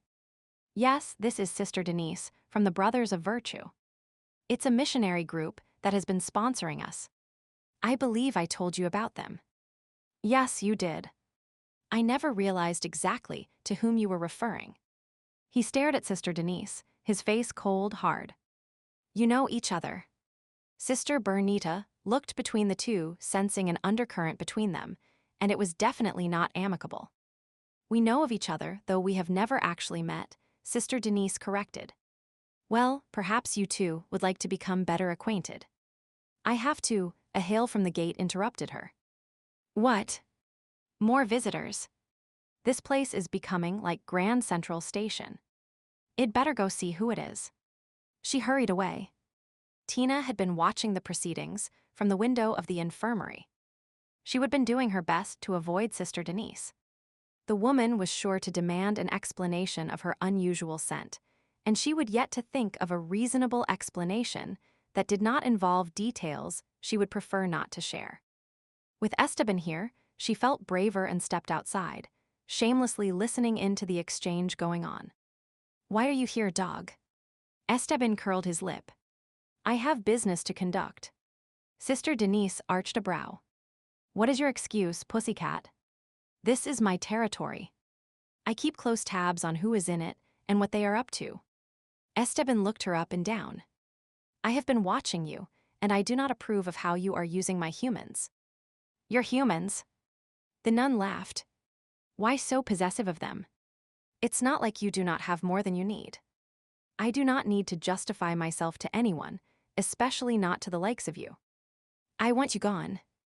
Today. I'd like nothing better than to be out of this hovel. I am waiting for new tires. She turned to glare at Tina. It's her fault. Esteban shot a look at Tina and then redirected his gaze back to the other woman. Regardless, I suggest you leave without your vehicle. And walk back to the village. You must be joking. I have been told I do not have a sense of humor. A loud complaint from Sister Bernita drew everyone's attention. You have no right to barge in here. Sister Bernita was confronting someone. I do not want drug dealers anywhere near the children. Tina edged closer to Esteban. Drug dealers? That is Emilio Mendoza, the local drug lord. He thinks he owns Cantala. Step out of my way, sister. Mendoza brushed past her, making a beeline for Sister Denise. There you are. You did not contact me, as you said you would. Sister Denise is an acquaintance of yours as well. Sister Bernita hurried after the man. Mendoza ignored her, focusing on the other nun. Reyes is making his move. He's invaded the northern quadrant, and his men will be here within the hour. Another turf war. The villagers have barely recovered from the last one. Sister Bernita blanched. Ignoring Sister Bernita's query, Mendoza flicked a glance around the compound. I am making a strategic retreat, but I am not leaving Reyes a thing. Anything of value is being destroyed. He gestured with his hand, and a dozen armed men pushed their way through the gate. One of the guards tried to stop them. A shot rang out, and the guard fell to the ground. No. Sister Bernita moved to run towards the fallen man, but Tina grabbed her arm, holding her back. Sister, do not. They will shoot you too. Tina's voice shook as much as her hands. What was going on? Mendoza unknowingly answered her question. Round up the children. I'll take as many with me as I can and sell them on the black market. Kill everyone else. His men immediately scattered about the compound. No. Not the children. Sister Bernita tore herself free and pleaded with Mendoza. We're just a poor orphanage. We have nothing of value, nothing at all. Please kill me if you must, but leave the children alone. The children are of value. They will fetch a good price on the market. Sister Denise stepped forward to stand by Mendoza. I have several potential buyers lined up in access to even more. My apologies, sister. I no longer need you as a middleman. Mendoza pulled out a gun and shot her at point-blank range. Sister Denise gave one gasp and fell to the ground, a blood stain rapidly spreading across her chest. Sister Bernita screamed, her hands clasped in horror. The tarot cards, the Nine of Pentacles, warned me about a powerful woman. Mendoza stared down at the dying woman.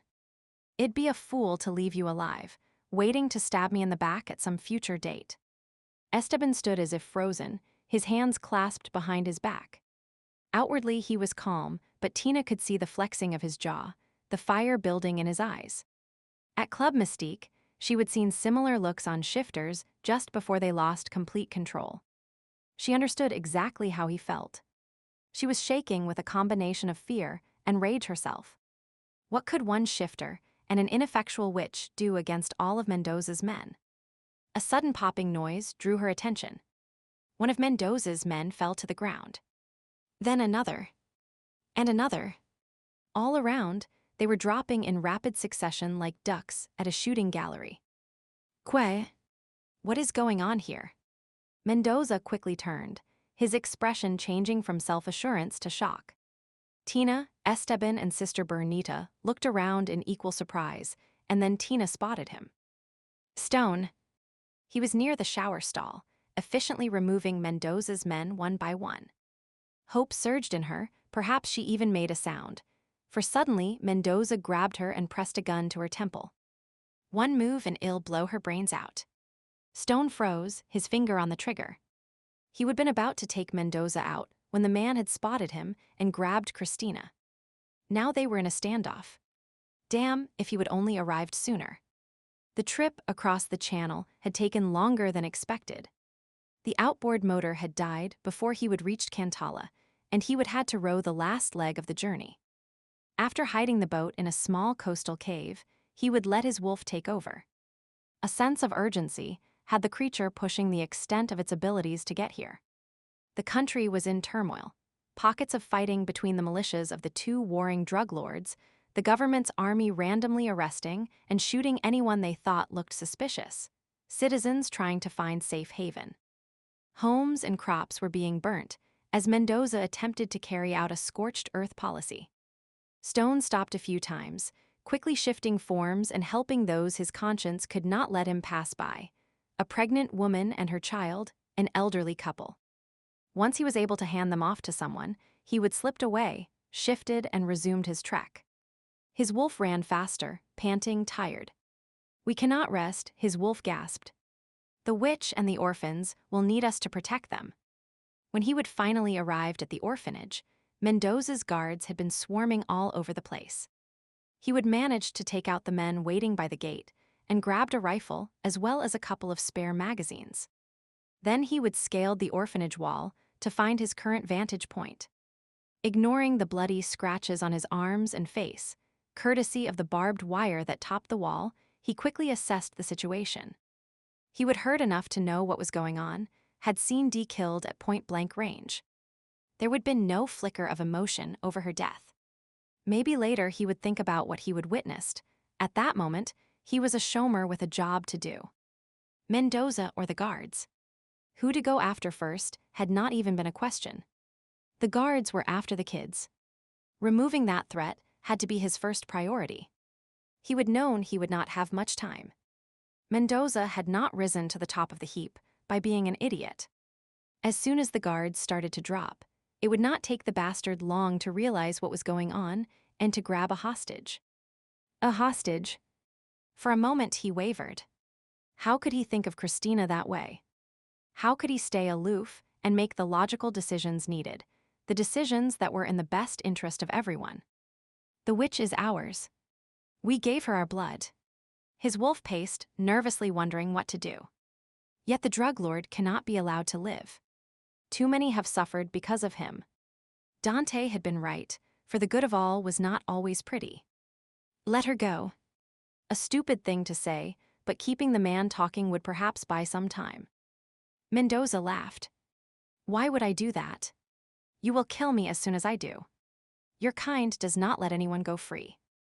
My kind. Reyes sent you, did not he? I fell for your trap the other day, but not this time. Mendoza glanced at Esteban and Sister Bernita. You two move over there in front of me. You will be my shield as well as this one. They slowly complied. Sister Bernita appeared pale, her hands clasped either in prayer or fear. Esteban looked as cool and aristocratic as ever, only a narrowing of his eyes showing he was thinking, plotting, biding his time. Stone growled. Even with 2 people in front of Mendoza, he could probably aim between them and kill the bastard, but Christina. Mendoza could reflexively pull the trigger when he was hit with a bullet. "Who is she to you?" Mendoza asked. "A girlfriend. A sister. Do you really want to be responsible for her death?" A lead weight settled in Stone's stomach. Letting Mendoza go free was unacceptable, yet if he did not, Christina would die. An image flashed in his mind. Back in the desert, the others being punished, tortured while he would stood helplessly by. The feeling of defeat, failure. "Do not let them break you." Addis's voice played in his head. He blinked and took a deep breath. There had to be a way. Narrowing his eyes, he studied the situation from every angle. Could he rattle the man? Because Mendoza, to lose concentration or reveal a weakness. Why are you running, Mendoza? Why not stay and fight Rays? A strategic retreat means you live to fight another day. By hiding behind a woman. Hiding, or using an opportunity. Mendoza began to move towards the gate, taking Christina with him, urging Sister and Esteban to move as well. Esteban seemed to be moving slower, creating a slightly larger window between himself and Sister Bernita. It was not much, but Stone readied his weapon, took a steadying breath. If he could hit Mendoza's gun hand, the force of the strike would propel the hand upward. Should Mendoza manage to squeeze the trigger, the shot would, with any luck, fire into the air, rather than striking Christina. "Did you notice what I have done for you, Lycan?" Esteban's murmured words reached him, so faint his sensitive Lycan hearing almost missed them. "Aim carefully and kill the bastard. With any luck, you will miss the witch." With any luck. His wolf frowned at the choice of words. "The cat has provided us with an opportunity, and we will use it. But if we miss," Stone swallowed, tried to clear his mind, to forget the woman he loved was inches from where he was aiming. If she moved at the wrong moment, he might accidentally kill her. A bead of sweat dripped down his face. His fingers flexed on his rifle. The perfect angle, the right moment. "I love you, Christina. Always remember I love you." He murmured the words and took aim. Tina felt the cold metal of Mendoza's gun pressed to her skin, felt the heat of his arm wrapped around her, his body pressed to her back. His heart was pounding, his breathing was fast. She narrowed her eyes and tried to conquer her fear. He was not as cool as he was acting. In front of her, Esteban and Sister stood stiffly, a human shield. Between their shoulders, she could see Stone.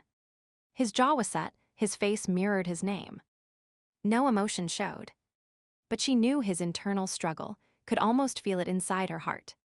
He could not let Mendoza go. She had to do something. Stone had already eliminated Mendoza's guards, their bodies now scattered about the compound, but he should not have to be solely responsible for saving the day. Damn it, she was a witch. Ineffectual, but a witch nonetheless. There had to be something she could do. Rage boiled inside her as she considered what would happen if Mendoza escaped. More people treated like disposable objects, more trafficking of children, more death and fear, more innocent lives lost. The more she thought of the pig who held her in a death grip, and what he would do if allowed to go free, the more enraged she became. A fire seemed to ignite in her soul, a heat that spread outward, consuming every inch of her. Her heart began to pound harder, her vision blurred. A humming filled her mind. Her body seemed to vibrate to the frequency of the tuning fork in her head until the very ground beneath her trembled. Sister Bernita stumbled into Esteban. Mendoza loosened his grip. Earthquake! The entire compound began to shake. Leaves dropped from the trees, the gate creaked and swung back and forth. The cow bellowed, the chickens squawked and flapped in panic. The wind picked up, whirling dust into the air, buffeting the buildings, whipping her hair into her eyes. Lightning flashed and thunder crashed. Christina fell to her knees. Pressure built inside her head as chaos erupted around her. Cries of fear, the cracking of wood, a loud crash. Screams. The pain grew unbearable. She gasped, clutching her temples, struggled to breathe, sure she was going to die, and then Silence. The pain was gone. The trembling inside her had stopped. She collapsed on the ground, panting, nauseous.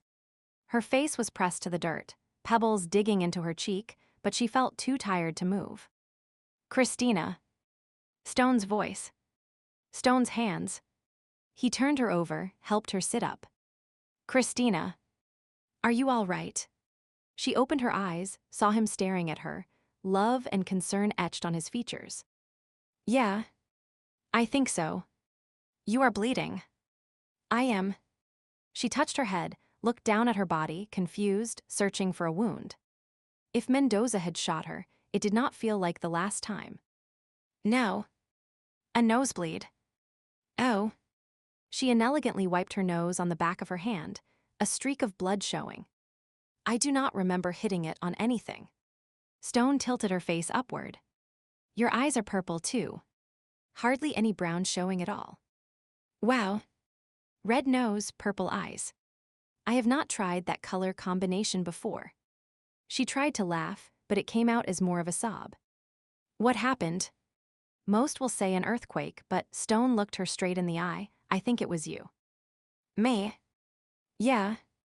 I was watching and you started to tremble, then it sort of spread outward from you. He shook his head. That was some hex you just pulled off. A hex? Suddenly, she remembered a vision she would had days ago and how odd she would felt afterwards. The hands grabbing at the children, Sister Bernita trying to save them, a glance around showed Sister was currently hurrying towards the schoolhouse where most of the children were.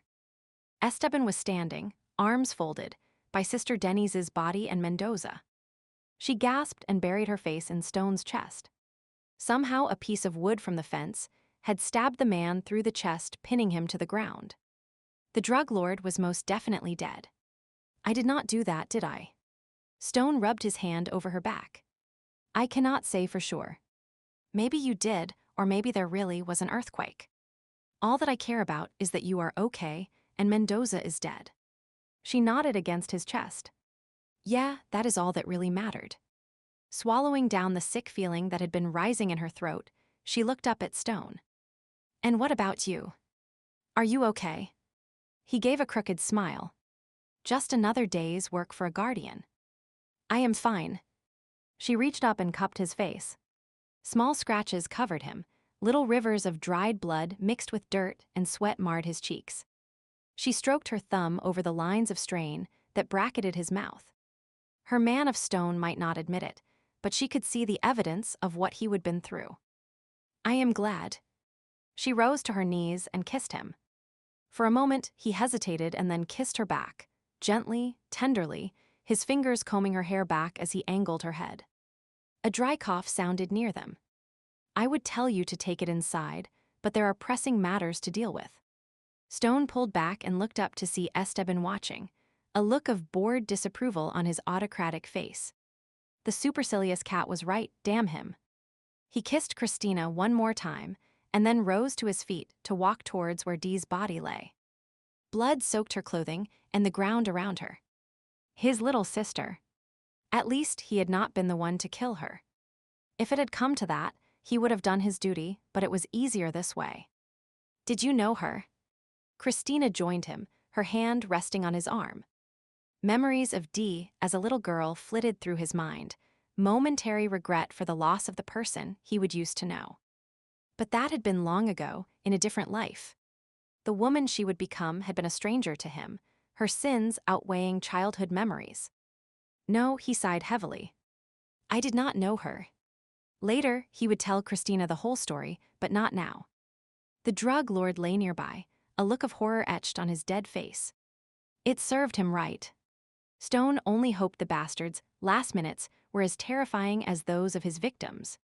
He thought of the Duffys and was pleased their deaths had been avenged.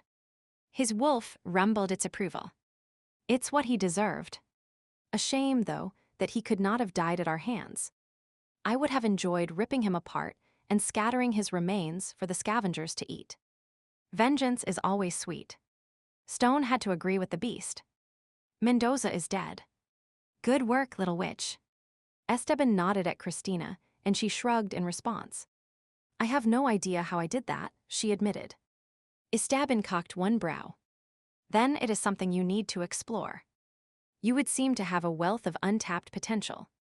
He turned to Stone. We should help Sister Bernita dispose of the bodies. Stone agreed, and the two men set to work. Soon other staff from the orphanage joined in, while Christina and Sister gathered the children inside the dining hall. Eventually Christina and Sister Bernita reappeared. The sister insisted on conducting a short prayer service. After all, she said, we do not know but that at the moment of death they might have repented. Stone had serious doubts about that, but did not argue. He wanted to get things cleaned up as soon as possible and take Christina back home before another disaster befell them. Unfortunately, his wish was not going to be granted. Before the burials were complete, a convoy of jeeps rattled down the road and pulled into the compound. A man stepped out. Tall, lean, dark-haired. His gaze swept over the group, and then he approached Sister Bernita. Sister. Senor Reyes, you are back. I am reclaiming my territory. She inclined her head, neither welcoming nor condemning his statement. I see a number of vehicles outside. Has Mendoza taken to hiding among children? Not hiding, but he is here. She gestured towards where his body lay, one of the few that were not yet buried. Reyes went to inspect the body before giving a nod of approval. Who killed him? An unfortunate accident during the earthquake, Sister explained. Earthquake? Reyes looked puzzled. A small localized one, it seems. Esteban stepped forward. What does your return mean? There was no deference in his voice, no sign he feared the drug lord. Sister shot Esteban a warning look. What he means is, can we expect you will leave us in peace like you did in the past? I have no quarrel with you or your children, Sister. Reyes shifted his focus to the nun. I will not interfere with your business if you do not interfere with mine. Agreed.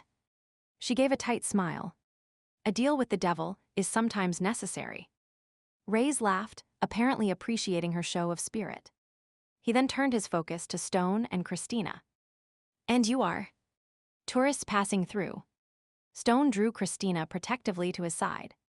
With an assault rifle. Reyes murmured pointedly, looking at the weapon Stone sported. Even tourists need to be cautious during these troubled times. Stone looked the man in the eye. Reyes glanced at Mendoza's body, the gaping wound in his chest and the row of fresh graves, before turning back to Stone again. I believe you have done me a favor, whether you know it or not. I will give you one in return, so there is no debt between us. A 24-hour window to leave the country. Understood. Stone nodded. I'll be on my way. There are still pockets of Mendoza's men to be rooted out. Reyes climbed back in his jeep. Pray for my soul, Sister. Of course, Senor. And you, Reyes pinned a look on Stone and Christina. I trust we will not meet again. Before they could reply, he was gone. Will you be all right? Stone asked Sister Bernita. Yes. This is nothing new. The drug lords come and go. They battle for the land, and the people rebuild their lives over and over. One is usually no better or worse than the others.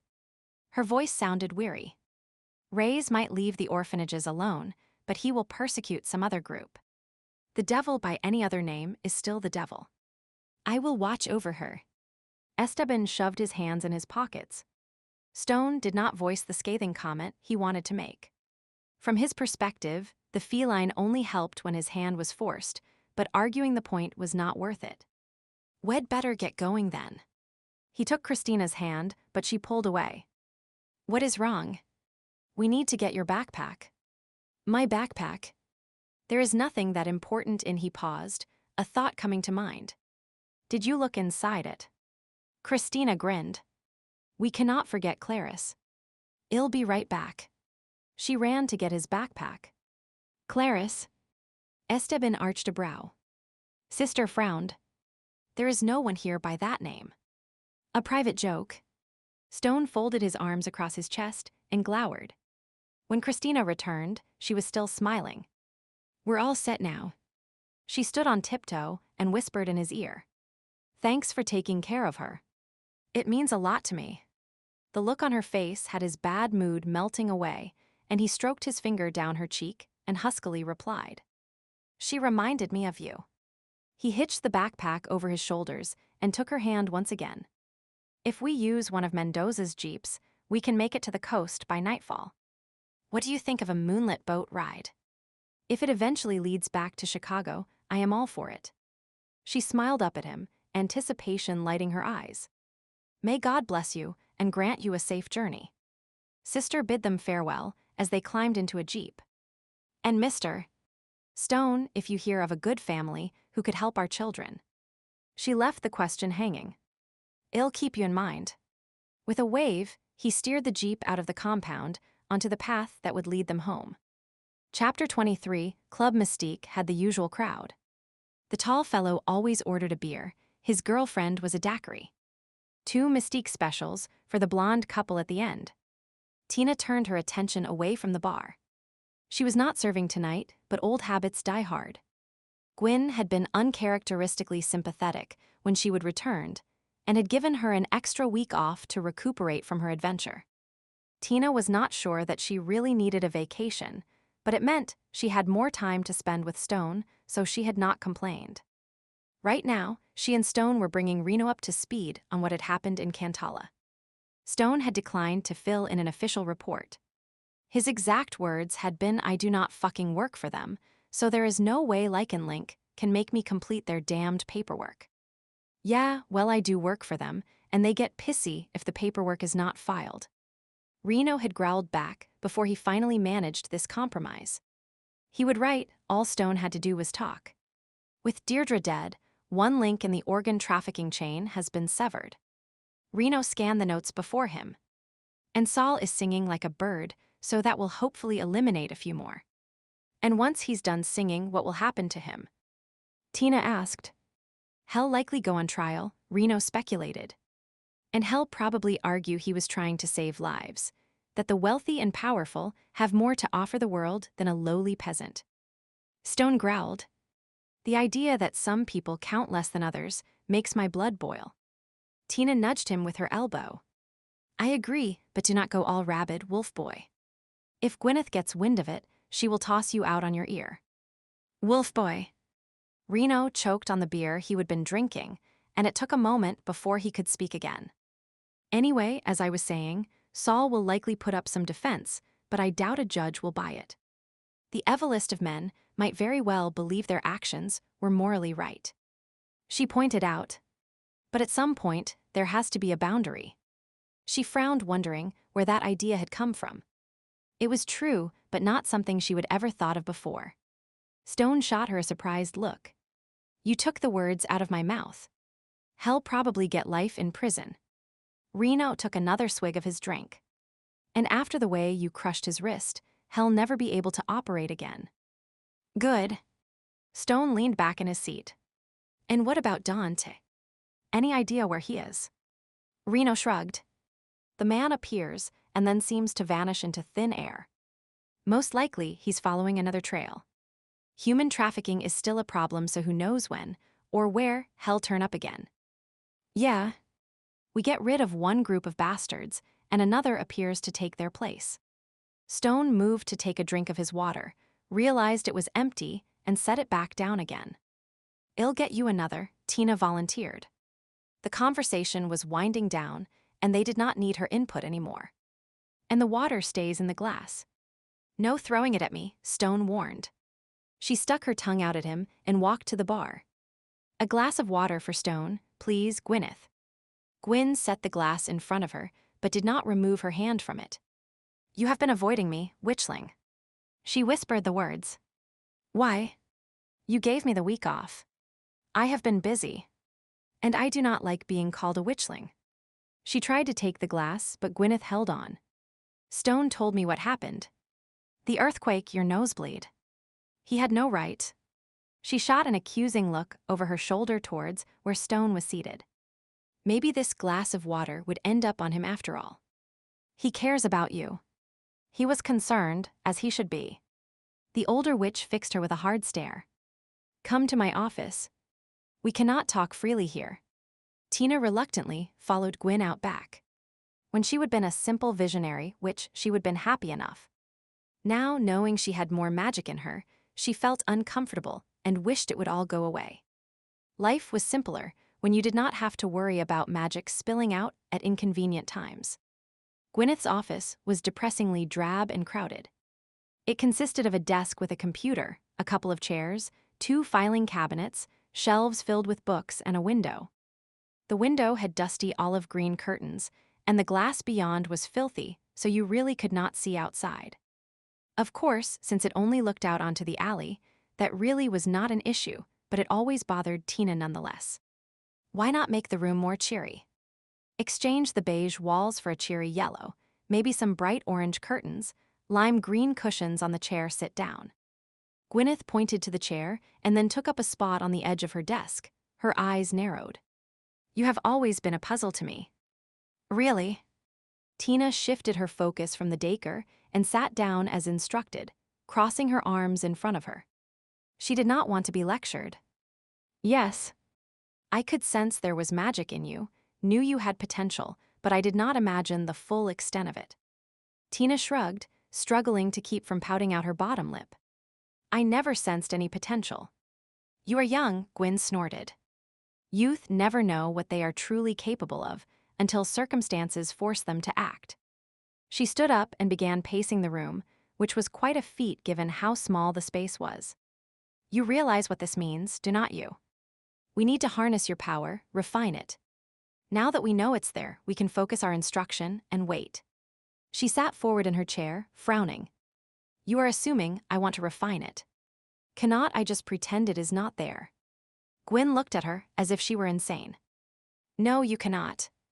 You have a duty to use your abilities, to learn to control them, if not for yourself, for the safety of others. Look what happened this time. A person was killed. He was one of the bad guys. I know, but you are lucky, there was no collateral damage. Tina did not reply. Gwyn was right. Mendoza was dead, and she did not feel the least bit guilty about that. But what if someone else had been injured? Sister Bernita, or one of the children? She gave a sigh. If only studying magic was not so boring. In her heart, she knew she was behaving like a spoiled brat. Gwyneth was willing to help her. The least she could do was be gracious about it. All right. The words reluctantly left her lips. When do we begin? Well, fit your lessons in between your work with stone. My work with stone. Have you turned into a parrot? I thought it was a lycan and a jaguar who gave you blood, not some tropical bird. No. I mean yes. I mean Tina paused and took a deep breath.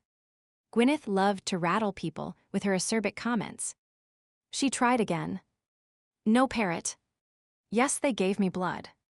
And what work are you talking about? I assume you and Stone will become a team. He's a Shomer Virtus, you are now linked. You have developed a connection to him beyond just simple affection. You sense his emotions, feel a pull towards him, do not you? Yes, but Gwyn closed her eyes and shook her head as if praying for patience. When she opened her eyes, she sat back down on the edge of the desk and spoke slowly and distinctly, as if Tina were not the fullest bottle in the wine rack. The power of 3. 3 infusions of blood from 3 different shifters. That is what the ancient ones decreed, what was needed to ensure the whole community would agree to accept a witch. You mean since Stone and Esteban both gave me blood, I am 2/3 of the way to becoming a shifter? Technically, yes, but it has to be within the limited time frame of 3 days. The window of opportunity has passed. Oh. She was not sure if she wanted to be a shifter or not. The idea that the possibility even existed boggled her mind. And having a link to Stone made sense, given some of the thoughts and feelings she would been having lately. So I am sensing Stone, but not Esteban because the first shifter is the dominant force, the one who initiated the process. You will have a connection to him for the rest of your life, which is why it makes sense that you will work together. His sense of justice will be transferred to you. She thought of what she would said to Reno a few minutes before, how Stone had said she would taken the words out of his mouth. Does Stone know this? He does now. Gwyn rolled her eyes. Exchanging blood without having any idea of the repercussions. I feel like I have had to explain the birds and the bees to the both of you. Tina scowled at the snide comment, but Gwyneth paid no attention and continued talking. I should have known something like this was going to happen. In retrospect, that damned vision I had just before you left was as clear as glass. The blood-red color, the witch vanishing, leaving just a wolf. It was definitely foretelling your fate. If only visions Tina tuned out Gwyneth's rant about the vagaries of visions and instead tried to decide why Stone had not mentioned the link to her. She would definitely be asking him about it once they were alone. Is that understood? With a start, Tina realized Gwyneth had asked her a question. I beg your pardon. The look on the older witch's face had her cringing. I said, your lessons will commence next week and continue at least 2 days a week, unless you have a job to do with Stone. Is that understood, witchling? Tina agreed, not mentioning once again that she disliked the term witchling. It was best not to cross Gwyneth when she used that autocratic tone. Stone put his arm around her as she slid into the booth beside him. Water. Oops, I forgot. I started talking to Gwyneth, and no matter, Reno and I are finished. For now. Reno amended as he stood up. If I have further questions, I'll contact you. Nothing personal, but I hope you do not. When a case is done, I like to put it from my mind. Stone idly played with a strand of her hair. It was a spring green color today, one of the first things she would done upon returning home. I'll try to accommodate you. Reno took his leave, and Stone relaxed beside her. You know, I have been thinking he let go of her hair and began to twirl his empty glass instead. Yes. He seemed hesitant, and she wondered if he was going to mention the link. I need to do something with my time. When we met, I was thinking of working on the docks, something simple, uncomplicated. I could understand you wanting a break. Yeah, but now I have changed my mind. I think I'll resurrect Virtus again. That is the organization you started when you first left Lycan Link. Yep. My sister screwed it up, but with her gone, I can try again. He took a deep breath. If nothing else, these past few weeks have shown me there are still lots of people out there who need help, who might have nowhere to turn. People who need you. Tina momentarily forgot about their link and the fact he had not told her about it yet. She could sense how he was feeling, his desire to help others, the uncertainty about the past that still plagued him. Or someone like me. He turned to look at her. My last mission, the one in the desert, I still feel I screwed up, that I made mistakes. It haunts me. I know. She placed her hand over his. You did your best in horrible circumstances, and that is a lot more than other people might have done. Maybe. He shrugged one shoulder. I am not perfect, but if people have no one else to turn to, I am better than nothing. You are a lot better than nothing. She hit him lightly. So where are you going to set up headquarters? Here in Chicago. No, I do not think Damien and Sam would appreciate me intruding on their territory. Oh. This was where he would tell her he was leaving, and that he would look her up again if he ever was in town. Damn, they would already played this scene before. Little wonder he had not mentioned the link. He had no intention of hanging around. I was thinking of heading up north, checking out Canada. It's a big country.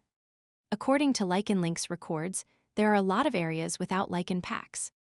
She nodded, fighting to keep her face impassive. Sam went there to find Damien at one point. It was a little place called Stump River. I remember it was winter, and she said it was cold. Do you like the cold? It's okay for a while, I guess. She took a deep breath and stared across the room, wondering what it would be like to live without Stone in her life. They had not known each other that long, but after what they would been through, so you will not mind moving there. What? She swung her head around to stare at him. I was hoping you would be my first employee. Me? Work for you. As part of Virtus. Yeah. I figure we did good together in Cantala. And having a witch on the team might be useful. I do not know what to say. Yes is pretty easy to say. He gave her a crooked smile. Then yes, of course. I'd love to work with you. She hugged his arm, and he pressed a kiss to her forehead. Good. It will take a lot of planning, and we will not be leaving right away. That is okay. I have stuff I need to do here first anyway. Like witch lessons with Gwyneth, she added to herself. That reminded her that Stone still had not mentioned the fact that they were linked. Ready to leave. He gently nudged her, and she gave a start. Yeah. Let us go home. He put a guiding hand in the small of her back as they left the club. She walked silently beside him, preoccupied with what Gwyneth had told her and wondering why Stone was holding back. The more she thought about it, the more upset she became. Keeping secrets from each other was not a good thing in her book. You are quiet tonight. She made a noncommittal sound and kept her eyes fixed straight ahead. Something bothering you? If you cannot figure it out, then I am certainly not going to tell you. She clamped her mouth tightly shut. He gave her a sideways look, as if she would grown horns or something. Men. She knew she sounded pissed off, and she was. He had not made any attempt to tell her they were linked. It was pretty important news, in her mind, and should have come from him. Had he ever planned on telling her? She shoved her hands in her pockets and stepped away so he was no longer touching her. He sighed. Gwyneth told you. Yes, she did. When he did not comment back, she pursed her lips, her temper slowly starting to boil. I really think it should have come from you. He rubbed the back of his neck. Yeah.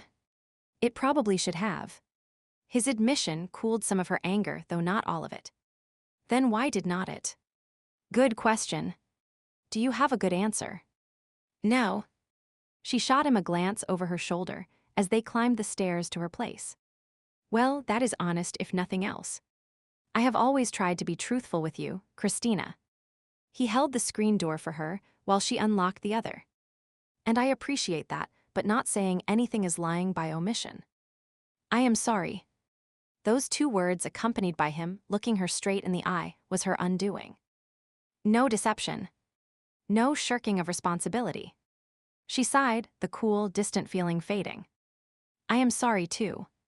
I know you did not know. You and Esteban were trying to save my life. Will it be that awful, having a permanent link to me, having some sense of what I am feeling? He stroked her cheek with his knuckles, then tucked a wayward strand of hair behind her ear. No. Not really. She stared up at him, taking stock of his familiar features. She loved his evening stubble, his strong jaw, the scar on his face. The way his dark eyes stared so intently at her that she felt he was looking at her soul. Actually, having a permanent link to you sounds pretty amazing. That is what I was thinking too. No, you were not. You were thinking being saddled with a wacky, neon-colored witch was going to drive you crazy. The corner of his mouth curled ever so slightly. That might have crossed my mind as well. He put his hands on her waist and drew her close so he could murmur in her ear. But mostly I was thinking, hot damn, she cannot get away from me now. You know what I want, Stone? What? She hit him lightly. You are supposed to say, of course, I know what you want. We're linked together. It does not work that way. It's not like a true blood bond. You can sense me, but I cannot sense you. Whatever. Take a guess at what I am thinking. You are horny and want to get laid. She frowned. I think you are confusing your feelings with mine. You do not want to get laid. I do, but see. I was right. He laughed, scooped her up and carried her to the bedroom. Stone set her down gently, his teasing mood gone. He looked at the woman before him, laughter dancing in her eyes, spring green hair framing her face. She is colorful, but she is ours. His wolf observed the witch indulgently. I lied to you. What? She looked confused. But you just said. I know. He sighed and looked away. I have always told you the truth, except this one time. I did not tell you about the link because. He returned his gaze to her eyes. I was afraid. Of being linked to me. No. Of how you would feel about it. He reached down and took her hands in his, rubbing his thumb over her knuckles. I did not mean for this to happen, but the fact that it has does not upset me. In fact, I am pretty damned pleased. You are? Yep. He raised her hands to his lips and kissed them. "I love you, Christina." A smile slowly appeared on her face and then grew wider and wider. "I love you too." She reached up and stroked his cheek. "But I thought it'd have to hex you before you ever admitted to returning the feeling. I guess it's a good thing I finally manned up to my feelings then." He gave a crooked smile. "Darned right, 'cause you know how my hexes can turn out." "I am trembling with fear." "No, you are not. I have got an inside scoop on your feelings now, remember." He pulled her closer. "We could even the playing field." "What do you mean?" "If I were to bite you, drink some of your blood, we'd have something like a blood bond." Gwyneth told me. "You would bite me." A worried look appeared on her face. "Would it hurt?" "No." He shook his head. "You will not even notice." "Oh." She was quiet for a moment, a frown wrinkling her brow. "This is permanent, is not it?" "Yes." "We'd be mates for the rest of our lives." "No escaping me." "And you could not escape me, no matter what color I make my hair." He tweaked a lock of it and laughed. "Right. In that case, I accept your proposal." She grinned up at him. Stone studied her upturned face, and the laughter slowly faded away. "Quirky, brave, smart, I really do love you, Christina. More than I ever believed possible." A sheen covered her eyes, and she blinked rapidly. She placed her hand on his chest over his heart. "I know." He leaned forward and kissed her brow, her temple, the curve of her cheek. She murmured her pleasure when he nuzzled the sweet spot behind her ear, sighed softly when he finally brushed his lips over hers. Tenderly, he undid the buttons of her shirt, easing the material over her shoulders and letting it drop on the floor. Her bra followed, and then her skirt and underwear. When she was completely naked, he laid her on the bed. Deliberately, he knelt beside her, lightly resting his hand on her ankle, then sliding it up to her shin, curving around to brush over her calf, then repeating the action on her other leg before moving up to her knee. "I am going to touch every inch of you, claim every part of you. My blood is part of you, and that makes you my woman. Mine and no one else's." His words made her heart beat faster. He could hear it, see it in the pulse at the base of her neck. The scent of her desire caused his own heart to race, his body to harden. She belonged to him, and the primitive need to claim her overtook his senses. Eyes half closed, she relaxed into his touch, as he skimmed his hands and then his lips over her thighs, her hips, the curve of her belly, the ridges of her ribs. By the time he reached her breasts, she was quivering, soft sounds of need escaping her lips. She was hot, aching with need. When she placed her hands on his back, urging him to move up so she could kiss him, he resisted, paying homage to each breast, her collarbone, the dip at the base of her throat. Not an inch of her was left untouched. Finally, he cupped her head, his fingers threaded through her hair, his mouth hovering over hers, his eyes looking into hers. "Mine." That one word, spoken in a deep rumbling voice, was enough to cause her to melt. She wrapped her arms around his waist, pulling him down so his weight rested on her, and kissed him with everything she had. Nothing was held back.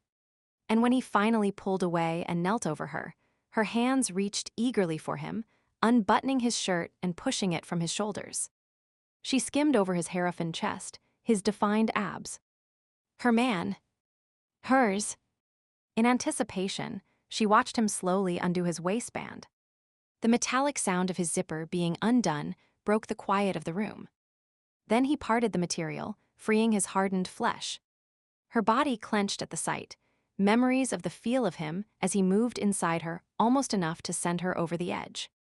She sat up and touched him intimately, the feel of his hot flesh in her palm sending frissons of excitement through her.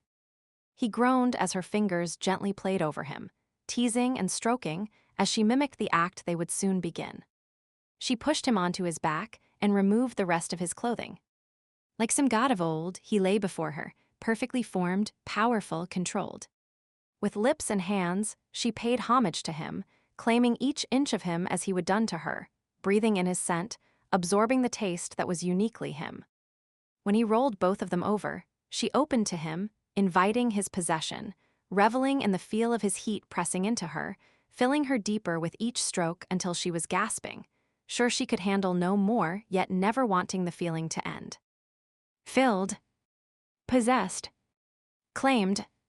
She wrapped her arms and legs around him, hanging on tight as the ride to ecstasy began. It was wild, primitive, urgent yet tender. Sweat slicked their bodies, their hearts were pounding. Panting, they strained to reach that perfect moment. It was close, growing nearer, a glowing, quivering explosion of feeling just beyond reach. Stone nuzzled her neck, his mouth hot and wet against her skin. I love you, Christina. I love you so much. I love you too. She gasped the words, holding him tight, and then a pinprick seemed to pierce her skin, followed by a warm, gushing feeling that spread through her body to her arms, her legs, even the tips of her fingers and toes. She felt herself begin to quiver uncontrollably, her muscles clenching, all thought rushing from her mind except the glorious sensations that grew and grew inside her. A feeling that increased exponentially, sending her hurtling forward completely out of control, until all that existed, all that kept her from completely disintegrating, was the man she held tightly in her arms. And then he, too, seemed to become a ball of nebulous energy, shimmering, shaking, hovering on the edge of some glorious place, until with a shout he exploded and took her with him, spiraling into oblivion.